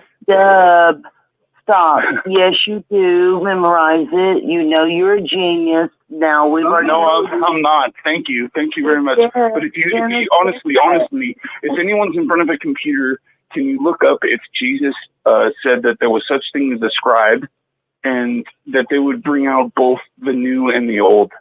Nobody said. What are you teaching? I think that was the question, because we've gone off this trail and you never answered his question. What's the question? He'll have to ask you again. I'm sorry. Can you re-ask?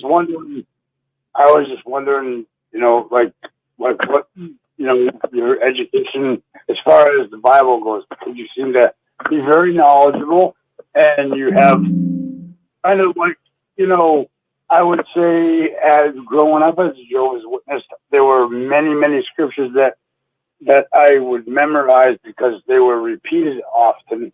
And that's the only reason is because it was repeated so often. It wasn't I wasn't able to think of a subject and then think of a scripture that would back up that subject. But you seem to be able to do that, and that's pretty impressive. And that's, you know, it's like, That's a rare talent. That's a rare talent. No, I appreciate that. I appreciate that. I'm complimenting you, man. That's all. No, I get it. No, I understand fully. I respect it and I accept your compliment. Is what I'm saying. The way that I was able to do well, I got hurt. You know what I mean? Sometimes it's like you're going to get wounded in this game. You know what I mean? What do they say? They say it's spiritual warfare, right? So you got wounded. You all got wounded. Really? You know what I mean? I got wounded too. You know what I'm saying? Yeah. What happened? What happened? No, I'm not going to give you my story now, but you all got wounded just like I did. I got wounded too. Hold on. I got wounded too. And then what I did was I went, wait a second. Well, I'll just put it this way. I don't believe in divorce. And there's a reason for that. Who's the one with you got the, what are you reading, the ESV? Yes. Yeah. All right, so let's go to 1 Corinthians 7:14. 1 Corinthians what? 7:14. And I'll tell you exactly why. Well, this is exactly why. I learned something from Book of Wisdom chapter 2 as well that really opened my eyes, but I know that I can't use that as scripture. That's fine. Okay, it says 1 Corinthians 7:14. The husband who is not I can't see. The husband who is not a believer is set apart for God through his believing wife. And the wife who is not a believer is set apart for God through her believing husband.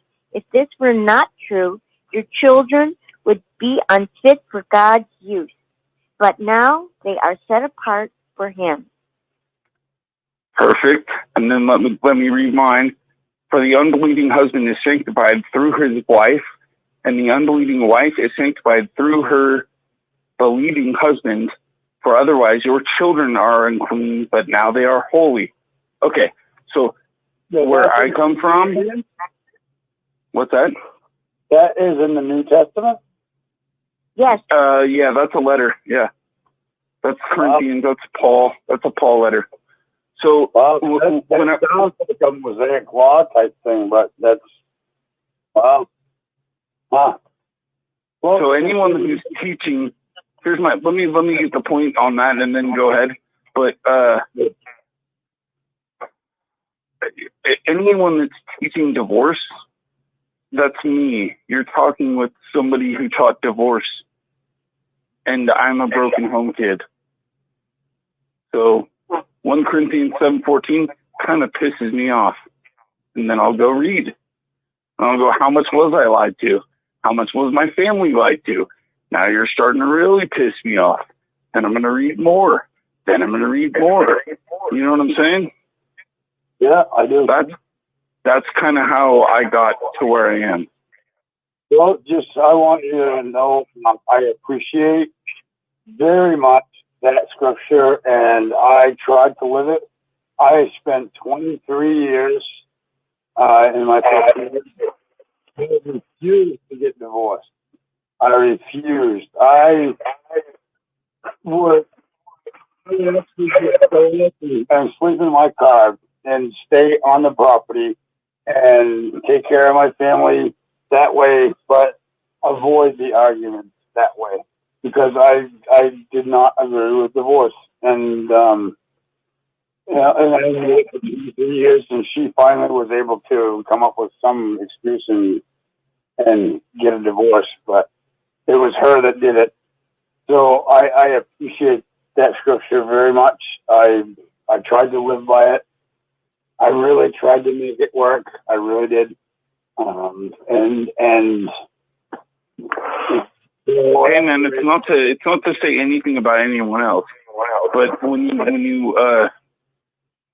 you say, well, you know some things, and are you getting this off the top of your head and stuff like that? Well, it's because, again, I've been injured just like you have, and I take it personal, and I'm like, no, I'm not dropping this book. I'm going to read it like 4 times through. I'm going to use cross references from the internet because they're still available. I'm going to write them in my Bible. You know what I mean? Right next to, in the corner, just write it in little handwriting. Do all the cross references I can, because what if the internet went down? I got my Bible. It's right here. Somebody wants to come knock on my door and they want to do a battle. Oh, I don't exactly remember the quote, but I kind of even remember what page it's on. That's kind of weird, you know? And then you shuffle through it. You'll find it. And you'll be like, get off my doorstep. You know what I mean? Don't come to me with this BS about what you think about. I mean, like Mormons, for an example, right? 1 Corinthians 15:29. I just know some of these because it's like I have to be able to use them. Says they think they can be baptized for their own dead. Okay, so those people are already dead. Okay, but with the if you read 1 Corinthians 15 beyond 29. Who wrote Corinthians? Paul. So he points to Isaiah 22:13-14. Does anyone can you read that, please? Does somebody have that? Yeah, Isaiah 22. I don't like to hear my own voice. I'd rather hear yours. Isaiah 22:13. Isaiah 22:13-14, please. Okay. It says, but look, everyone was happy. The king rejoiced, saying, kill the cattle and the sheep and let's celebrate. Let's eat meat and drink wine. For tomorrow we will die. And 14, and the Lord all-powerful said to me, and I heard it with my own ears. You are guilty of doing wrong, and I promise that you will die before this guilt is forgiven. The Lord God all-powerful said these things. Okay, now keep in mind we're talking about the subject of baptism, and back in 1 Corinthians 15:29, it's talking about baptism. Why are they, the dead, baptized for them, the dead? It points to that. Now let me read mine, because mine's a little bit different. It says that basically, if they didn't get baptized, then what happens? Instead, there's dating, gladness, killing of cattle and slaughtering of sheep, eating of meat and drinking of wine. Let us eat and drink, for tomorrow we may die. If you don't get baptized, basically, that's what he's saying, is if you don't get baptized, who cares? Eat, drink, be merry. We're not going anywhere anyways. There is no resurrection. But the next line says, but the Lord of hosts revealed himself to me. Surely this iniquity will not be forgiven you until you die. If I may, says the Lord God of you're hosts. going way too fast for me. But if I may, the Epicureans were the ones that believed that way. Eat and drink, for tomorrow we might die, and be merry. And there were letters written about them. And the letters. I don't know that. I'm not you can continue to speak on that, because I'm not a historian. Go ahead. Oh, no, it's in the Bible. So it's there. Anybody can remember that. Don't be like these that say eat, drink, and be merry. Y'all know which letter that is in. I don't know if it's Paul's or Timothy's, or I don't know. If somebody can figure that out for me, because I don't have a computer or anything like that to look at. And cool, my Bible. If somebody can put it in the chat or whatever, do that. But then let's deal with 14 here. So it's But wait. Are you? We don't do battles here. I asked. No, I'm not doing. I'm not doing the battle. Let's just listen. Let's hear him out. Okay, come on. He's almost done. I only have So because you wanted me to slow down. Hell of a good job answering. So we're not battling nothing. No, I'm not battling anything. Exactly. But I'll read because the version that was read before isn't like as clear to me as mine is. Like, let me read. So keep in mind, what I'm saying that 1 Corinthians 15:29 is representing is dead in their sins are baptized, for the dead prophets. So we believe the prophets. That's why we get baptized, because we know we're dead in our sins. Who's we? Who's we? Him and his. I think a lot of that stuff needs to be read in context. Sure, yeah. So let me read it. Let me read it from the Old Testament. Oh no. See, you can't. You know all of this, and you can't find something in the letters that I asked you about that's very important, because it's on these points that you keep hitting out, and you're not allowing anyone to ask a question. An answer is just like a study in which scripture travel you want to take us on today. Hey. I hope Debbie is not on oxygen. I really hope this is not going to. She complimented you in everything when she came in. No, you have to. So listen, you're not. Well, hold on. Just let me finish. Let me have one more verse. Okay. This isn't your story. It broke off again. You broke off from your story, Doug, and you went to an agenda. Please go back to your story. It was interesting.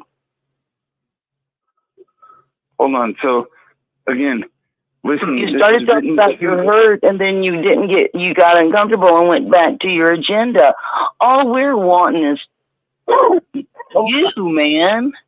Hold on, wait a second. This is written to the Jews. It's not written to you. All right? Oh my gosh. How do you know that? How do you know my lineage? How do you know I'm not an Akanaki? How do you know? How can you even say that to me? That's awful. Stop. Just let him finish. There's no difference between Jew or Gentile. None. No difference between Jew or Gentile. None. I'm just saying, if you know the Old Testament, you'll know what I'm talking about. If you know the new one, you'll know what I'm talking about. Never mind. No, I don't want to. It's okay. I don't think it's really. Excuse me. I don't think. Oh, it's not personal to me at all. Oh, no, wait. It's not personal to me at all. I just don't want to laugh too loud to Debbie. She knows, she would know what my laugh meant. That's all. I'm just being polite. Can we continue this some other time and just discontinue this conversation just to maintain the peace and go on to some other subject? Is that okay with you? Go ahead. No problem. That's perfect. Let's do that. Let's find some other things to talk about because. Awesome. Okay, good. Let me look. Just, and I'm not trying to push. It says, surely this inequity you shall not be forgiven until you die. When you get baptized, that's when your sins are forgiven. You're born again. You're born again. That's the point. We're done talking. Unless he blesses you with Holy Spirit when you're a child. I'm good talking about it after that, because that was the whole point. So I'm sorry if I was. He's just saying that the whole thing about being baptized. If you can't baptize yourself for someone who's dead, you can't. Like the Mormons I'm understanding what you're saying. I'm ready to move on to. Are you a father? Happy Father's Day if you are. Happy Father's Day, Dub.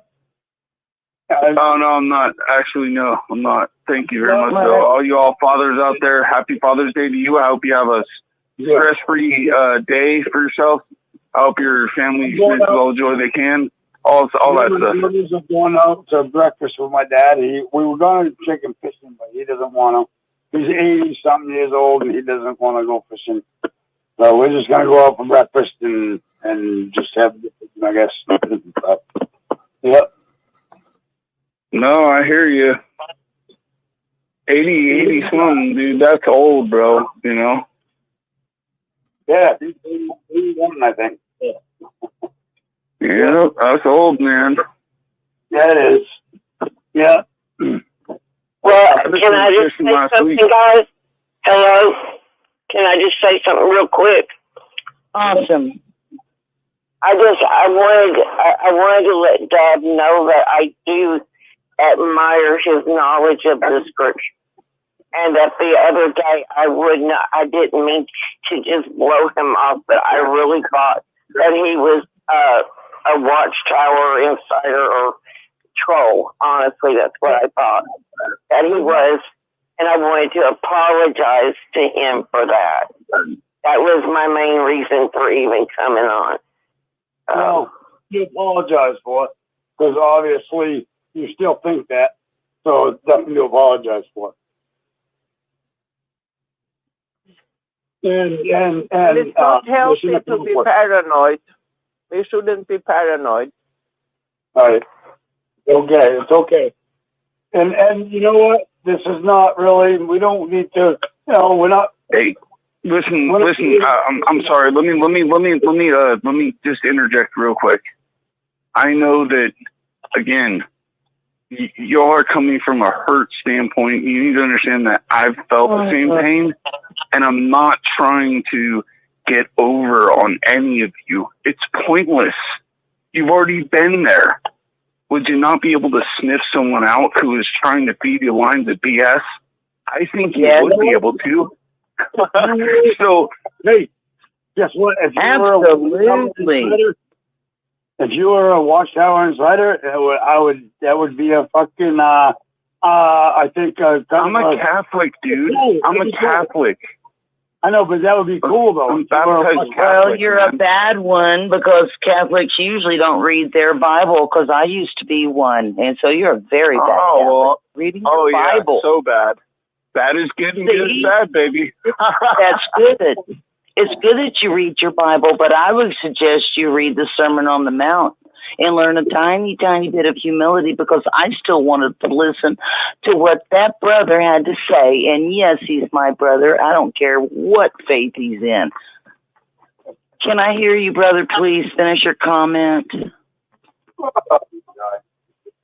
long as we don't have to argue about it.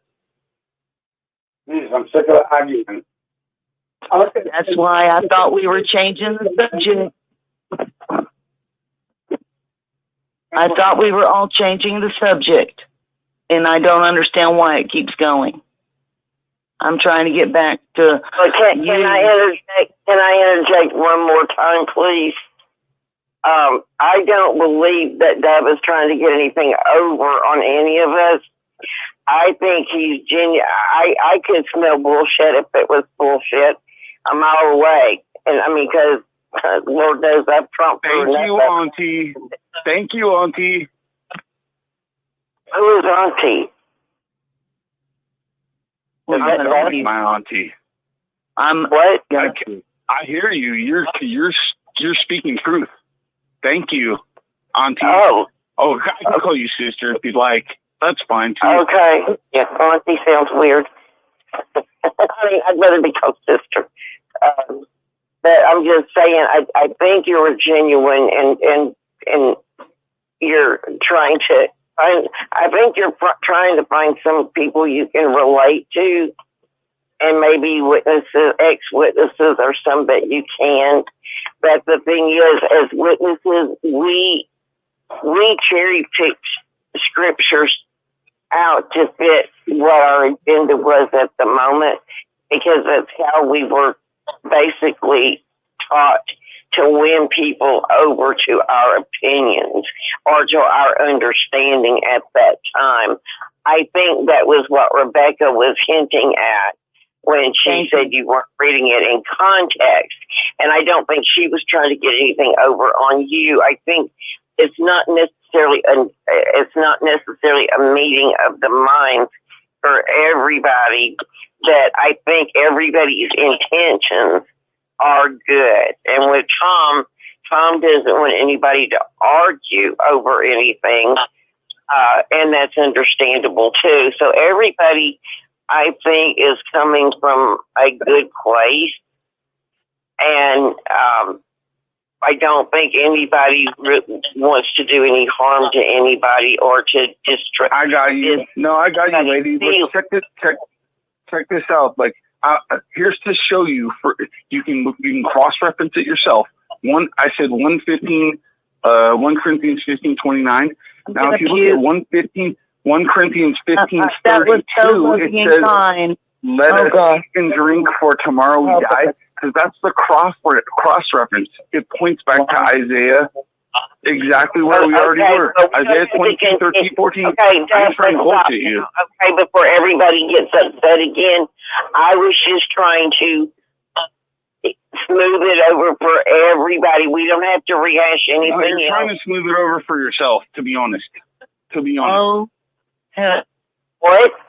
I'm just saying. I'll point you out because it seems like everyone else is trying to point you out, but you're kind of like you have a lot of influence here.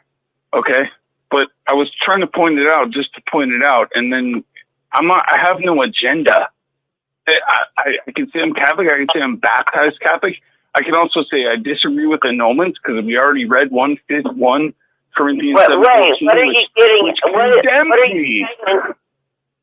What are you saying to me? That I'm trying to smooth it over myself? No. Well, what I'm saying to you, you had a question. Let me answer it. What I'm saying to you is that I think you're being a little sensitive, and that's fine. You think people are going to lie to you on Bible verses, what your friend just told you, and I get it. You're wounded. That's fine. And you want to. Now you just lost. I understand. You just lost me there. Okay, I'm done. Y'all can go ahead and argue. I'm not saying another word. I'm done. No, I'm done. I'll mute myself. Dub, you got too much freaking pride, and you have a bad attitude. Okay. You got too much JW pride, and this is what they do to people to silence them. That's the problem. Actually, if I could intervene a little bit, this is Eric.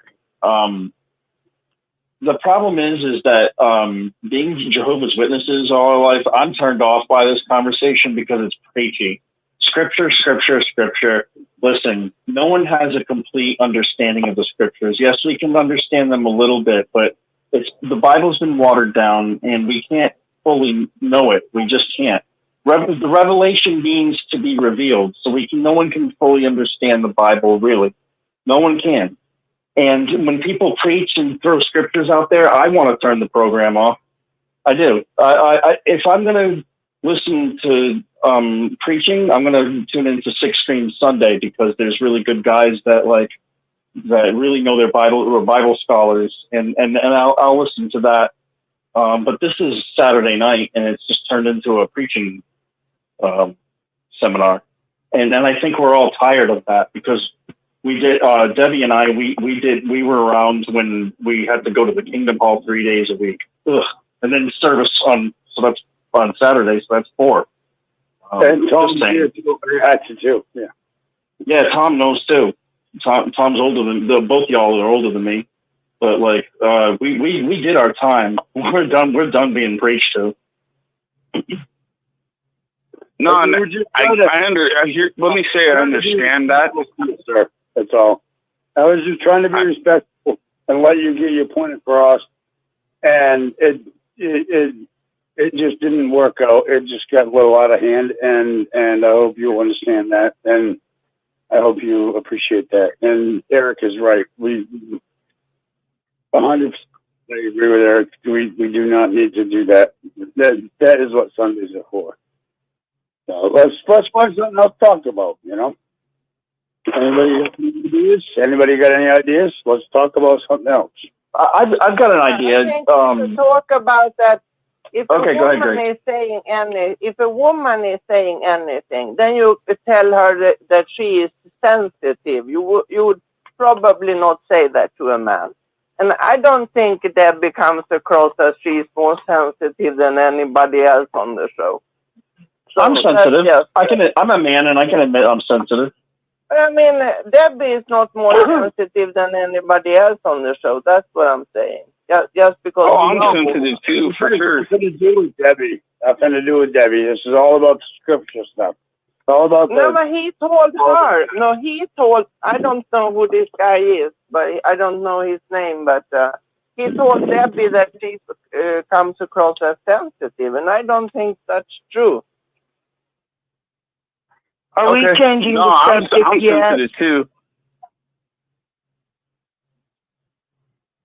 Yes, the Yeah, thing let's is change that the women subject. is not more Please, sensitive please. than men. I think Please change women the should subject. have women should be able to talk on the show without being pushed down. I don't accept just women being pushed down change on the the show. That's the subject. How many women want to change the subject right now? Anybody want to agree with her? Wait, who was just Say- talking? Who was just talking? Somebody was just talking. They got interrupted. What did she have to say? Yes, my name is Grace. I'm from Sweden. She's How are Grace. you? From Sweden. Hold on, let her speak, man. So what's your name? I'm Rebecca. I'm Rebecca, hon. Rebecca. I've talked to you before. Hi, Yes. Rebecca. Hi, babe. No, let's let Grace talk. Well, I was going to let Grace pick. You come across as a little strong. You come across as a little I just strong. want. Let Grace speak. Excuse me. I wanted to make it. It needs to. Grace, can you pick a subject that we can change to? No, she wanted to talk about something. Why does it have to be changed? Because you want it to be. I mean, I heard the other people too. No, hold on, wait a second. not me. Not me. Let Grace talk is all I'm saying. Is let Grace talk. Of course. You just ask her a question, you're interrupted, and then you say, let Grace talk. You're the one interrupting. She just asked her a question and said, what do you want to talk about? And you interrupt. And then you say, don't interrupt. No, Grace was just starting to talk, and then she got interrupted, man. Dude, shut up and let Grace talk. Grace, go ahead, honey. I want to know then what is the name of this guy who tells me that I should talk? He's a new one here on the show. What's your name? The new one. My name is Dub. Dub. Okay. So where are you from? I'm from America. Yes, but America is a big place. So what state? I you prefer don't to have keep to myself tell. to Make myself sure on you that don't one. keep it. Yes, I'm sorry. I shouldn't ask you. You don't have to answer. No, you're not insulting me, but that's okay. So anyway, I'm from Sweden, and about being an insider at the Watchtower, I mean, 85% of the people who leave Watchtower, they go back. And I have been to several meetings lately, and it can be really interesting because then I can report to the 6 screens what's going on. So, and lately they have been standing very firm on the blood issue, and I think that's because they are afraid of being sued. And I noticed that I think this is on a regular basis because I've been on several Zoom meetings now. And I know they said you shouldn't be on Zoom. If you're young and healthy, go to the meeting. But I think this is on a regular basis. We're like around 26 people on Zoom on every meeting. That's a lot. So people are not following what the Watchtower are telling them. And I think it's the organization is going more and more towards people are on Zoom now instead. And this is not a really big city. So, I mean, you can easily take, it's not, doesn't cost much. You can easily take a bus or your car. And I know people, they have cars, but they still don't go to the meeting. Like we are 26 people on Zoom. How many people have anxiety? Use that for an excuse. How many people have anxiety? What did you say? Tom, I can't hear you. You have to be more. I'm right on my phone. A lot of people have anxiety and depression issues. I think that they are using that to stay home. A lot of them. A lot of us. Oh yes, I understand. Just a thought. It's a guess. You know, anxiety and depression issues are easily used as an excuse to stay home and watch them meeting on Zoom. Wouldn't you agree?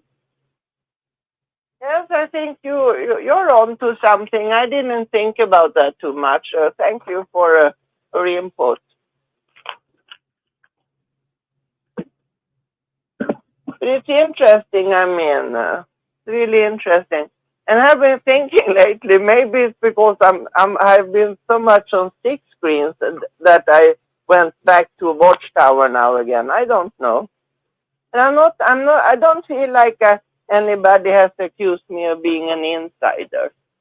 Not yet, anyway.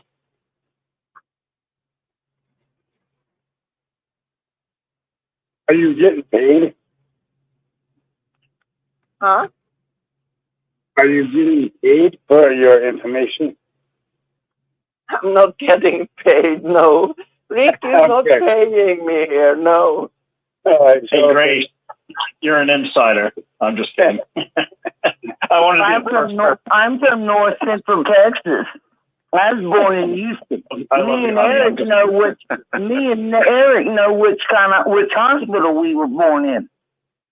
You know what? I don't hear truth from you. I don't feel it from you either. I thought about it 3 times. You're doing it again. Talking to me?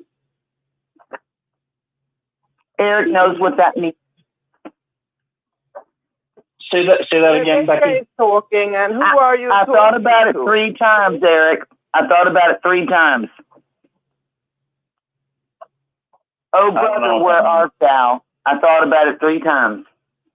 I don't know what that means. Yeah, she said I thought about it 3 times, and then George Clooney went, darn it! She thought about it 3 times. Remember? No, brother, where art thou? Okay, I got it now. Sorry. Took me a minute. Well, I was agreeing with you, dude. That's cool.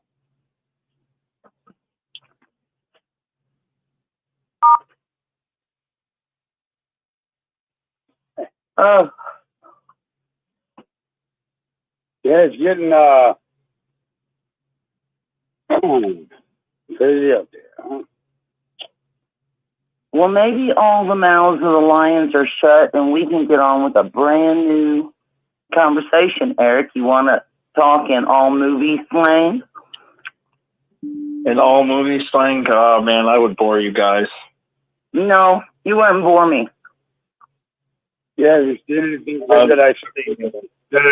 that'd be worth paying for, because I haven't paid for a movie in a while because I just don't know what. Oh, okay, that's a bad subject. Oh no. Who's that? Yes. Mm-hmm. Yoda. There you go. Not the best impression, but that's what I got. That's okay. My son says I speak backwards. He calls me Yoda all the time.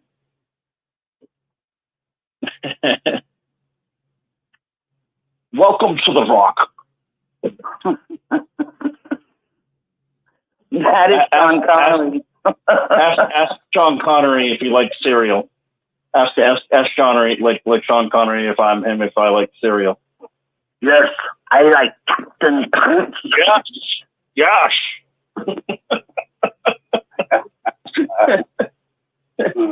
You know what's funny about Sean Connery is that no. Yes. Go ahead. He's dead, so that's not funny. But like when he was alive, he I know he was Scottish, but like it was like he had a lisp. Like I know he had like this distinguished like accent, but I'm like I think he's got a lisp because like other Scottish people don't have that. You know, he's got the like yes, like every time he says something. Yeah. Because then if you have someone like what's the Taken movie? It's SCH at the end of it. The skills. You know, he doesn't have the list.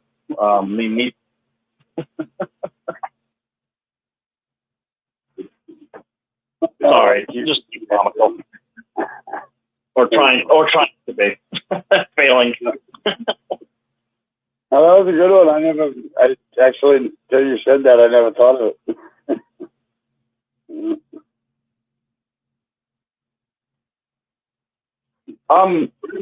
Yeah, a topic. I don't know. What? You know what would be a good topic is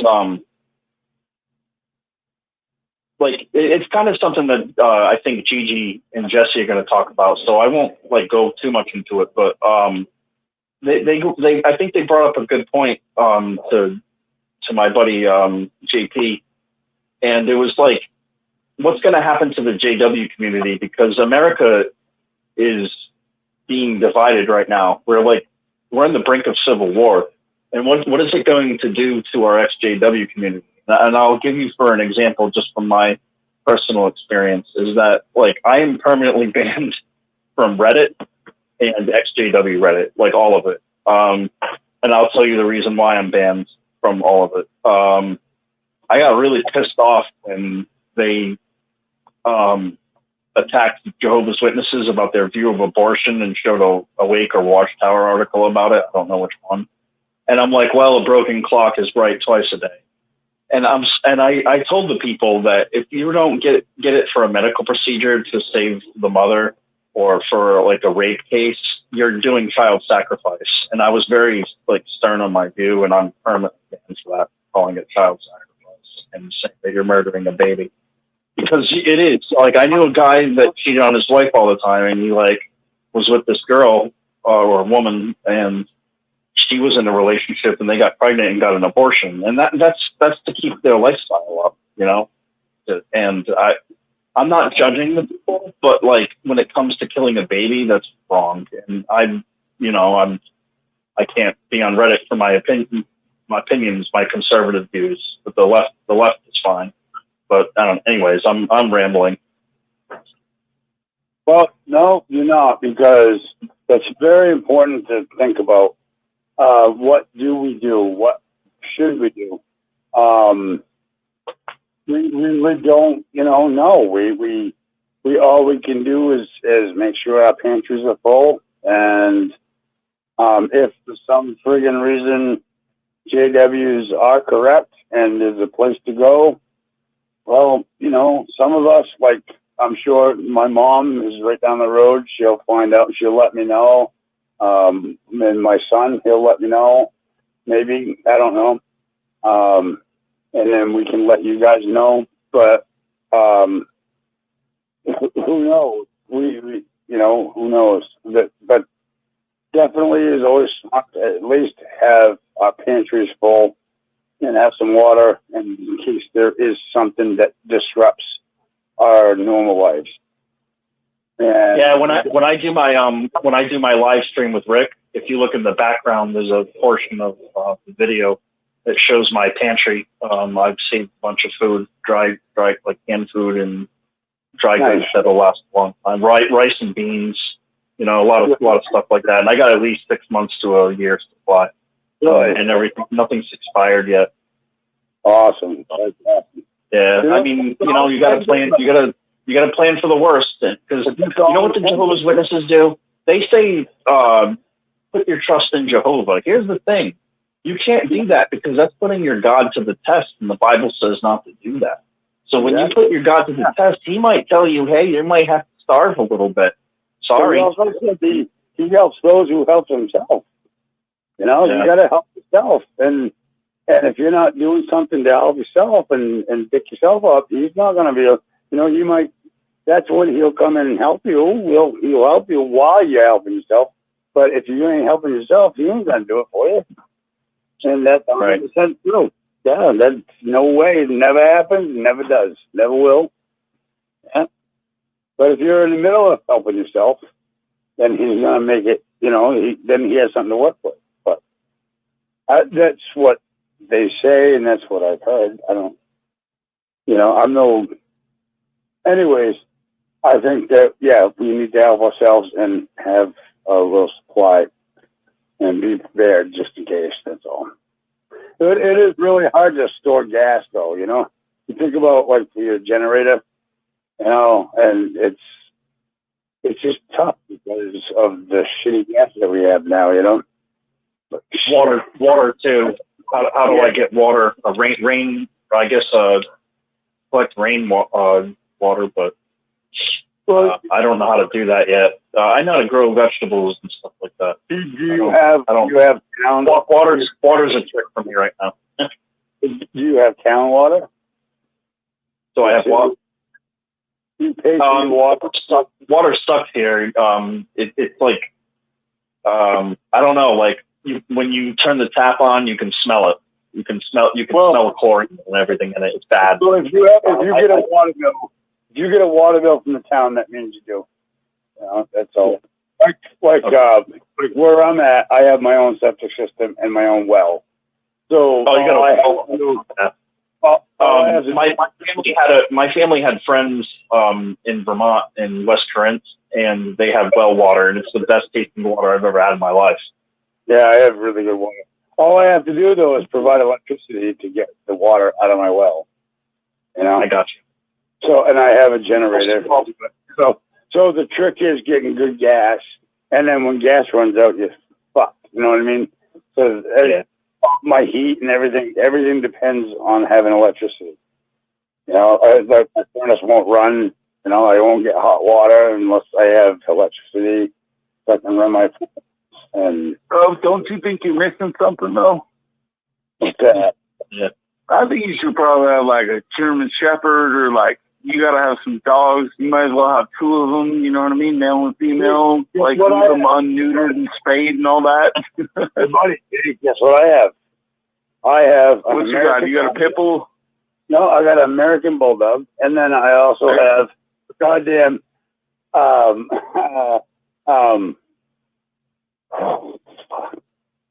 I just lost it. Anyways, a Great Dane mixed with Newfoundland. Oh yeah. Oh wow.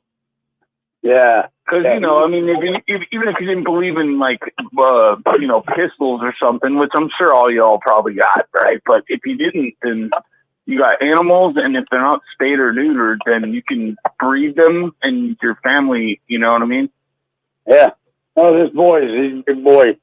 Yeah, he's a big boy. He's not even 6 months old, and he can already like get into the sink and stuff. He's tall. He's a big lanky thing. But I heard they were bred to fight bear, so they're mean. They can be mean dogs if you're threatened. You know, that's what I heard. You want to protect your boundaries. I mean, you know what I'm saying? If you got big, especially if you got land. Because if you got all the supplies, right, then you want the max protection. And I think like a dog is probably the best thing. Protect the boundaries first, and then the dog will alert you. Then you got to go grab your gun to protect yourself because you got supplies and maybe somebody else doesn't, and they're coming to try to invade your territory. Hey, by all means, you're allowed to do that. So dogs are smart. You know what I mean? And they're a smart thing for us to have because they're a fucking great tool. You know what I mean? Yeah, they are.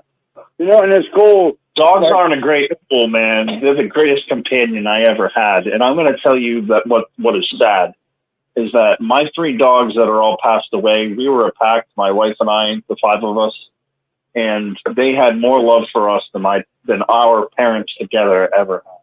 Those dogs were loyal to us. You know, like there's so many stories I can tell of these. Like Aiden, the oldest dog. He loved me so much that he knew somewhere around 5 to 7 o'clock I'd be coming home, depending on overtime, and he would my wife would take pictures of me, not me, of him, and send it to me, or even video at times on my phone, and the dog would just be standing at the door, sitting down, waiting for me. And the moment I came in, I got welcomed. And that must be like what it's like to have children when they welcome you home like that. I've never had kids, but it's a great feeling. It really is. And there's unconditional love. And I challenge the Jehovah's Witnesses on Quora that they don't show unconditional love. And they say there's no such thing. But no, my dog showed me unconditional love. And yes, there's no such thing as absolute unconditional love, but that Jehovah's Witnesses have conditions to their love. Oh, well, I'll only love you if you think exactly like I do. you know, and that's what pees me off, and that's not love. That's not love. But you know, and my dogs had more love for me. I had a self harm cutting disorder where I would tear up my arm with razor blades or knives, and I'm healed of it, and I haven't cut myself in years. But I certainly have scars from it. And you know, one time I was bleeding and my arm was all fucking mangled, and Layla, my little chihuahua, came over and started licking my wounds. Now that's unhealthy for a human, but still, it broke my heart. I was like, oh my God, because my parents knew that I had the problem. They couldn't deal with it, didn't want to deal with it. And my parents are part of the problem. But, you know, it's amazing. It's amazing the bad habits that you can lose and the psychological harm that leaves you when you leave Watchtower. You're in a toxic situation, and if you escape it, whatever demons you have will start to leave you. The more the time, because time and pressure can change or fix things or heal things, and that's what I've found with self harm. Well, the dog's saliva is supposed to be, you know, very actually healthy and neutral as far as. Oh, really? Yeah. Yep. That's why dogs do that, because it's a natural instinct, and this dog, she was such a sweetheart. She was a good mother. Yeah, we bred her. She had puppies, and she was a good mom. Yep. So she was a best mom. Yep. That's awesome. That is cool. They actually, I don't know how it is, but their saliva, it's bacteria, you know. So yeah. I've heard that too, but I've also heard like it might not be good for humans, so I cleaned up with alcohol. But I still the people that say that are ignorant. Okay, they're fucking ignorant. Yeah. It's the same fucking thing as the people that say all this other stupid shit. You know, of course, ignorant. All right, but there's been fucking forever. Dogs have always fucking licked people's wounds, and they've always correct. No, I'm not arguing with you. With the parable of or was the rich man and Lazarus? Lazarus was getting licked by a dog. You know, he had sores. Yep. So it's even as far back as that. You know, yeah, that's their awesome. mouths are cleaner than any. I mean, they're cleaner than ours. Ours are filthy. I mean, you know. I see. But, okay. No, thanks for educating me. They can eat shit and live, so obviously they don't get. You know, it doesn't affect them. You know, yeah. They can eat puke and live, and it doesn't affect them. So there's the antibacterial shit, and they got enzymes and whatever. You know what I mean? That just they break everything down somehow, some way. I think you're right, though. I don't know your name. I'm sorry, but you were talking about the dog's licking for sure. The dog's tongue is basically sterile almost. Tom. Yeah, it's almost sterile. Not quite, but it's almost sterile. Close enough. Yeah. Yep. Yeah. And you don't have to go to the drugstore. So yeah. And you know, and then you can whatever. Anyways, it's a I don't know, a time story. You've heard, and there's been many books, and many explanations of that. Examples like this. Anyways, friggin', I don't know as far as like I don't have a shelter. I don't have a bunker. I have a basement that needs a pump in the spring because the water comes in. And I have weapons, and that's it. You know, I mean, you know what? Whatever happens. I'm not worried about it. I'm not no conspiracy theorist. You know what I mean? I'm worried about any of this shit. But when, like, we did actually have, like, back when they were doing the Antifa friggin' stupid, their little marches and stuff like that, they threatened to do that here in the town of Laconia. And we had so many people well armed, like up on top of buildings and at every street corner, that these people just gave up. They didn't even bother, you know. It didn't become nothing. But they actually, you know, they were like scoping out places to drop off bricks and all that stuff like that. But once they got here and they realized, you know, we're not going to put up with this shit, they friggin' never did it again. It never happened again. There was only once that they threatened to actually throw a friggin', you know, one of those riot things or whatever they were calling them. And, you know, so, you know, it's kind of cool. You know, I'm in a good spot. I got a good place to live, you know, you know, we got enough homeboys, you know, that have their guns and they have their friggin' flags hanging off their trucks. You know what I mean? It's there's plenty of us around here, you know, that we're pretty safe here. You know, but you know, I don't know what's going on with this country, and I don't know where we're gonna go and what's gonna happen because it is kind of fucked up. But hopefully, you know, it all works out all right. Well, I don't know, like about Sweden. I mean, Putin, he has already threatened Sweden. So, and he said if we join, like if Sweden join NATO, it will be consequences. He said so. Really? And he has already some military equipment that's pointing towards Sweden. So, I'm not so sure. But if something happens in Sweden, I have a passport, so I can go to United States and be there if Putin comes to Sweden. With you, but you do not have a weapon. You're not allowed to own a weapon in that country, are you?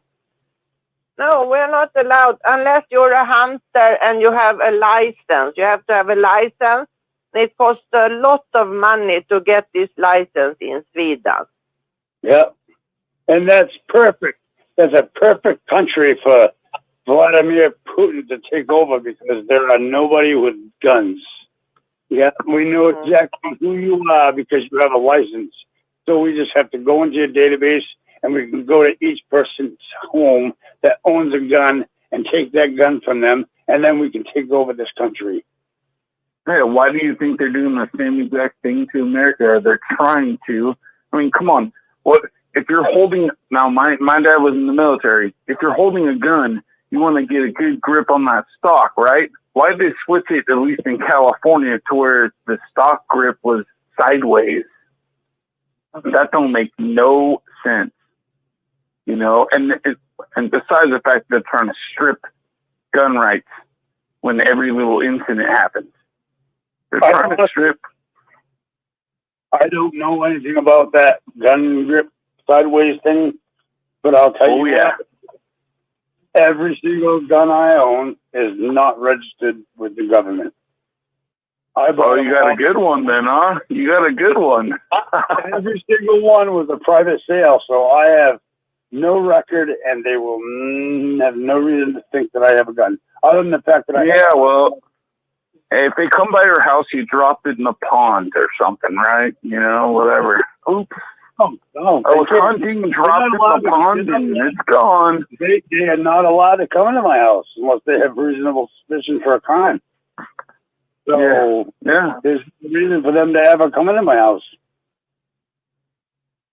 That's one I thing. think it's the same thing, though. They're breaking it down to where it's crazy. It's crazy, and they want to know that Americans are unarmed. It seems like they're trying to plan.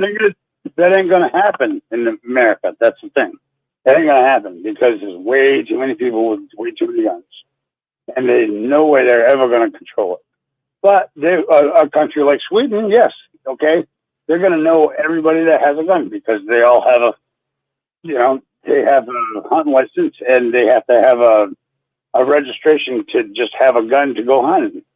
And that's Sweden. That's not America, that's Sweden. So all they have to do is go in and look, and they will be able to know everybody that has a friggin' gun.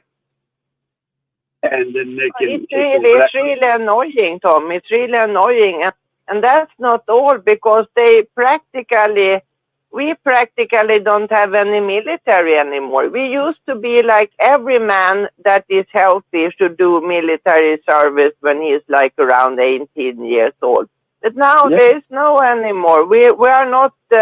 We don't have like a military service no more. There's no need to. Just a few people. No, it's only a few people who do it voluntarily. Otherwise, we don't have a military like in Sweden anymore. It's completely insane.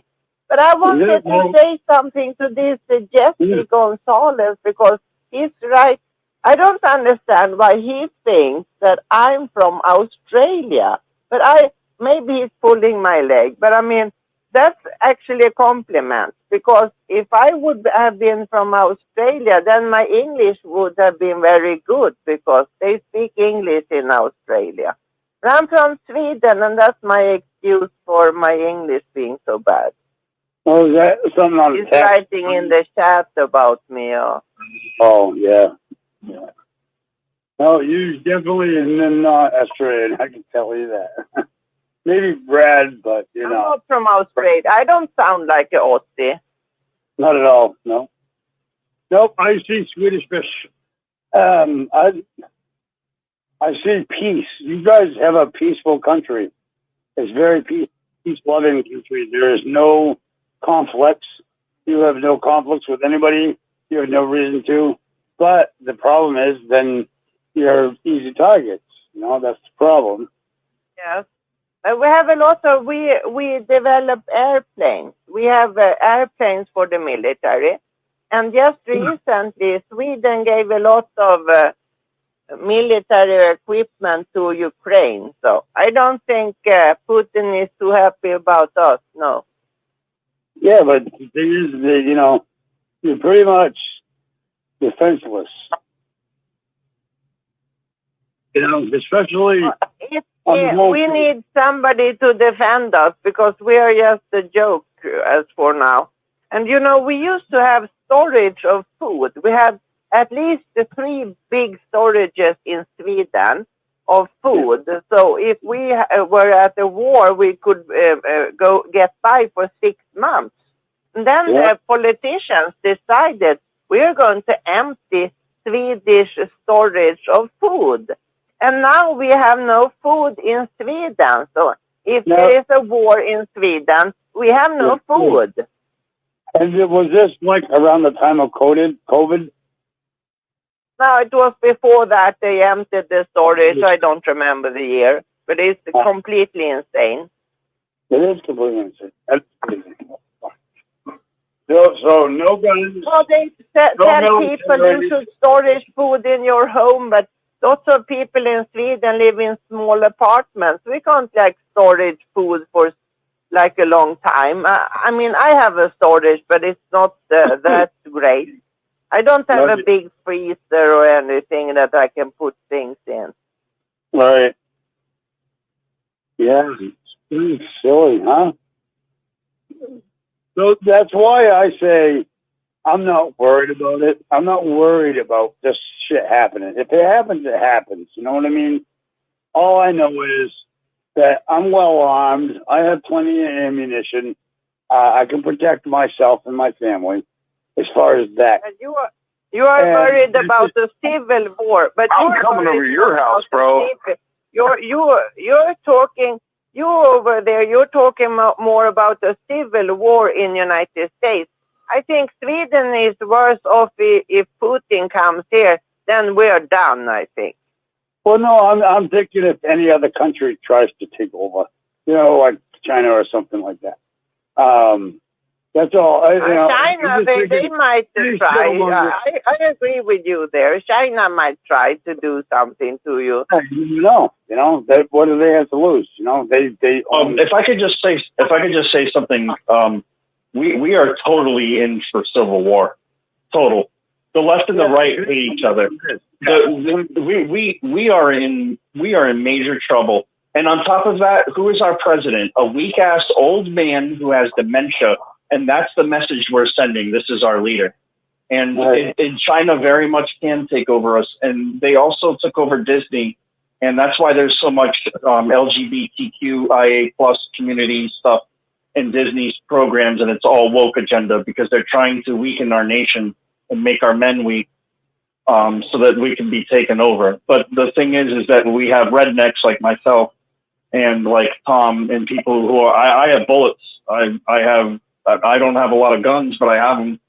And I have enough ammunition to protect myself, and I have food. That is right. Yeah, you don't need a lot. You just need enough. Because we have the reason why we have the right to bear arms is to protect ourselves from tyranny, and that's the whole point. Exactly.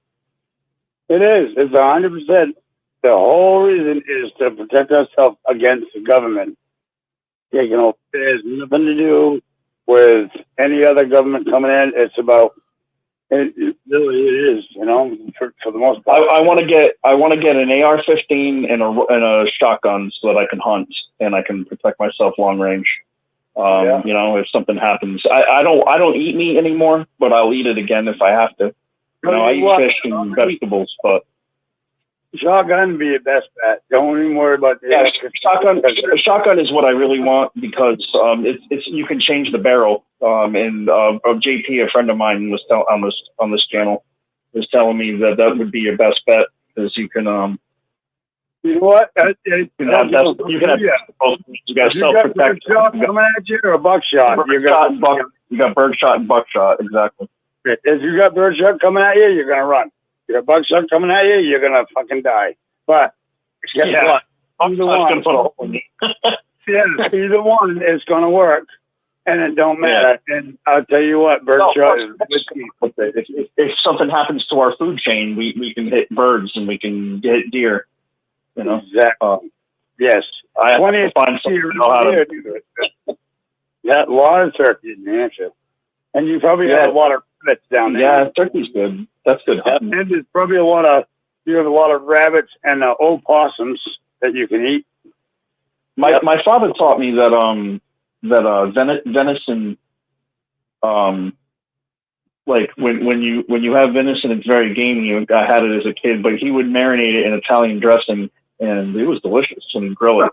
You know what? You know what makes venison gamey? The only thing that makes venison gamey is that silver. There's a silver.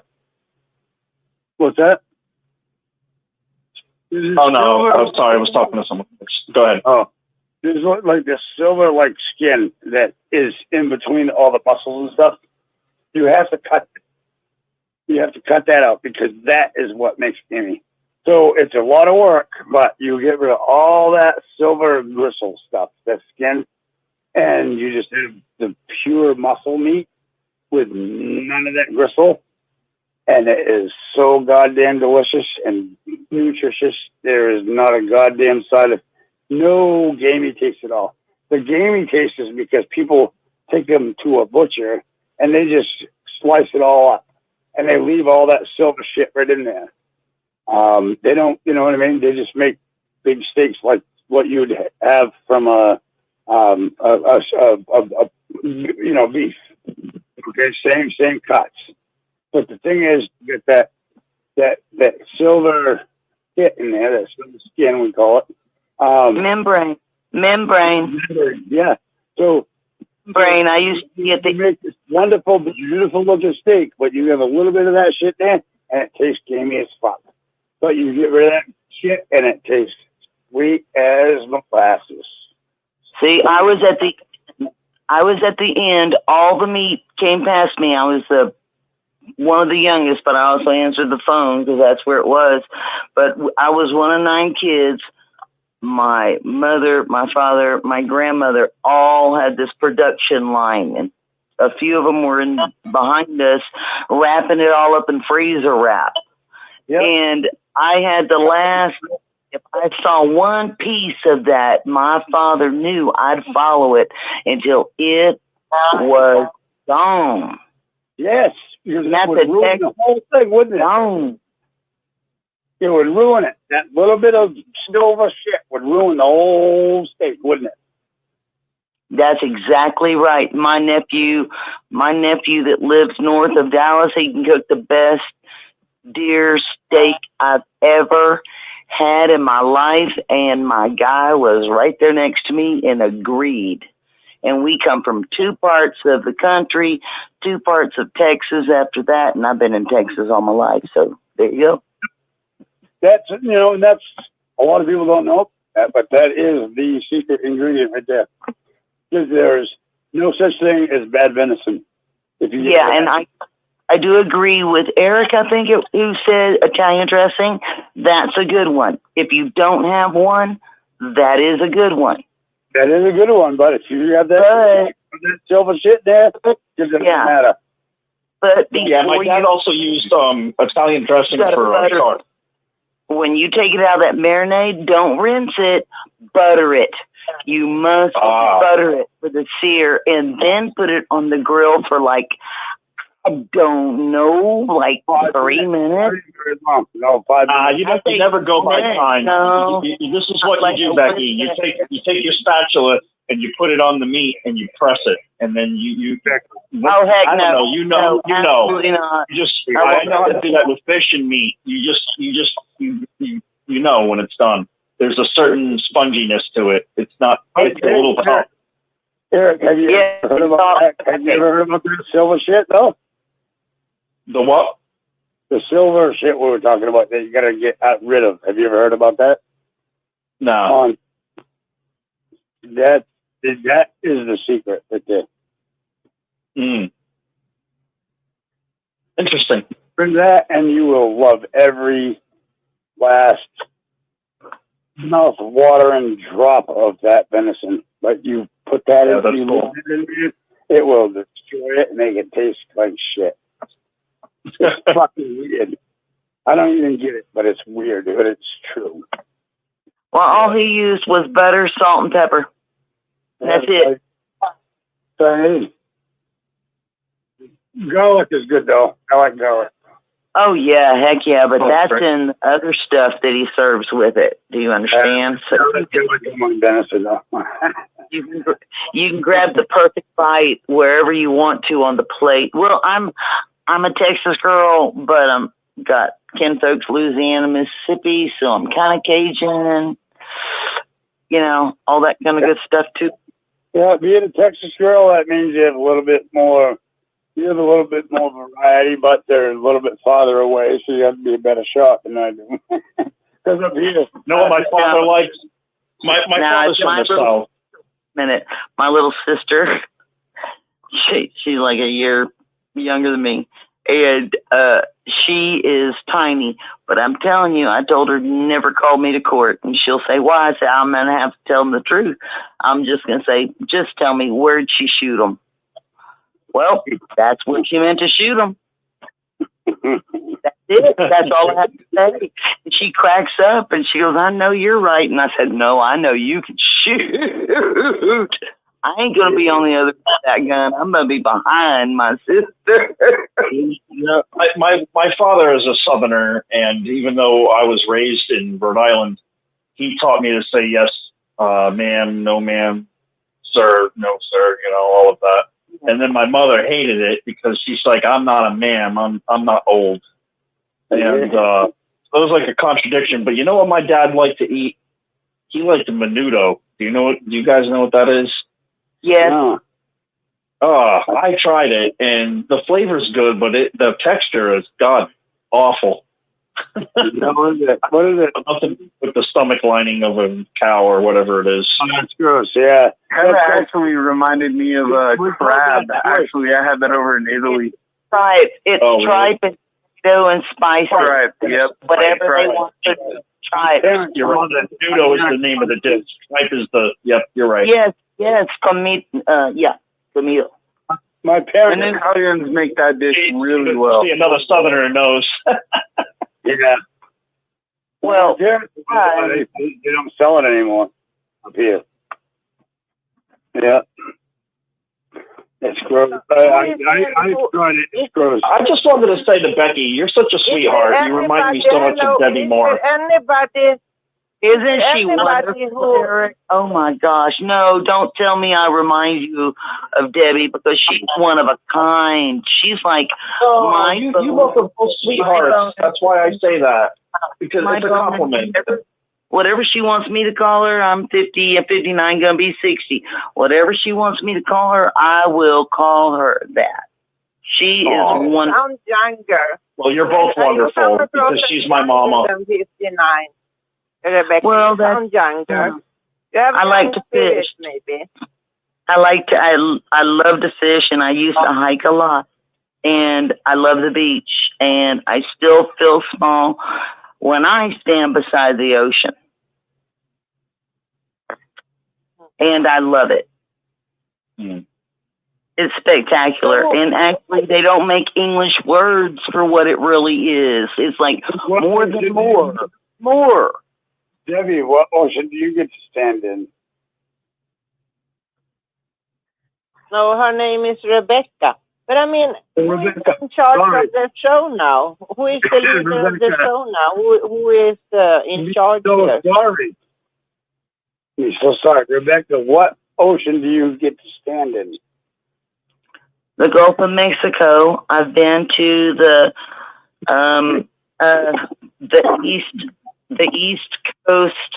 No, yeah, the East Coast. I've been to Miami Beach. I've been to Palm. I've been to where is that? Right above it, Palm Beach or Palm Springs. I can't remember. It's one of those. Went to a big butterfly exhibit. I've been in that ocean. I've been there twice actually, and I've, of course, really the Gulf of Mexico is like my home base. I've been in it, a Surfside Beach, best beach you can be at ever. So you say. Texas, I mean me. You know, that's my take on it. Where do you want to go? Well, I'm up in, so basically the ocean, New Hampshire has, all we have for ocean is Rye Beach, pretty much. Hampton Beach and Rye Beach. And then it's Maine up above and it's Mass below. But that's all New Hampshire. Well, I love liquid water too. Well, I've got the brass. I like Old Orchard Beach. I like Old Orchard Beach and York Beach. Those are nice. Well, in Maine. I've been up to New York. I went up to Washington, D.C. I've seen all that over there, and I went across Erie, and I went up to Toronto, stopped at Niagara Falls. I love freshwater, too. I've got a lake 20 minutes from me. Got a river. The Brazos River is no hops going to jump that way, and Texas is covered with rivers. I love New Braunfels, San Antonio, San Marcos, the Frio River. If you want to hike, go to the Llano River. There's a long fishing camp down there, and you will find arrowheads everywhere. Everywhere. It's the old fishing camp for the natives down there, and you can take it to their museum if you want. Nice. And it's so much fun. You'll spend all day there. That's awesome. Yeah, it's nice to have a variety, you know. And that's a fun hike, too. Yeah. Yeah, we have a lot of lakes. Actually, where I live, they call it the Lakes region. We have the biggest lake in New Hampshire is in my town. One of the and then we have several smaller lakes all over the place, everywhere. It's crazy because it brought all of the Southerners and all the people from New York and Massachusetts came up here and just bought everything up. So basically, it's crazy. Yeah. But and the boat. I mean, we have a boat.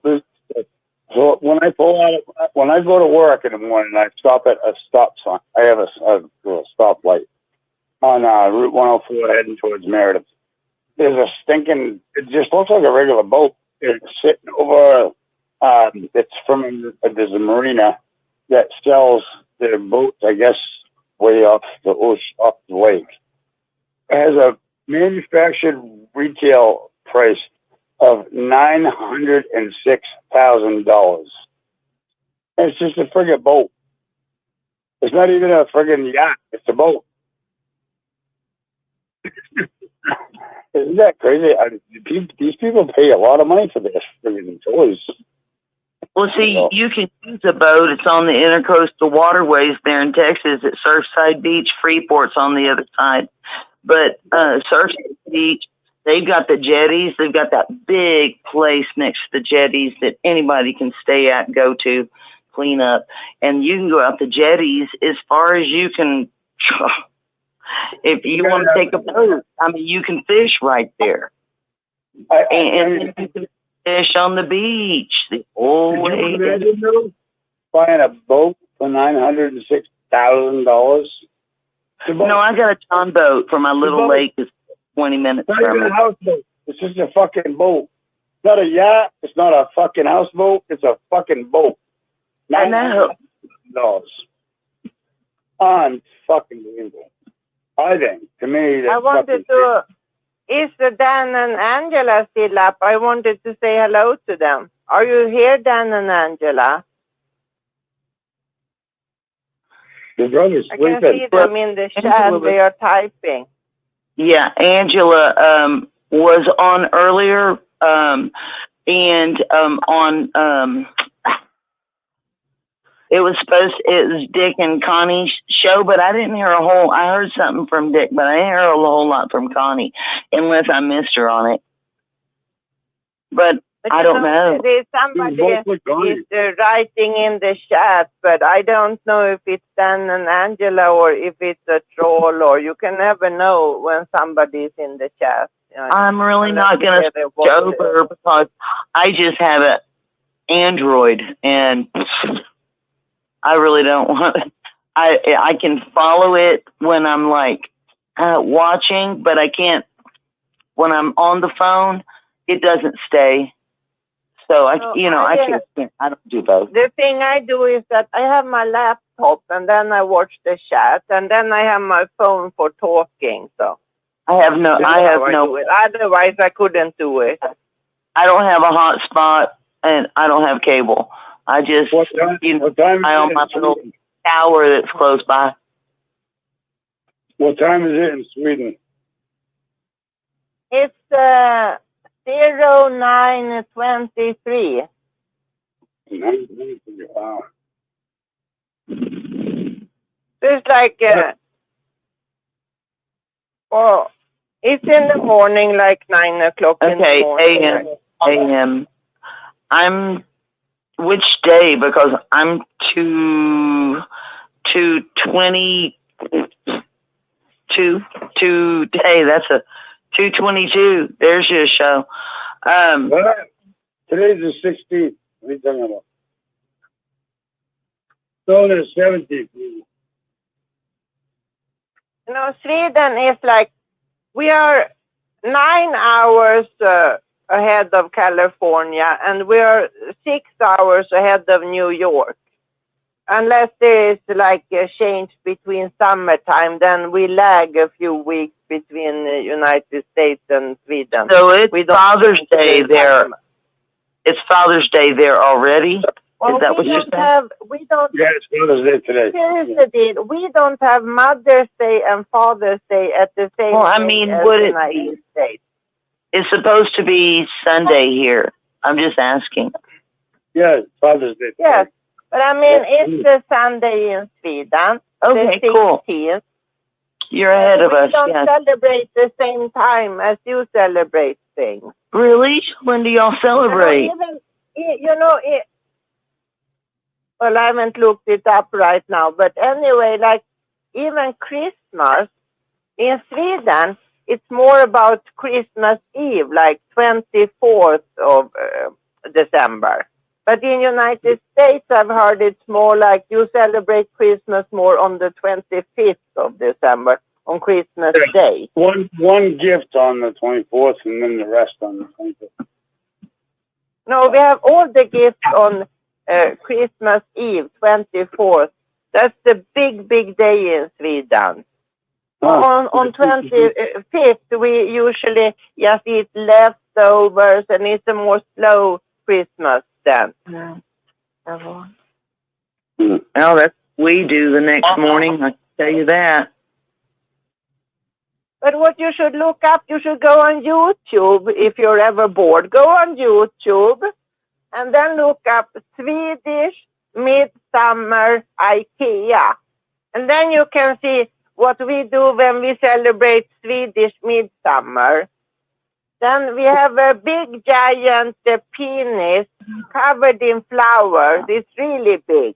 And then we dance around this big penis and like singing songs like the Little Frogs. And we have national costumes and things. No, it's serious. I'm doing something. We have a big giant penis covered in green leaves and flowers. It's giant, you know. It's really huge. And then we dance around it. And it's like the penis goes down to the earth, like to fertilize it, you know. And the balls are way up. And the head of the penis is like going down to the earth to fertilize it, you know. Oh, wow. I gotta check this out. I am gonna check that out later. I can't right now because I'm too tired, but just remember this. YouTube, Swedish Midsummer IKEA. I'm good. I'm gonna just put it in and then I'll check out my history. What the fudge? I have no idea. I have never, ever heard anything, not even on a Monty Python. Oh, wait a minute. 2000 BC, right? Or whatever it was oh, shoot, Mel Brooks. And that guy did something with a feather. The guy that's dead now, Greg Hines. Rest in peace, Greg. Gregory Hines, the dancer. And if Eric might know, if anybody's seen, what is it, 20-something BC? I don't know. Mel Brooks is in it, but it does something like that. But I have never heard about what she just said. She said what I think it said. I've never heard that ever in my life. That is different. I never knew that. Grace. You know, in Sweden, this year it's the 21st of June. 21st of June. So it's next Friday. And then we're going to dance around the giant penis. Is that why people like is Amsterdam, right? Sweden. Am I correct? Or is my brain just flipping? Sweden is more like in the north of Europe. Okay. You're talking more about like more South Europe. Sweden is very North Europe. No, Amsterdam. Isn't that where everybody can just go and smoke and do whatever they want? Oh, yeah. That's true. Well, where's that is what I'm saying. So anyways, it's called the most sexually liberated culture in the world. Well, as I'm saying, isn't Amsterdam Sweden, right? Part of Sweden? No, it's not. Honey, no, it's a separate country. It's a completely separate country. I did not know that. I thought it was like just a big section that had been just like, Okay, I'm going to say it fast. Okay, like Sweden is like the opposite of Amsterdam, basically, because like their laws are completely... Yeah, I know. That's why I was wondering how they handled something so close during this kind of a celebration when what goes on right there next door. I don't understand. What's the difference? We have a law here in Sweden that you cannot buy a prostitute, But the prostitute herself, she's not doing anything illegal when she is selling herself. It's only the buying that's illegal. Well, tell the elders that. They think we've been enticing men like 5 days ago with a different kind of panties we threw away in the wash. You know? I mean, tell the elders that. It's all our fault. They always blame women, but you know, Sweden is actually #1 country in the whole world of men being most equal to women. And United States only ranked 4th place. Because in Sweden, we don't have this stay-at-home mom and things. We have daycare centers and things. Do you think that stay-at-home moms is a good thing or a bad thing? No, I'm just saying there's a big difference because some women, they stay at home many, many, many years. They stay at home. Here in Sweden, we divide it. We get money from the state to be at home with our children, but the man and the wife can divide the money. So lots of men in Sweden, like the woman is usually with the child when it's really newborn, the first time. And then the man takes over and he's a stay-at-home man in Sweden. Yeah, he's a fucking politician that is trained to program your kids the way that they're supposed to be programmed, right? So this is not about programming. It's about that women should be able to make money and go to a workplace and make money and not be pushed down. And children are supposed to be having a relationship with their father.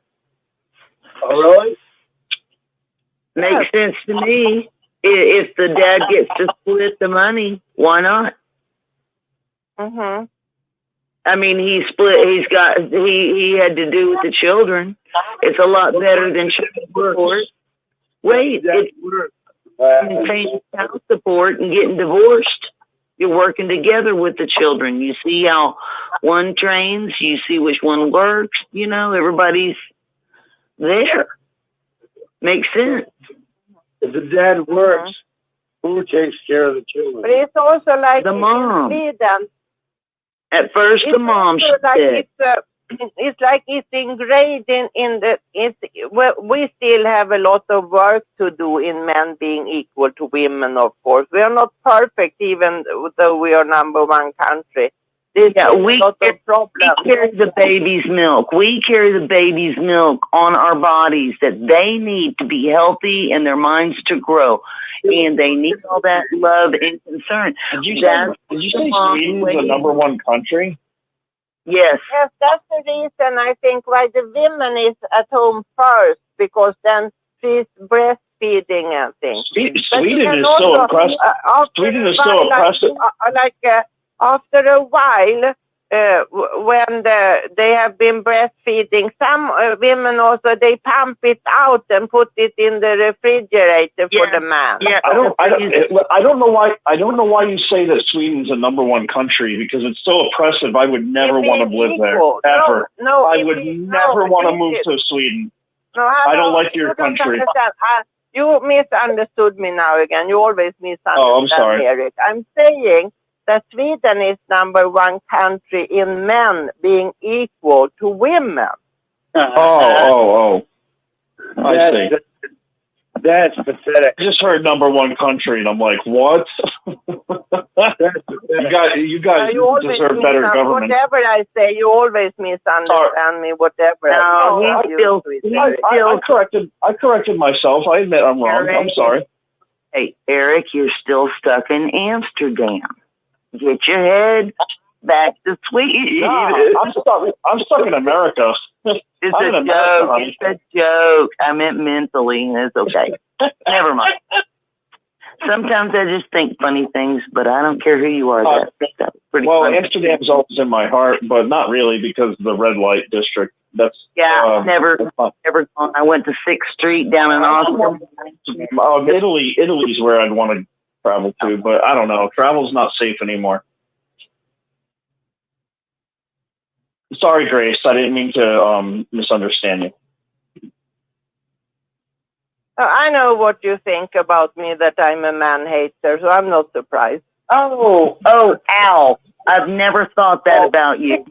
I didn't go there right now, but Eric thinks that about me. That's his. He told me. It's on the record. It's recorded. That Tell him no. You just hate him. Tell him no. I'm not a man hater. I just hate you. No, I never told Eric that. I don't. I don't like feminism.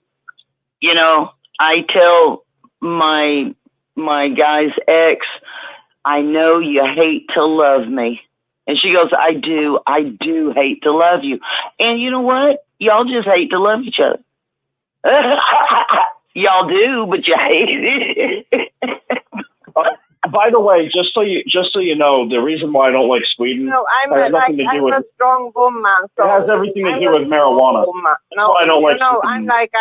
I'm your marijuana laws. I'm a Swedish Viking woman, and we are more equal. So I'm not used to just being shut down. Like, I'm used to being able to talk and have some respect and have a certain level of dignity. So.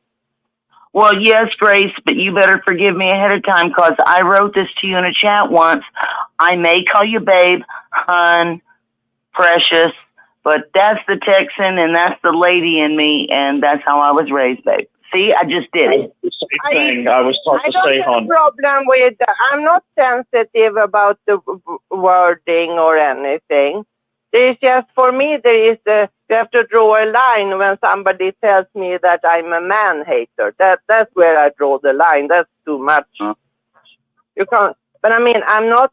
It's not like I'm easily offended. I just think there should be some level of dignity on the show. You shouldn't be able to run a show and tell a Swedish woman that she's a man-hater. That's just not okay. Grace, maybe he said you sound like one. Maybe he didn't say you are one. No, I said she was one. He has said a lot of things to me. He said he's really negative towards me. So. Well, he hates to love you, man. It's being recorded, so if you go back and listen to the shows, what he listen. Well, hey, let me talk. Everything is recorded. Yes, I did call you a man-hater. I did. Well, I'm glad everyone's here getting along now. Isn't love great? I'm not going to lie. I'm telling the truth. I did call you that, yes. I know. That's what I said. I mean, I could be wrong, but when I hear you, Rebecca, I hear somebody who is strong. Am I right? You sound like a strong woman. I was raised to be. That's all I can say. The rest is not mine to judge. I do my best. Mm-hmm. Well, that's good. I think it's important. Anne-Marie calls me spunky. She calls me spunky. Anne-Marie calls me spunky. I don't have a problem speaking to anybody, but I've always felt like if an argument starts, everybody's lost. Nobody wins. Everybody lost. You know? I agree with Eric. I don't want nobody's pissed off button to get pushed from nobody. But that's just me. But I'm not going to step up in your face or nothing. Grace, I love you talking. Sometimes you're rough on how the guys, you know what? You don't like how the guys respond to you because you don't feel they've earned the right to respond to you that way. You don't feel the same harshness towards women. That's all. You don't hate all men. You just hate love Eric. I'm sorry, I can't let that go. It's just too funny. So, but anyway, I haven't heard you much on the show, Rebecca. You're not on the show. Oh, I'm not talking about just you. I'm talking about everything that happens in chats, everything that happens in rooms. I mean, Eric don't like it on his show. And yeah, everybody has a right to disagree or agree. It don't matter. Stay quiet, listen, talk, do whatever. Yes, I was just saying that I don't hear you often on the show. You're not often on the show, are you? Yes, but sometimes like I said, sometimes I listen. Sometimes I'm watching. Sometimes I'm there. I've been on Rick's show. She's also on Vern's show quite a bit, right? I've heard you on Vern's show. Extreme. Joe and Fran. Yeah, and I've told my story partly on poor Rick. His new program even forgot to switch over to the next one. It was crazy. And then I came back a couple weeks later and was invited to speak with Anne-Marie and tell my story. And I did then, and I'm stepping back watching just everybody. I just was everybody. And I know my story. I like to hear other people's and their questions and the answers. That's me. Yes, I understand where you're coming from. But this Vern's show, what is it called really? Fixing My Faith. Fixing My Faith. Okay. Thank you. Yes. And Joe and Fran are on there with their shows. It's clearly marked. You just need to catch up on the live shows, really. And they'll tell you which day the next one's on. It's a good show. Eric steps in a bunch. Sometimes, I can't remember who comes in the morning. Ruby was there. Man, it was a good show. Who else was there? Linda James. Oleg was there. Oh, he was there too? Yes. Oh, good. And that's when. Oh, it was awesome. Yeah, remember that? That's when Ruby asked him to show some of the pictures. He's showing his mom, look, mom. That's what he's trying to tell everybody. And she's like, okay. Can you close it? Because my PTSD. And I said, Ruby, my hands are sweating. I said, don't feel bad about saying it because my hands are already sweating just looking at the darn pictures. Grace, is there any similarity of Swedish and Kazakhstan? So the languages? Jag vet inte vad du pratar om. När jag pratar svenska då låter det så här och låter det väldigt bra tycker jag. Jag tycker att svenska är ett väldigt vackert och tjusigt språk. Så jag vet inte vad du pratar om. Okay, that was real fast or real heavy on the accent, Grace? Because I didn't catch all of that. No, that was the Swedish. That was Swedish. Oh. Yeah, that was Swedish, and that's why you can't understand it. Well, is there any similarity to, like, does the Kazakhstan language switch over to Swedish at all? You can be the judge yourself. You've heard me talking now, so. I don't know, because there's this kid named Oleg, and he's from Kazakhstan. He's an XJW. Oh, well, he's not quite an XJW. He was raised and it never got baptized. Yeah.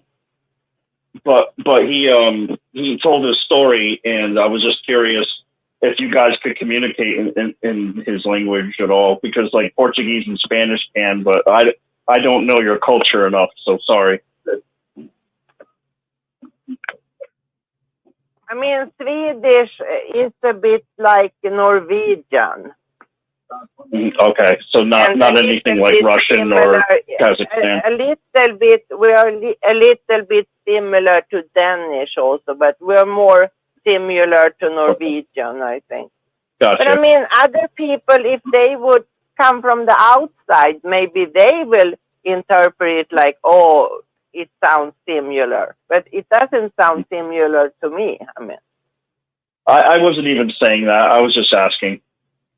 Well, I recognized it as Swedish, Grace. I just didn't understand the words you used.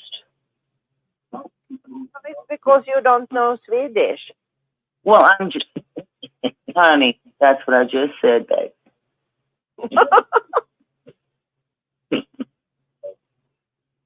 Anybody, I don't have a Swedish to English dictionary, but I think that's what I just said.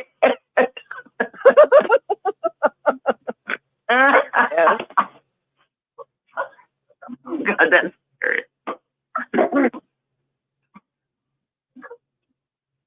But it's late where you are in Texas. It must be. What time in Texas now? It's early. It's 3 o'clock in the morning in Texas. No. Is it 3 o'clock?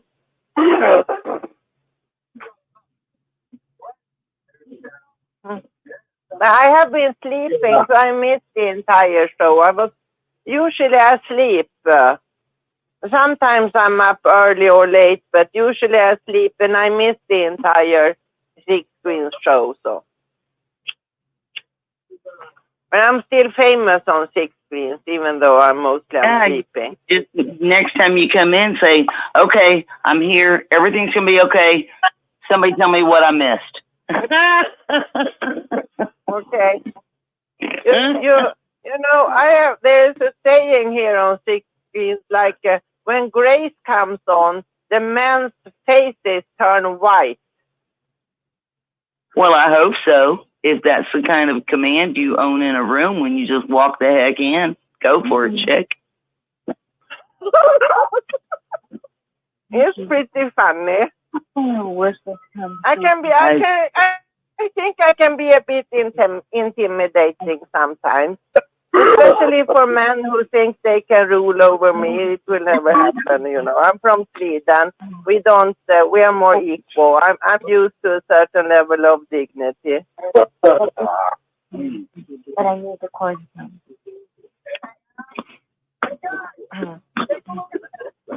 But who is leading the show now that they went to sleep? Is there no leader on this show? Or? Yeah. I think Eric and Tom were the first volunteers. Pixie. I can't remember who else said they would step in. I can't remember. I don't know. Jesse. I was asking Gigi. I can't remember all the rest of it. He's got to go with that. Who is this? Is Wise still on? Is that Wise? Yeah, Rebecca. All right, Rebecca Wise. I wanna prove to you that I'm not a JW whatever, undercover, whatever, right? Who is There's this? a way to do that. Yeah. You hate it when I speak. Why, Dub? Does darkness hate the light? I don't. I honestly don't. Hey, why are we going back to this? The one thing that you have right now is like your volume level is like way higher than everyone else's. Everybody here that knows me knows I am not like that or push my thoughts on anybody unless Yeah. Good for you. No, I know you're a strong, independent woman. I get it. I don't care. You're not being a strong, independent man. You're being a little boy. I want you to stop it. No. I know your mom. Dub. I know this from your work, your writing. Well, your writing, which means your words. Go ahead. Your mom told everybody to call you a brat, and I said, "Did you ever consider that your mom?" Do you know what the meaning of that is? My comment. You ever asked? You didn't let me finish my comment. You didn't. I cut you off because you never even knew what the definition of brat was. You never even tried to figure out the context of what I was saying. Well, and the thesaurus, and that's the thesaurus. One of the words is irritating. irritating. Wait, what was said in the background? What was said in the background? The definition of a brat is somebody who is spoiled from young age. They are spoiled and they are rude Very and good. they are entitled. And they are entitled. Very good. And I'm from Sweden. Very good. Narcissist. Hold on, Grace. I can't. The problem is, I can't hear me. Hold on. Why? The control is absolute. Why? I can't hear Grace even. Don't call me wise. Your That volume. is the last name. That is not what I portray myself. Are you Rebecca? I can't hear Grace at all. Rebecca, this is Susan. This has got to stop. Yes, ma'am. You Yes, have ma'am. to stop this. You are very argumentative. Now, I understand you don't want to hear what this young man has to say. That's fine. That's your choice. But you're preventing everyone else from hearing him also, just because you don't want to hear it. And I want this to stop. Sometimes you have excellent comments. They're superb. But sometimes you can be the brat. You are the brat. And I want you to stop. Yes, ma'am. I want you to let other people talk. Rick Yes, and I ma'am. have talked about this. Rick and I have talked about you. He's thinking of banning you because you're rude. So please, would you please let other people speak and stop talking over other people, please? I apologize. I'm imploring you. I'm imploring you to please. I apologize. If thank you. I thank you for your apology, because we would be at a great loss if we didn't have you on the 6 screens. But you have to let other people talk. Okay? We love you, honey. We love you. We're telling you this out of love because we want you to stay on the air with us. Okay? I haven't been here this night, but I feel that Rebecca, she's like never on the show. I didn't even recognize her voice, so she's never here. I feel it's important that Rebecca can talk sometimes also, not just Eric and Tom every weekend. I agree. She's new, and we enjoy her comments. They're refreshing. But she has to tone it down a little bit, not be so loud, and not interrupt and talk over other people. That way everyone gets a chance. Even if we don't like what they're saying, they have a right to say it. Okay? And if you don't like what they're saying, then you don't have to listen to that portion of this, okay? And this way we can all enjoy each other rather than talk over and fight with each other.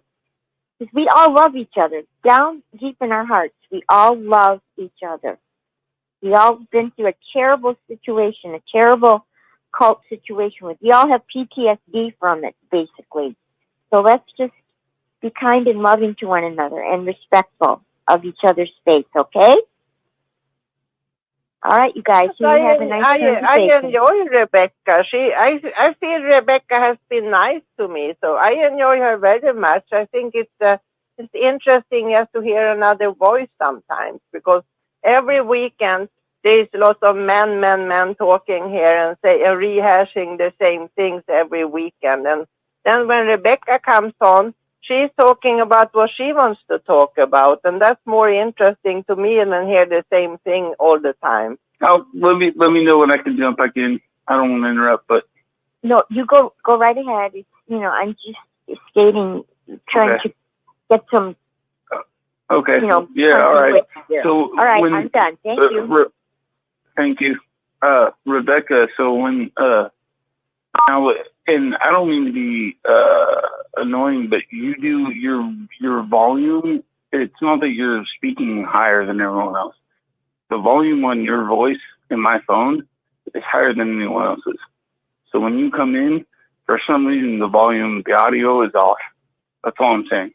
So, but the definition of brat, when you saw a brat, my mom was a flight attendant, and she told the people, she told me to tell the people when I got on a plane that I was like a flight brat. That's what I meant. I didn't mean that I was a brat. So that's the definition of it. I'm not a brat. It just means that I've been on plenty of flights. You know what I'm saying? So that's all cleared up. I also want to make it known that I'm not no JW insider, and I've listed scriptures before to tell you that. John 17:5, that's Jesus' prayer. And please you make the please don't do this you make again. the We already decided we're not going to have Bible education. well, I'm just gonna Bible, I'm just trying to make a discernment, and then I'm done. And I'm Grace, gonna, you cannot Saturday decide is not for Bible education. Grace, yes, it is. It's Sunday here. Sunday is Bible day, so he has the right to speak. Okay? I want everyone to understand that. After 12, no, Grace, after 12 midnight, that's the rule. After 12 midnight, New York time, we can talk about the Bible. Okay? That's how it is. Thank you. Thank you. I think the Sunday is supposed to start 1 o'clock, the meeting, Eastern Standard Time.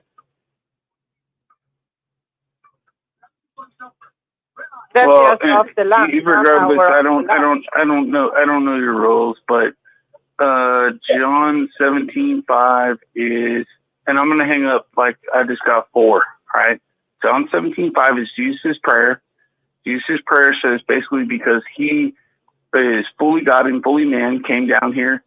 He says, reunite me with what I once had. Okay? And that's his prayer. Isaiah 44:6 says, I'm the first and the last. There's no God besides me. Okay? That's aside. So you put that aside for now. And then you go Revelation 1:17, and it says, Jesus says himself, he is the first and the last.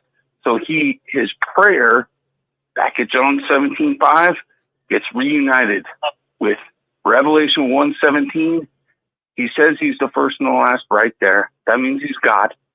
It's an equality thing.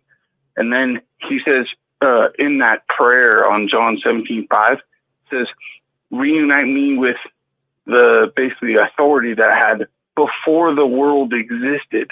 So if you look at Genesis 1:1, how much is written before the world existed? All you got to do is look at Genesis 1:1. And the reason why nobody really sees it is because the word for God there is Elohim.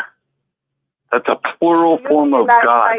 People have PTSD, and they are used to being preached at the kingdom. I understand. I'm going to stop there. And the other people, they said also they don't want you to bring up the scriptures, and still you're doing it again. No, I'm done. I'm done after that. I'm done after that, though. I'm done.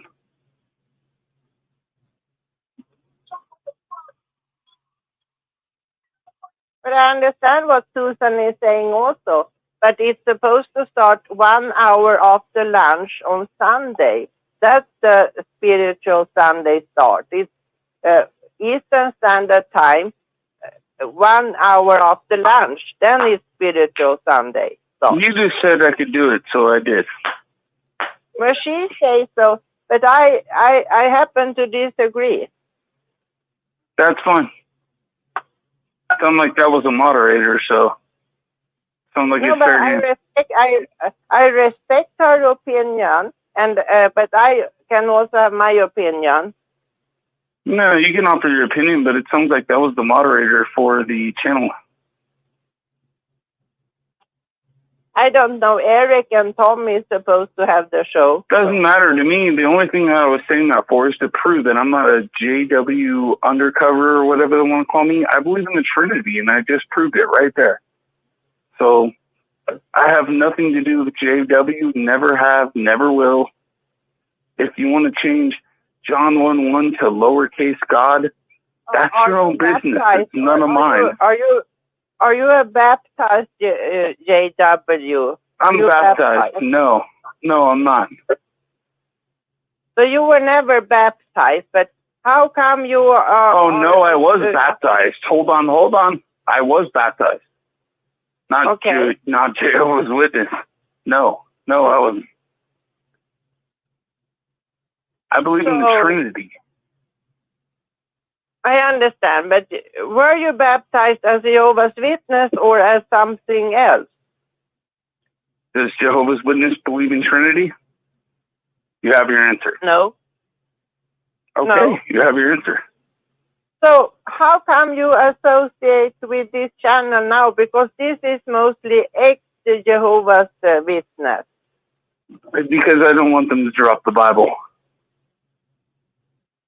But you found this channel on internet or somebody told you, or how come you are here? I don't understand. What do you mean you don't understand? You don't believe in the Trinity.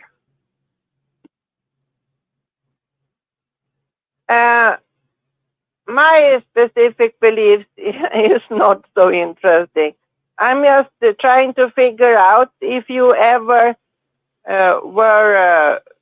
did you have any, did your relatives go to Kingdom Hall, or your father and mother, did they go to Kingdom Hall, or how do you know about this Jehovah's Witness stuff?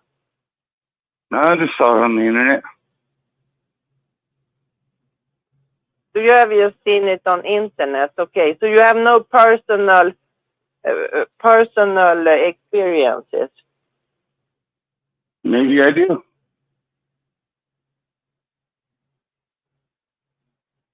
Mm-hmm. What are you taking a survey? I mean, I don't get it. Is anyone else still on here? Well, if you don't want to tell me, that's all right. I'm not trying to be nosy. If you don't want to tell me, I respect that, of course. Mm-hmm. So how long have you been on the Six Queens? Is this your first night, or have you been here a long time? Oh, a long time. Mm-hmm. I don't recognize your voice, douche, or... You don't recognize my voice? No, I'm afraid when I say your name, if I don't pronounce it correctly, it's because I'm from Sweden. I'm not trying to be rude or anything. But can you say your name again? Maybe I can practice. Sure, D-U-B. What do you think that sounds like?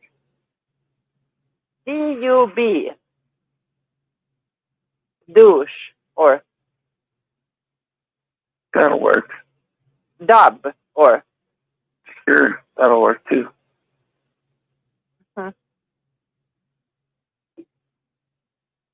Did everyone else just drop off?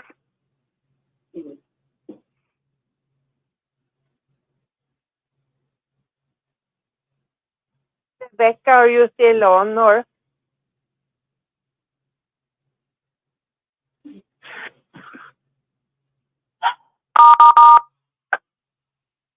Yes, I'm just trying to follow the rules. Okay. I want to say I feel you are interesting to listen to. I feel the power from you. You have a powerful spirit, I feel. I don't do it on my own. Mm-hmm. So you have been in you're an ex-GW, or you? How long was it since you left? I was disfellowshipped in 2002. I left the Catholic Church, storming out, by the way, when I was 7. My mother was interested in the first person that came by. It's 2 weeks later, and it was the witnesses. So 7 years old until 2002. After that, went to memorials with my daughter and grandchildren for a few years. Now I no longer step foot on their property. Ouch. Mm-hmm. Gave up, huh? Gave up? I never gave up on Jesus Christ and my Heavenly Father and the Holy Spirit that they afford us to have to make sure we know. It was the Holy Spirit who is now interrupting me. I've got to get... is God 3 in 1, or are they separate? You have multiple gods? Because again, the scripture says when you point back from you're Jesus' doing prayer, it again. The scripture Sunday. and then the you go Bible back to says- Genesis 1:1. Hello. So is it lowercase you're God, doing it again. or is it No, you're doing it again. the You're lowercase doing God? it again. You're doing it again. The spiritual Doing what again? Sunday starts 1 Doing what again? o'clock Eastern Standard Time. Spiritual Sunday starts 1 no, that's not what was. Eastern That's not Standard that's not what I was Time. told That's 1 beforehand. hour after lunch. That's not what I was told beforehand. Eastern Standard Time. Spiritual Grace, Sunday Grace, starts 1 o'clock. Grace, I think you misunderstood. I'll repeat it again.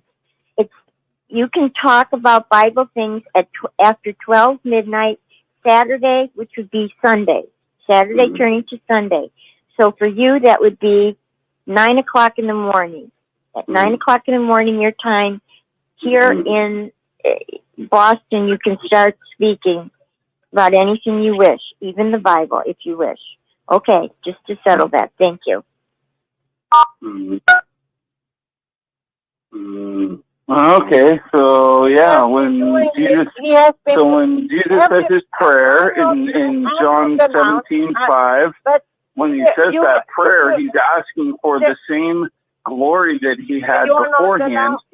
And then in Revelation 1:17, it is showing that he does, in fact, get the same glory he had beforehand. And then if you look at back to Genesis 1:1, because the prayer says, before the earth world was created. So you don't have very much to read there. There's probably like 5 words. And the word there, when God is used in Gen 1:1, is Elohim, the plural form of God. So then you can decide, is it lowercase g or is it uppercase g? And if it's uppercase g, then you believe in the Trinity. If it's lowercase g, I have no idea what you believe in. But if we are like So that means even the Father is. That means even the Father is lowercase g. So. Oh, you lost me there. You know, I'm from Sweden, and if we're like 4 or 5 people that are up at night talking, and there is a consensus here that we don't want to bring up too much scriptures, that maybe just briefly brush over something. You keep doing. No, I just wanted to quickly. I just wanted to quickly distinguish that I am not a JW, undercover person, and that's all I wanted to say. Everybody will hang up. Plain and simple. Here's the deal. You can get your will that everybody will hang up. Nobody is interested. I'm not interested. And the other people, they all ask you to stop bringing up. We are not interested. We wanted to change the subject to talk about something else that Bible. Like I just said, I was just trying to jump in to tell you that I'm not a JW undercover. I've never been a JW. Maybe they hang up. That's all. They hang up and go to sleep. That's fine. Make everybody hang up. If everybody hangs up, who are you going to talk to? Well, I don't. That's not my problem. My problem is I want to make myself. No, I want to make myself known that I'm not a JW undercover because they accused me of that during the same recording. So I'll make it known I'm not a JW. I never was. I believe in Trinity. You don't, or you didn't. You specifically don't, because you said hold on. You said you went back, so that's fine. You believe in your lowercase g that they changed in the Bible, so and you're not willing to defend yourself. So, and that's not my problem. You're the one getting mad. Here is the deal: 85% of the people who are at and you're one that went back. You already said this, and you're one that went back. They float back 85%. Exactly, and they shouldn't. And I just explained why, because the Trinity is real. And I think you can't defend yourself. I think I don't feel like I have to defend myself. I feel like one of the reasons why people might float back is because they cannot find any other place to be where people are not rude to them and people are not pushing them down like women should be quiet when men are talking and things like that. Then I understand. maybe. Hold on. I understand. Let's stop right there because you just made a great. Hold on. Just let me. Hold on. I get it. Actually, it's the same kind of thing that it was in Jesus' time. People didn't want to leave their family. People didn't want to get shunned. Same idea.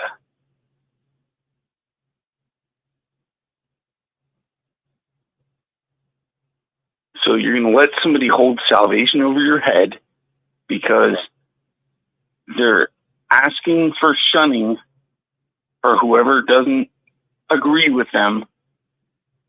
Whatever. The shunning is bad. I feel people have committed suicide, especially young people who get shunned. They commit suicide, some of them, and that's really horrible to me.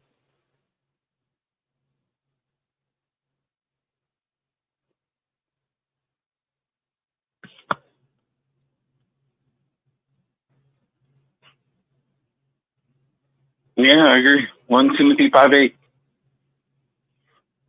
Quit quoting the scriptures all. Are you doing this just to irritate me or?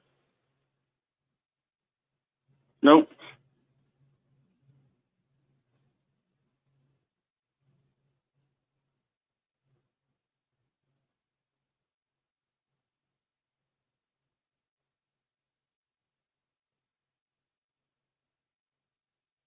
Rebecca, are you still on?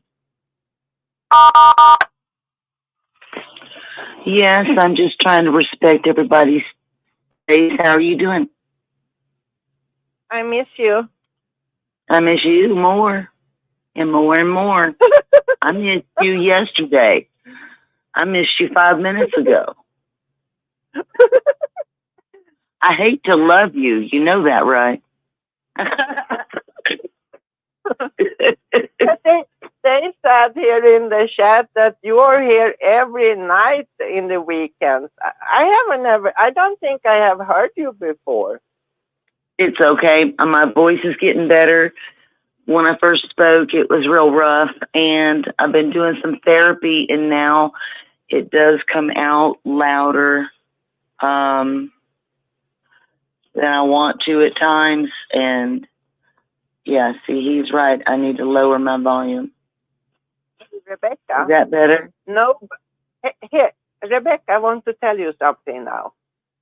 Go there for are it. Lots of men on this show have a very, very high voice, and they keep interrupting people. Even if somebody wants to exchange their phone numbers, they have to interrupt. Wait. No, So I'm going to interrupt say, because, no, wait, stop. Please, I know what you're going to say. I love you too, but Susan has the right to say exactly what she said to me. And I said, yes, ma'am, and I mean it. I'm good. I'm good. I'm good. I'm not hurt. I've got a thick skin. I'm a big girl. Big Texas girl. I can handle it. I'll drive a truck there. I'll pick up Eric, and I'm not going to let him drive because he don't know how to drive a stick shift. I'm not saying, it's not the same thing as I'm saying she's wrong. What I'm saying is that the men on this show, they do the same thing. They interrupt more perhaps than you do. They have a higher volume than you do, and they interrupt more than you do. But nobody complains on the men who interrupt all the time. That's what I'm saying. It's a man-female thing, you know.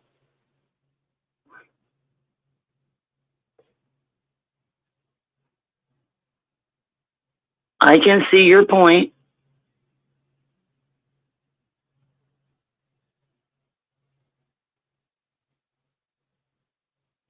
Hey, Rebecca, what's your favorite movie? Oh, gosh, the Count of Monte Cristo. Count of Monte Cristo. Yeah, with oh my gosh, the guy who played in Passion of the Christ.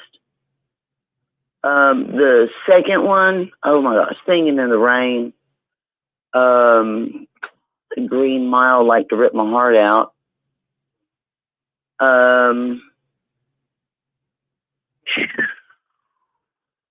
Forrest Gump's got to be there. All of the original Star Trek movies.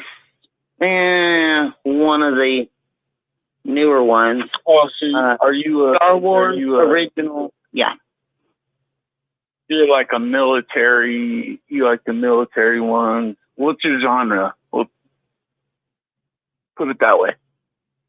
I have none. I'm kind of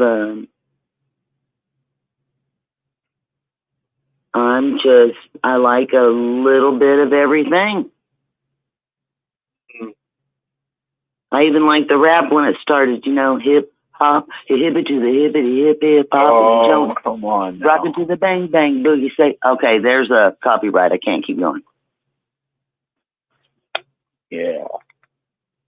Now, see, that was cool, man. You could dance going down the street with that on your stereo on your shoulder. We didn't have Walkmans.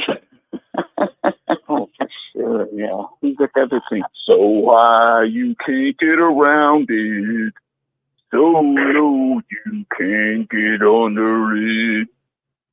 So high, you can't get over it. I can't get over. You don't remember that? I can't get over you. What is it? What's the end of that? Come on, you don't remember that? That was like funkadelic, like original, like George Clinton. That was George Clinton right there. You don't remember George Clinton? Okay, tell me another one of his, because I didn't recognize the background music. So high you can't get around it. So low you can't get under it. Dun, dun, dun. You don't remember that one? Come on. I know a lot of Bayou music, a lot of bluegrass. Love all of it. I'm trying to, because I even got my dad had some records from Mississippi from an old down low singer. And man, was it like the dude at the end of Oh Brother, Where Art Thou? Where he goes, and it just holds it. Oh, like the in constant sorrow all through the day. I am a man of constant sorrow. Right, that song? Yeah, that's a good song too. I like that one. No, it's the song at the end where the guys are burying, got their holes ready for them, about to hang them. Oh, cool. The old guys are just, I don't remember that one. What that sound like? Soul death music, man. Yep. No, I mean, you can sing it. Come on. You gotta sing it. What was it? Sing that? Man, you gotta have somebody buried with a shovel in your hand. I mean, a hole in front of you with a shovel in your hand, and they're about to put 3 guys on their knees, stand them up, and put a noose around their necks. I can't put myself in that tone of soul. My dad, he could have done it. Me, nah. I tried. You know, that didn't help. Like, how did that help me describe the Oh Brother, Where Art Thou last song on the soundtrack? Well, all you gotta do is YouTube it, it'll pop up the few seconds for you. It won't take long. We'll wait for you to get back. Oh, I like a different song on that soundtrack too, though. I like all of them. It's cool. You like Jailhouse Now? I love that song. I'm in the jailhouse now. I'm in the jailhouse now. You like that one? I'm in the jailhouse now. Yeah, right. That's a good one too, huh? Yeah, I'm kind of acoustic. Yeah. Now. Yeah. Well, I mean, I play the little bit of karaoke. I know a lot of these songs. I should have brought my harmonica. You ever watch Band of Brothers? That's on Singing in the Rain, by the way. I should have brought my. You should have told me to bring my harmonica. Oh, Singing in the Rain? Oh, shit, I like that one too. I mean, it's one of my favorites. I got it right over there. I can look at it. Yeah, Finding Nemo, Finding Dory, Finding Nemo. Oh my gosh, I could watch them. They're hilarious. No, I don't have any kids, so I missed all the Disney movies. That's probably a good thing. Are you kidding me? Change These my are hair made to purple or something. Try to cut off my, huh? Okay, I'm going to get off. Who else wants to describe their favorite movie? Because I went way far on that answer.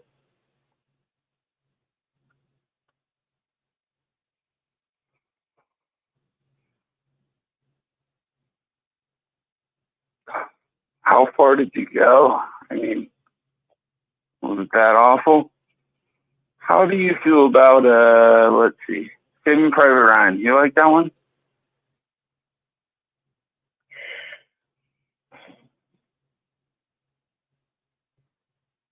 No? All right. I'll step off. Like, you guys obviously have a private conversation going, and that's cool.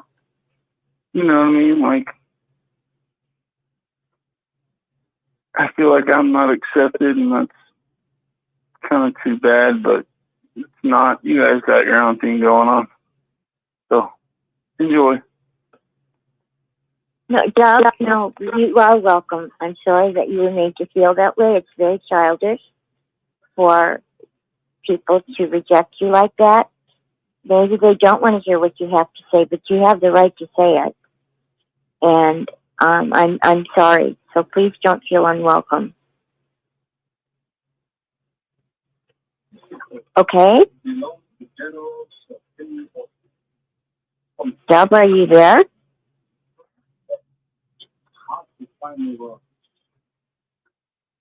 Okay, we'll be signing off. Thank you.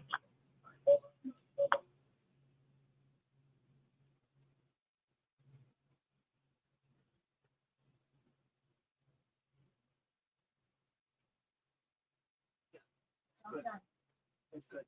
Good girl. Thank you. You were a bunch of baby rats. You hear me? You hear me? Right. And even Rebecca said that I was right. She's been having, she had surgery on her throat and she's having voice lessons and she knows she's loud.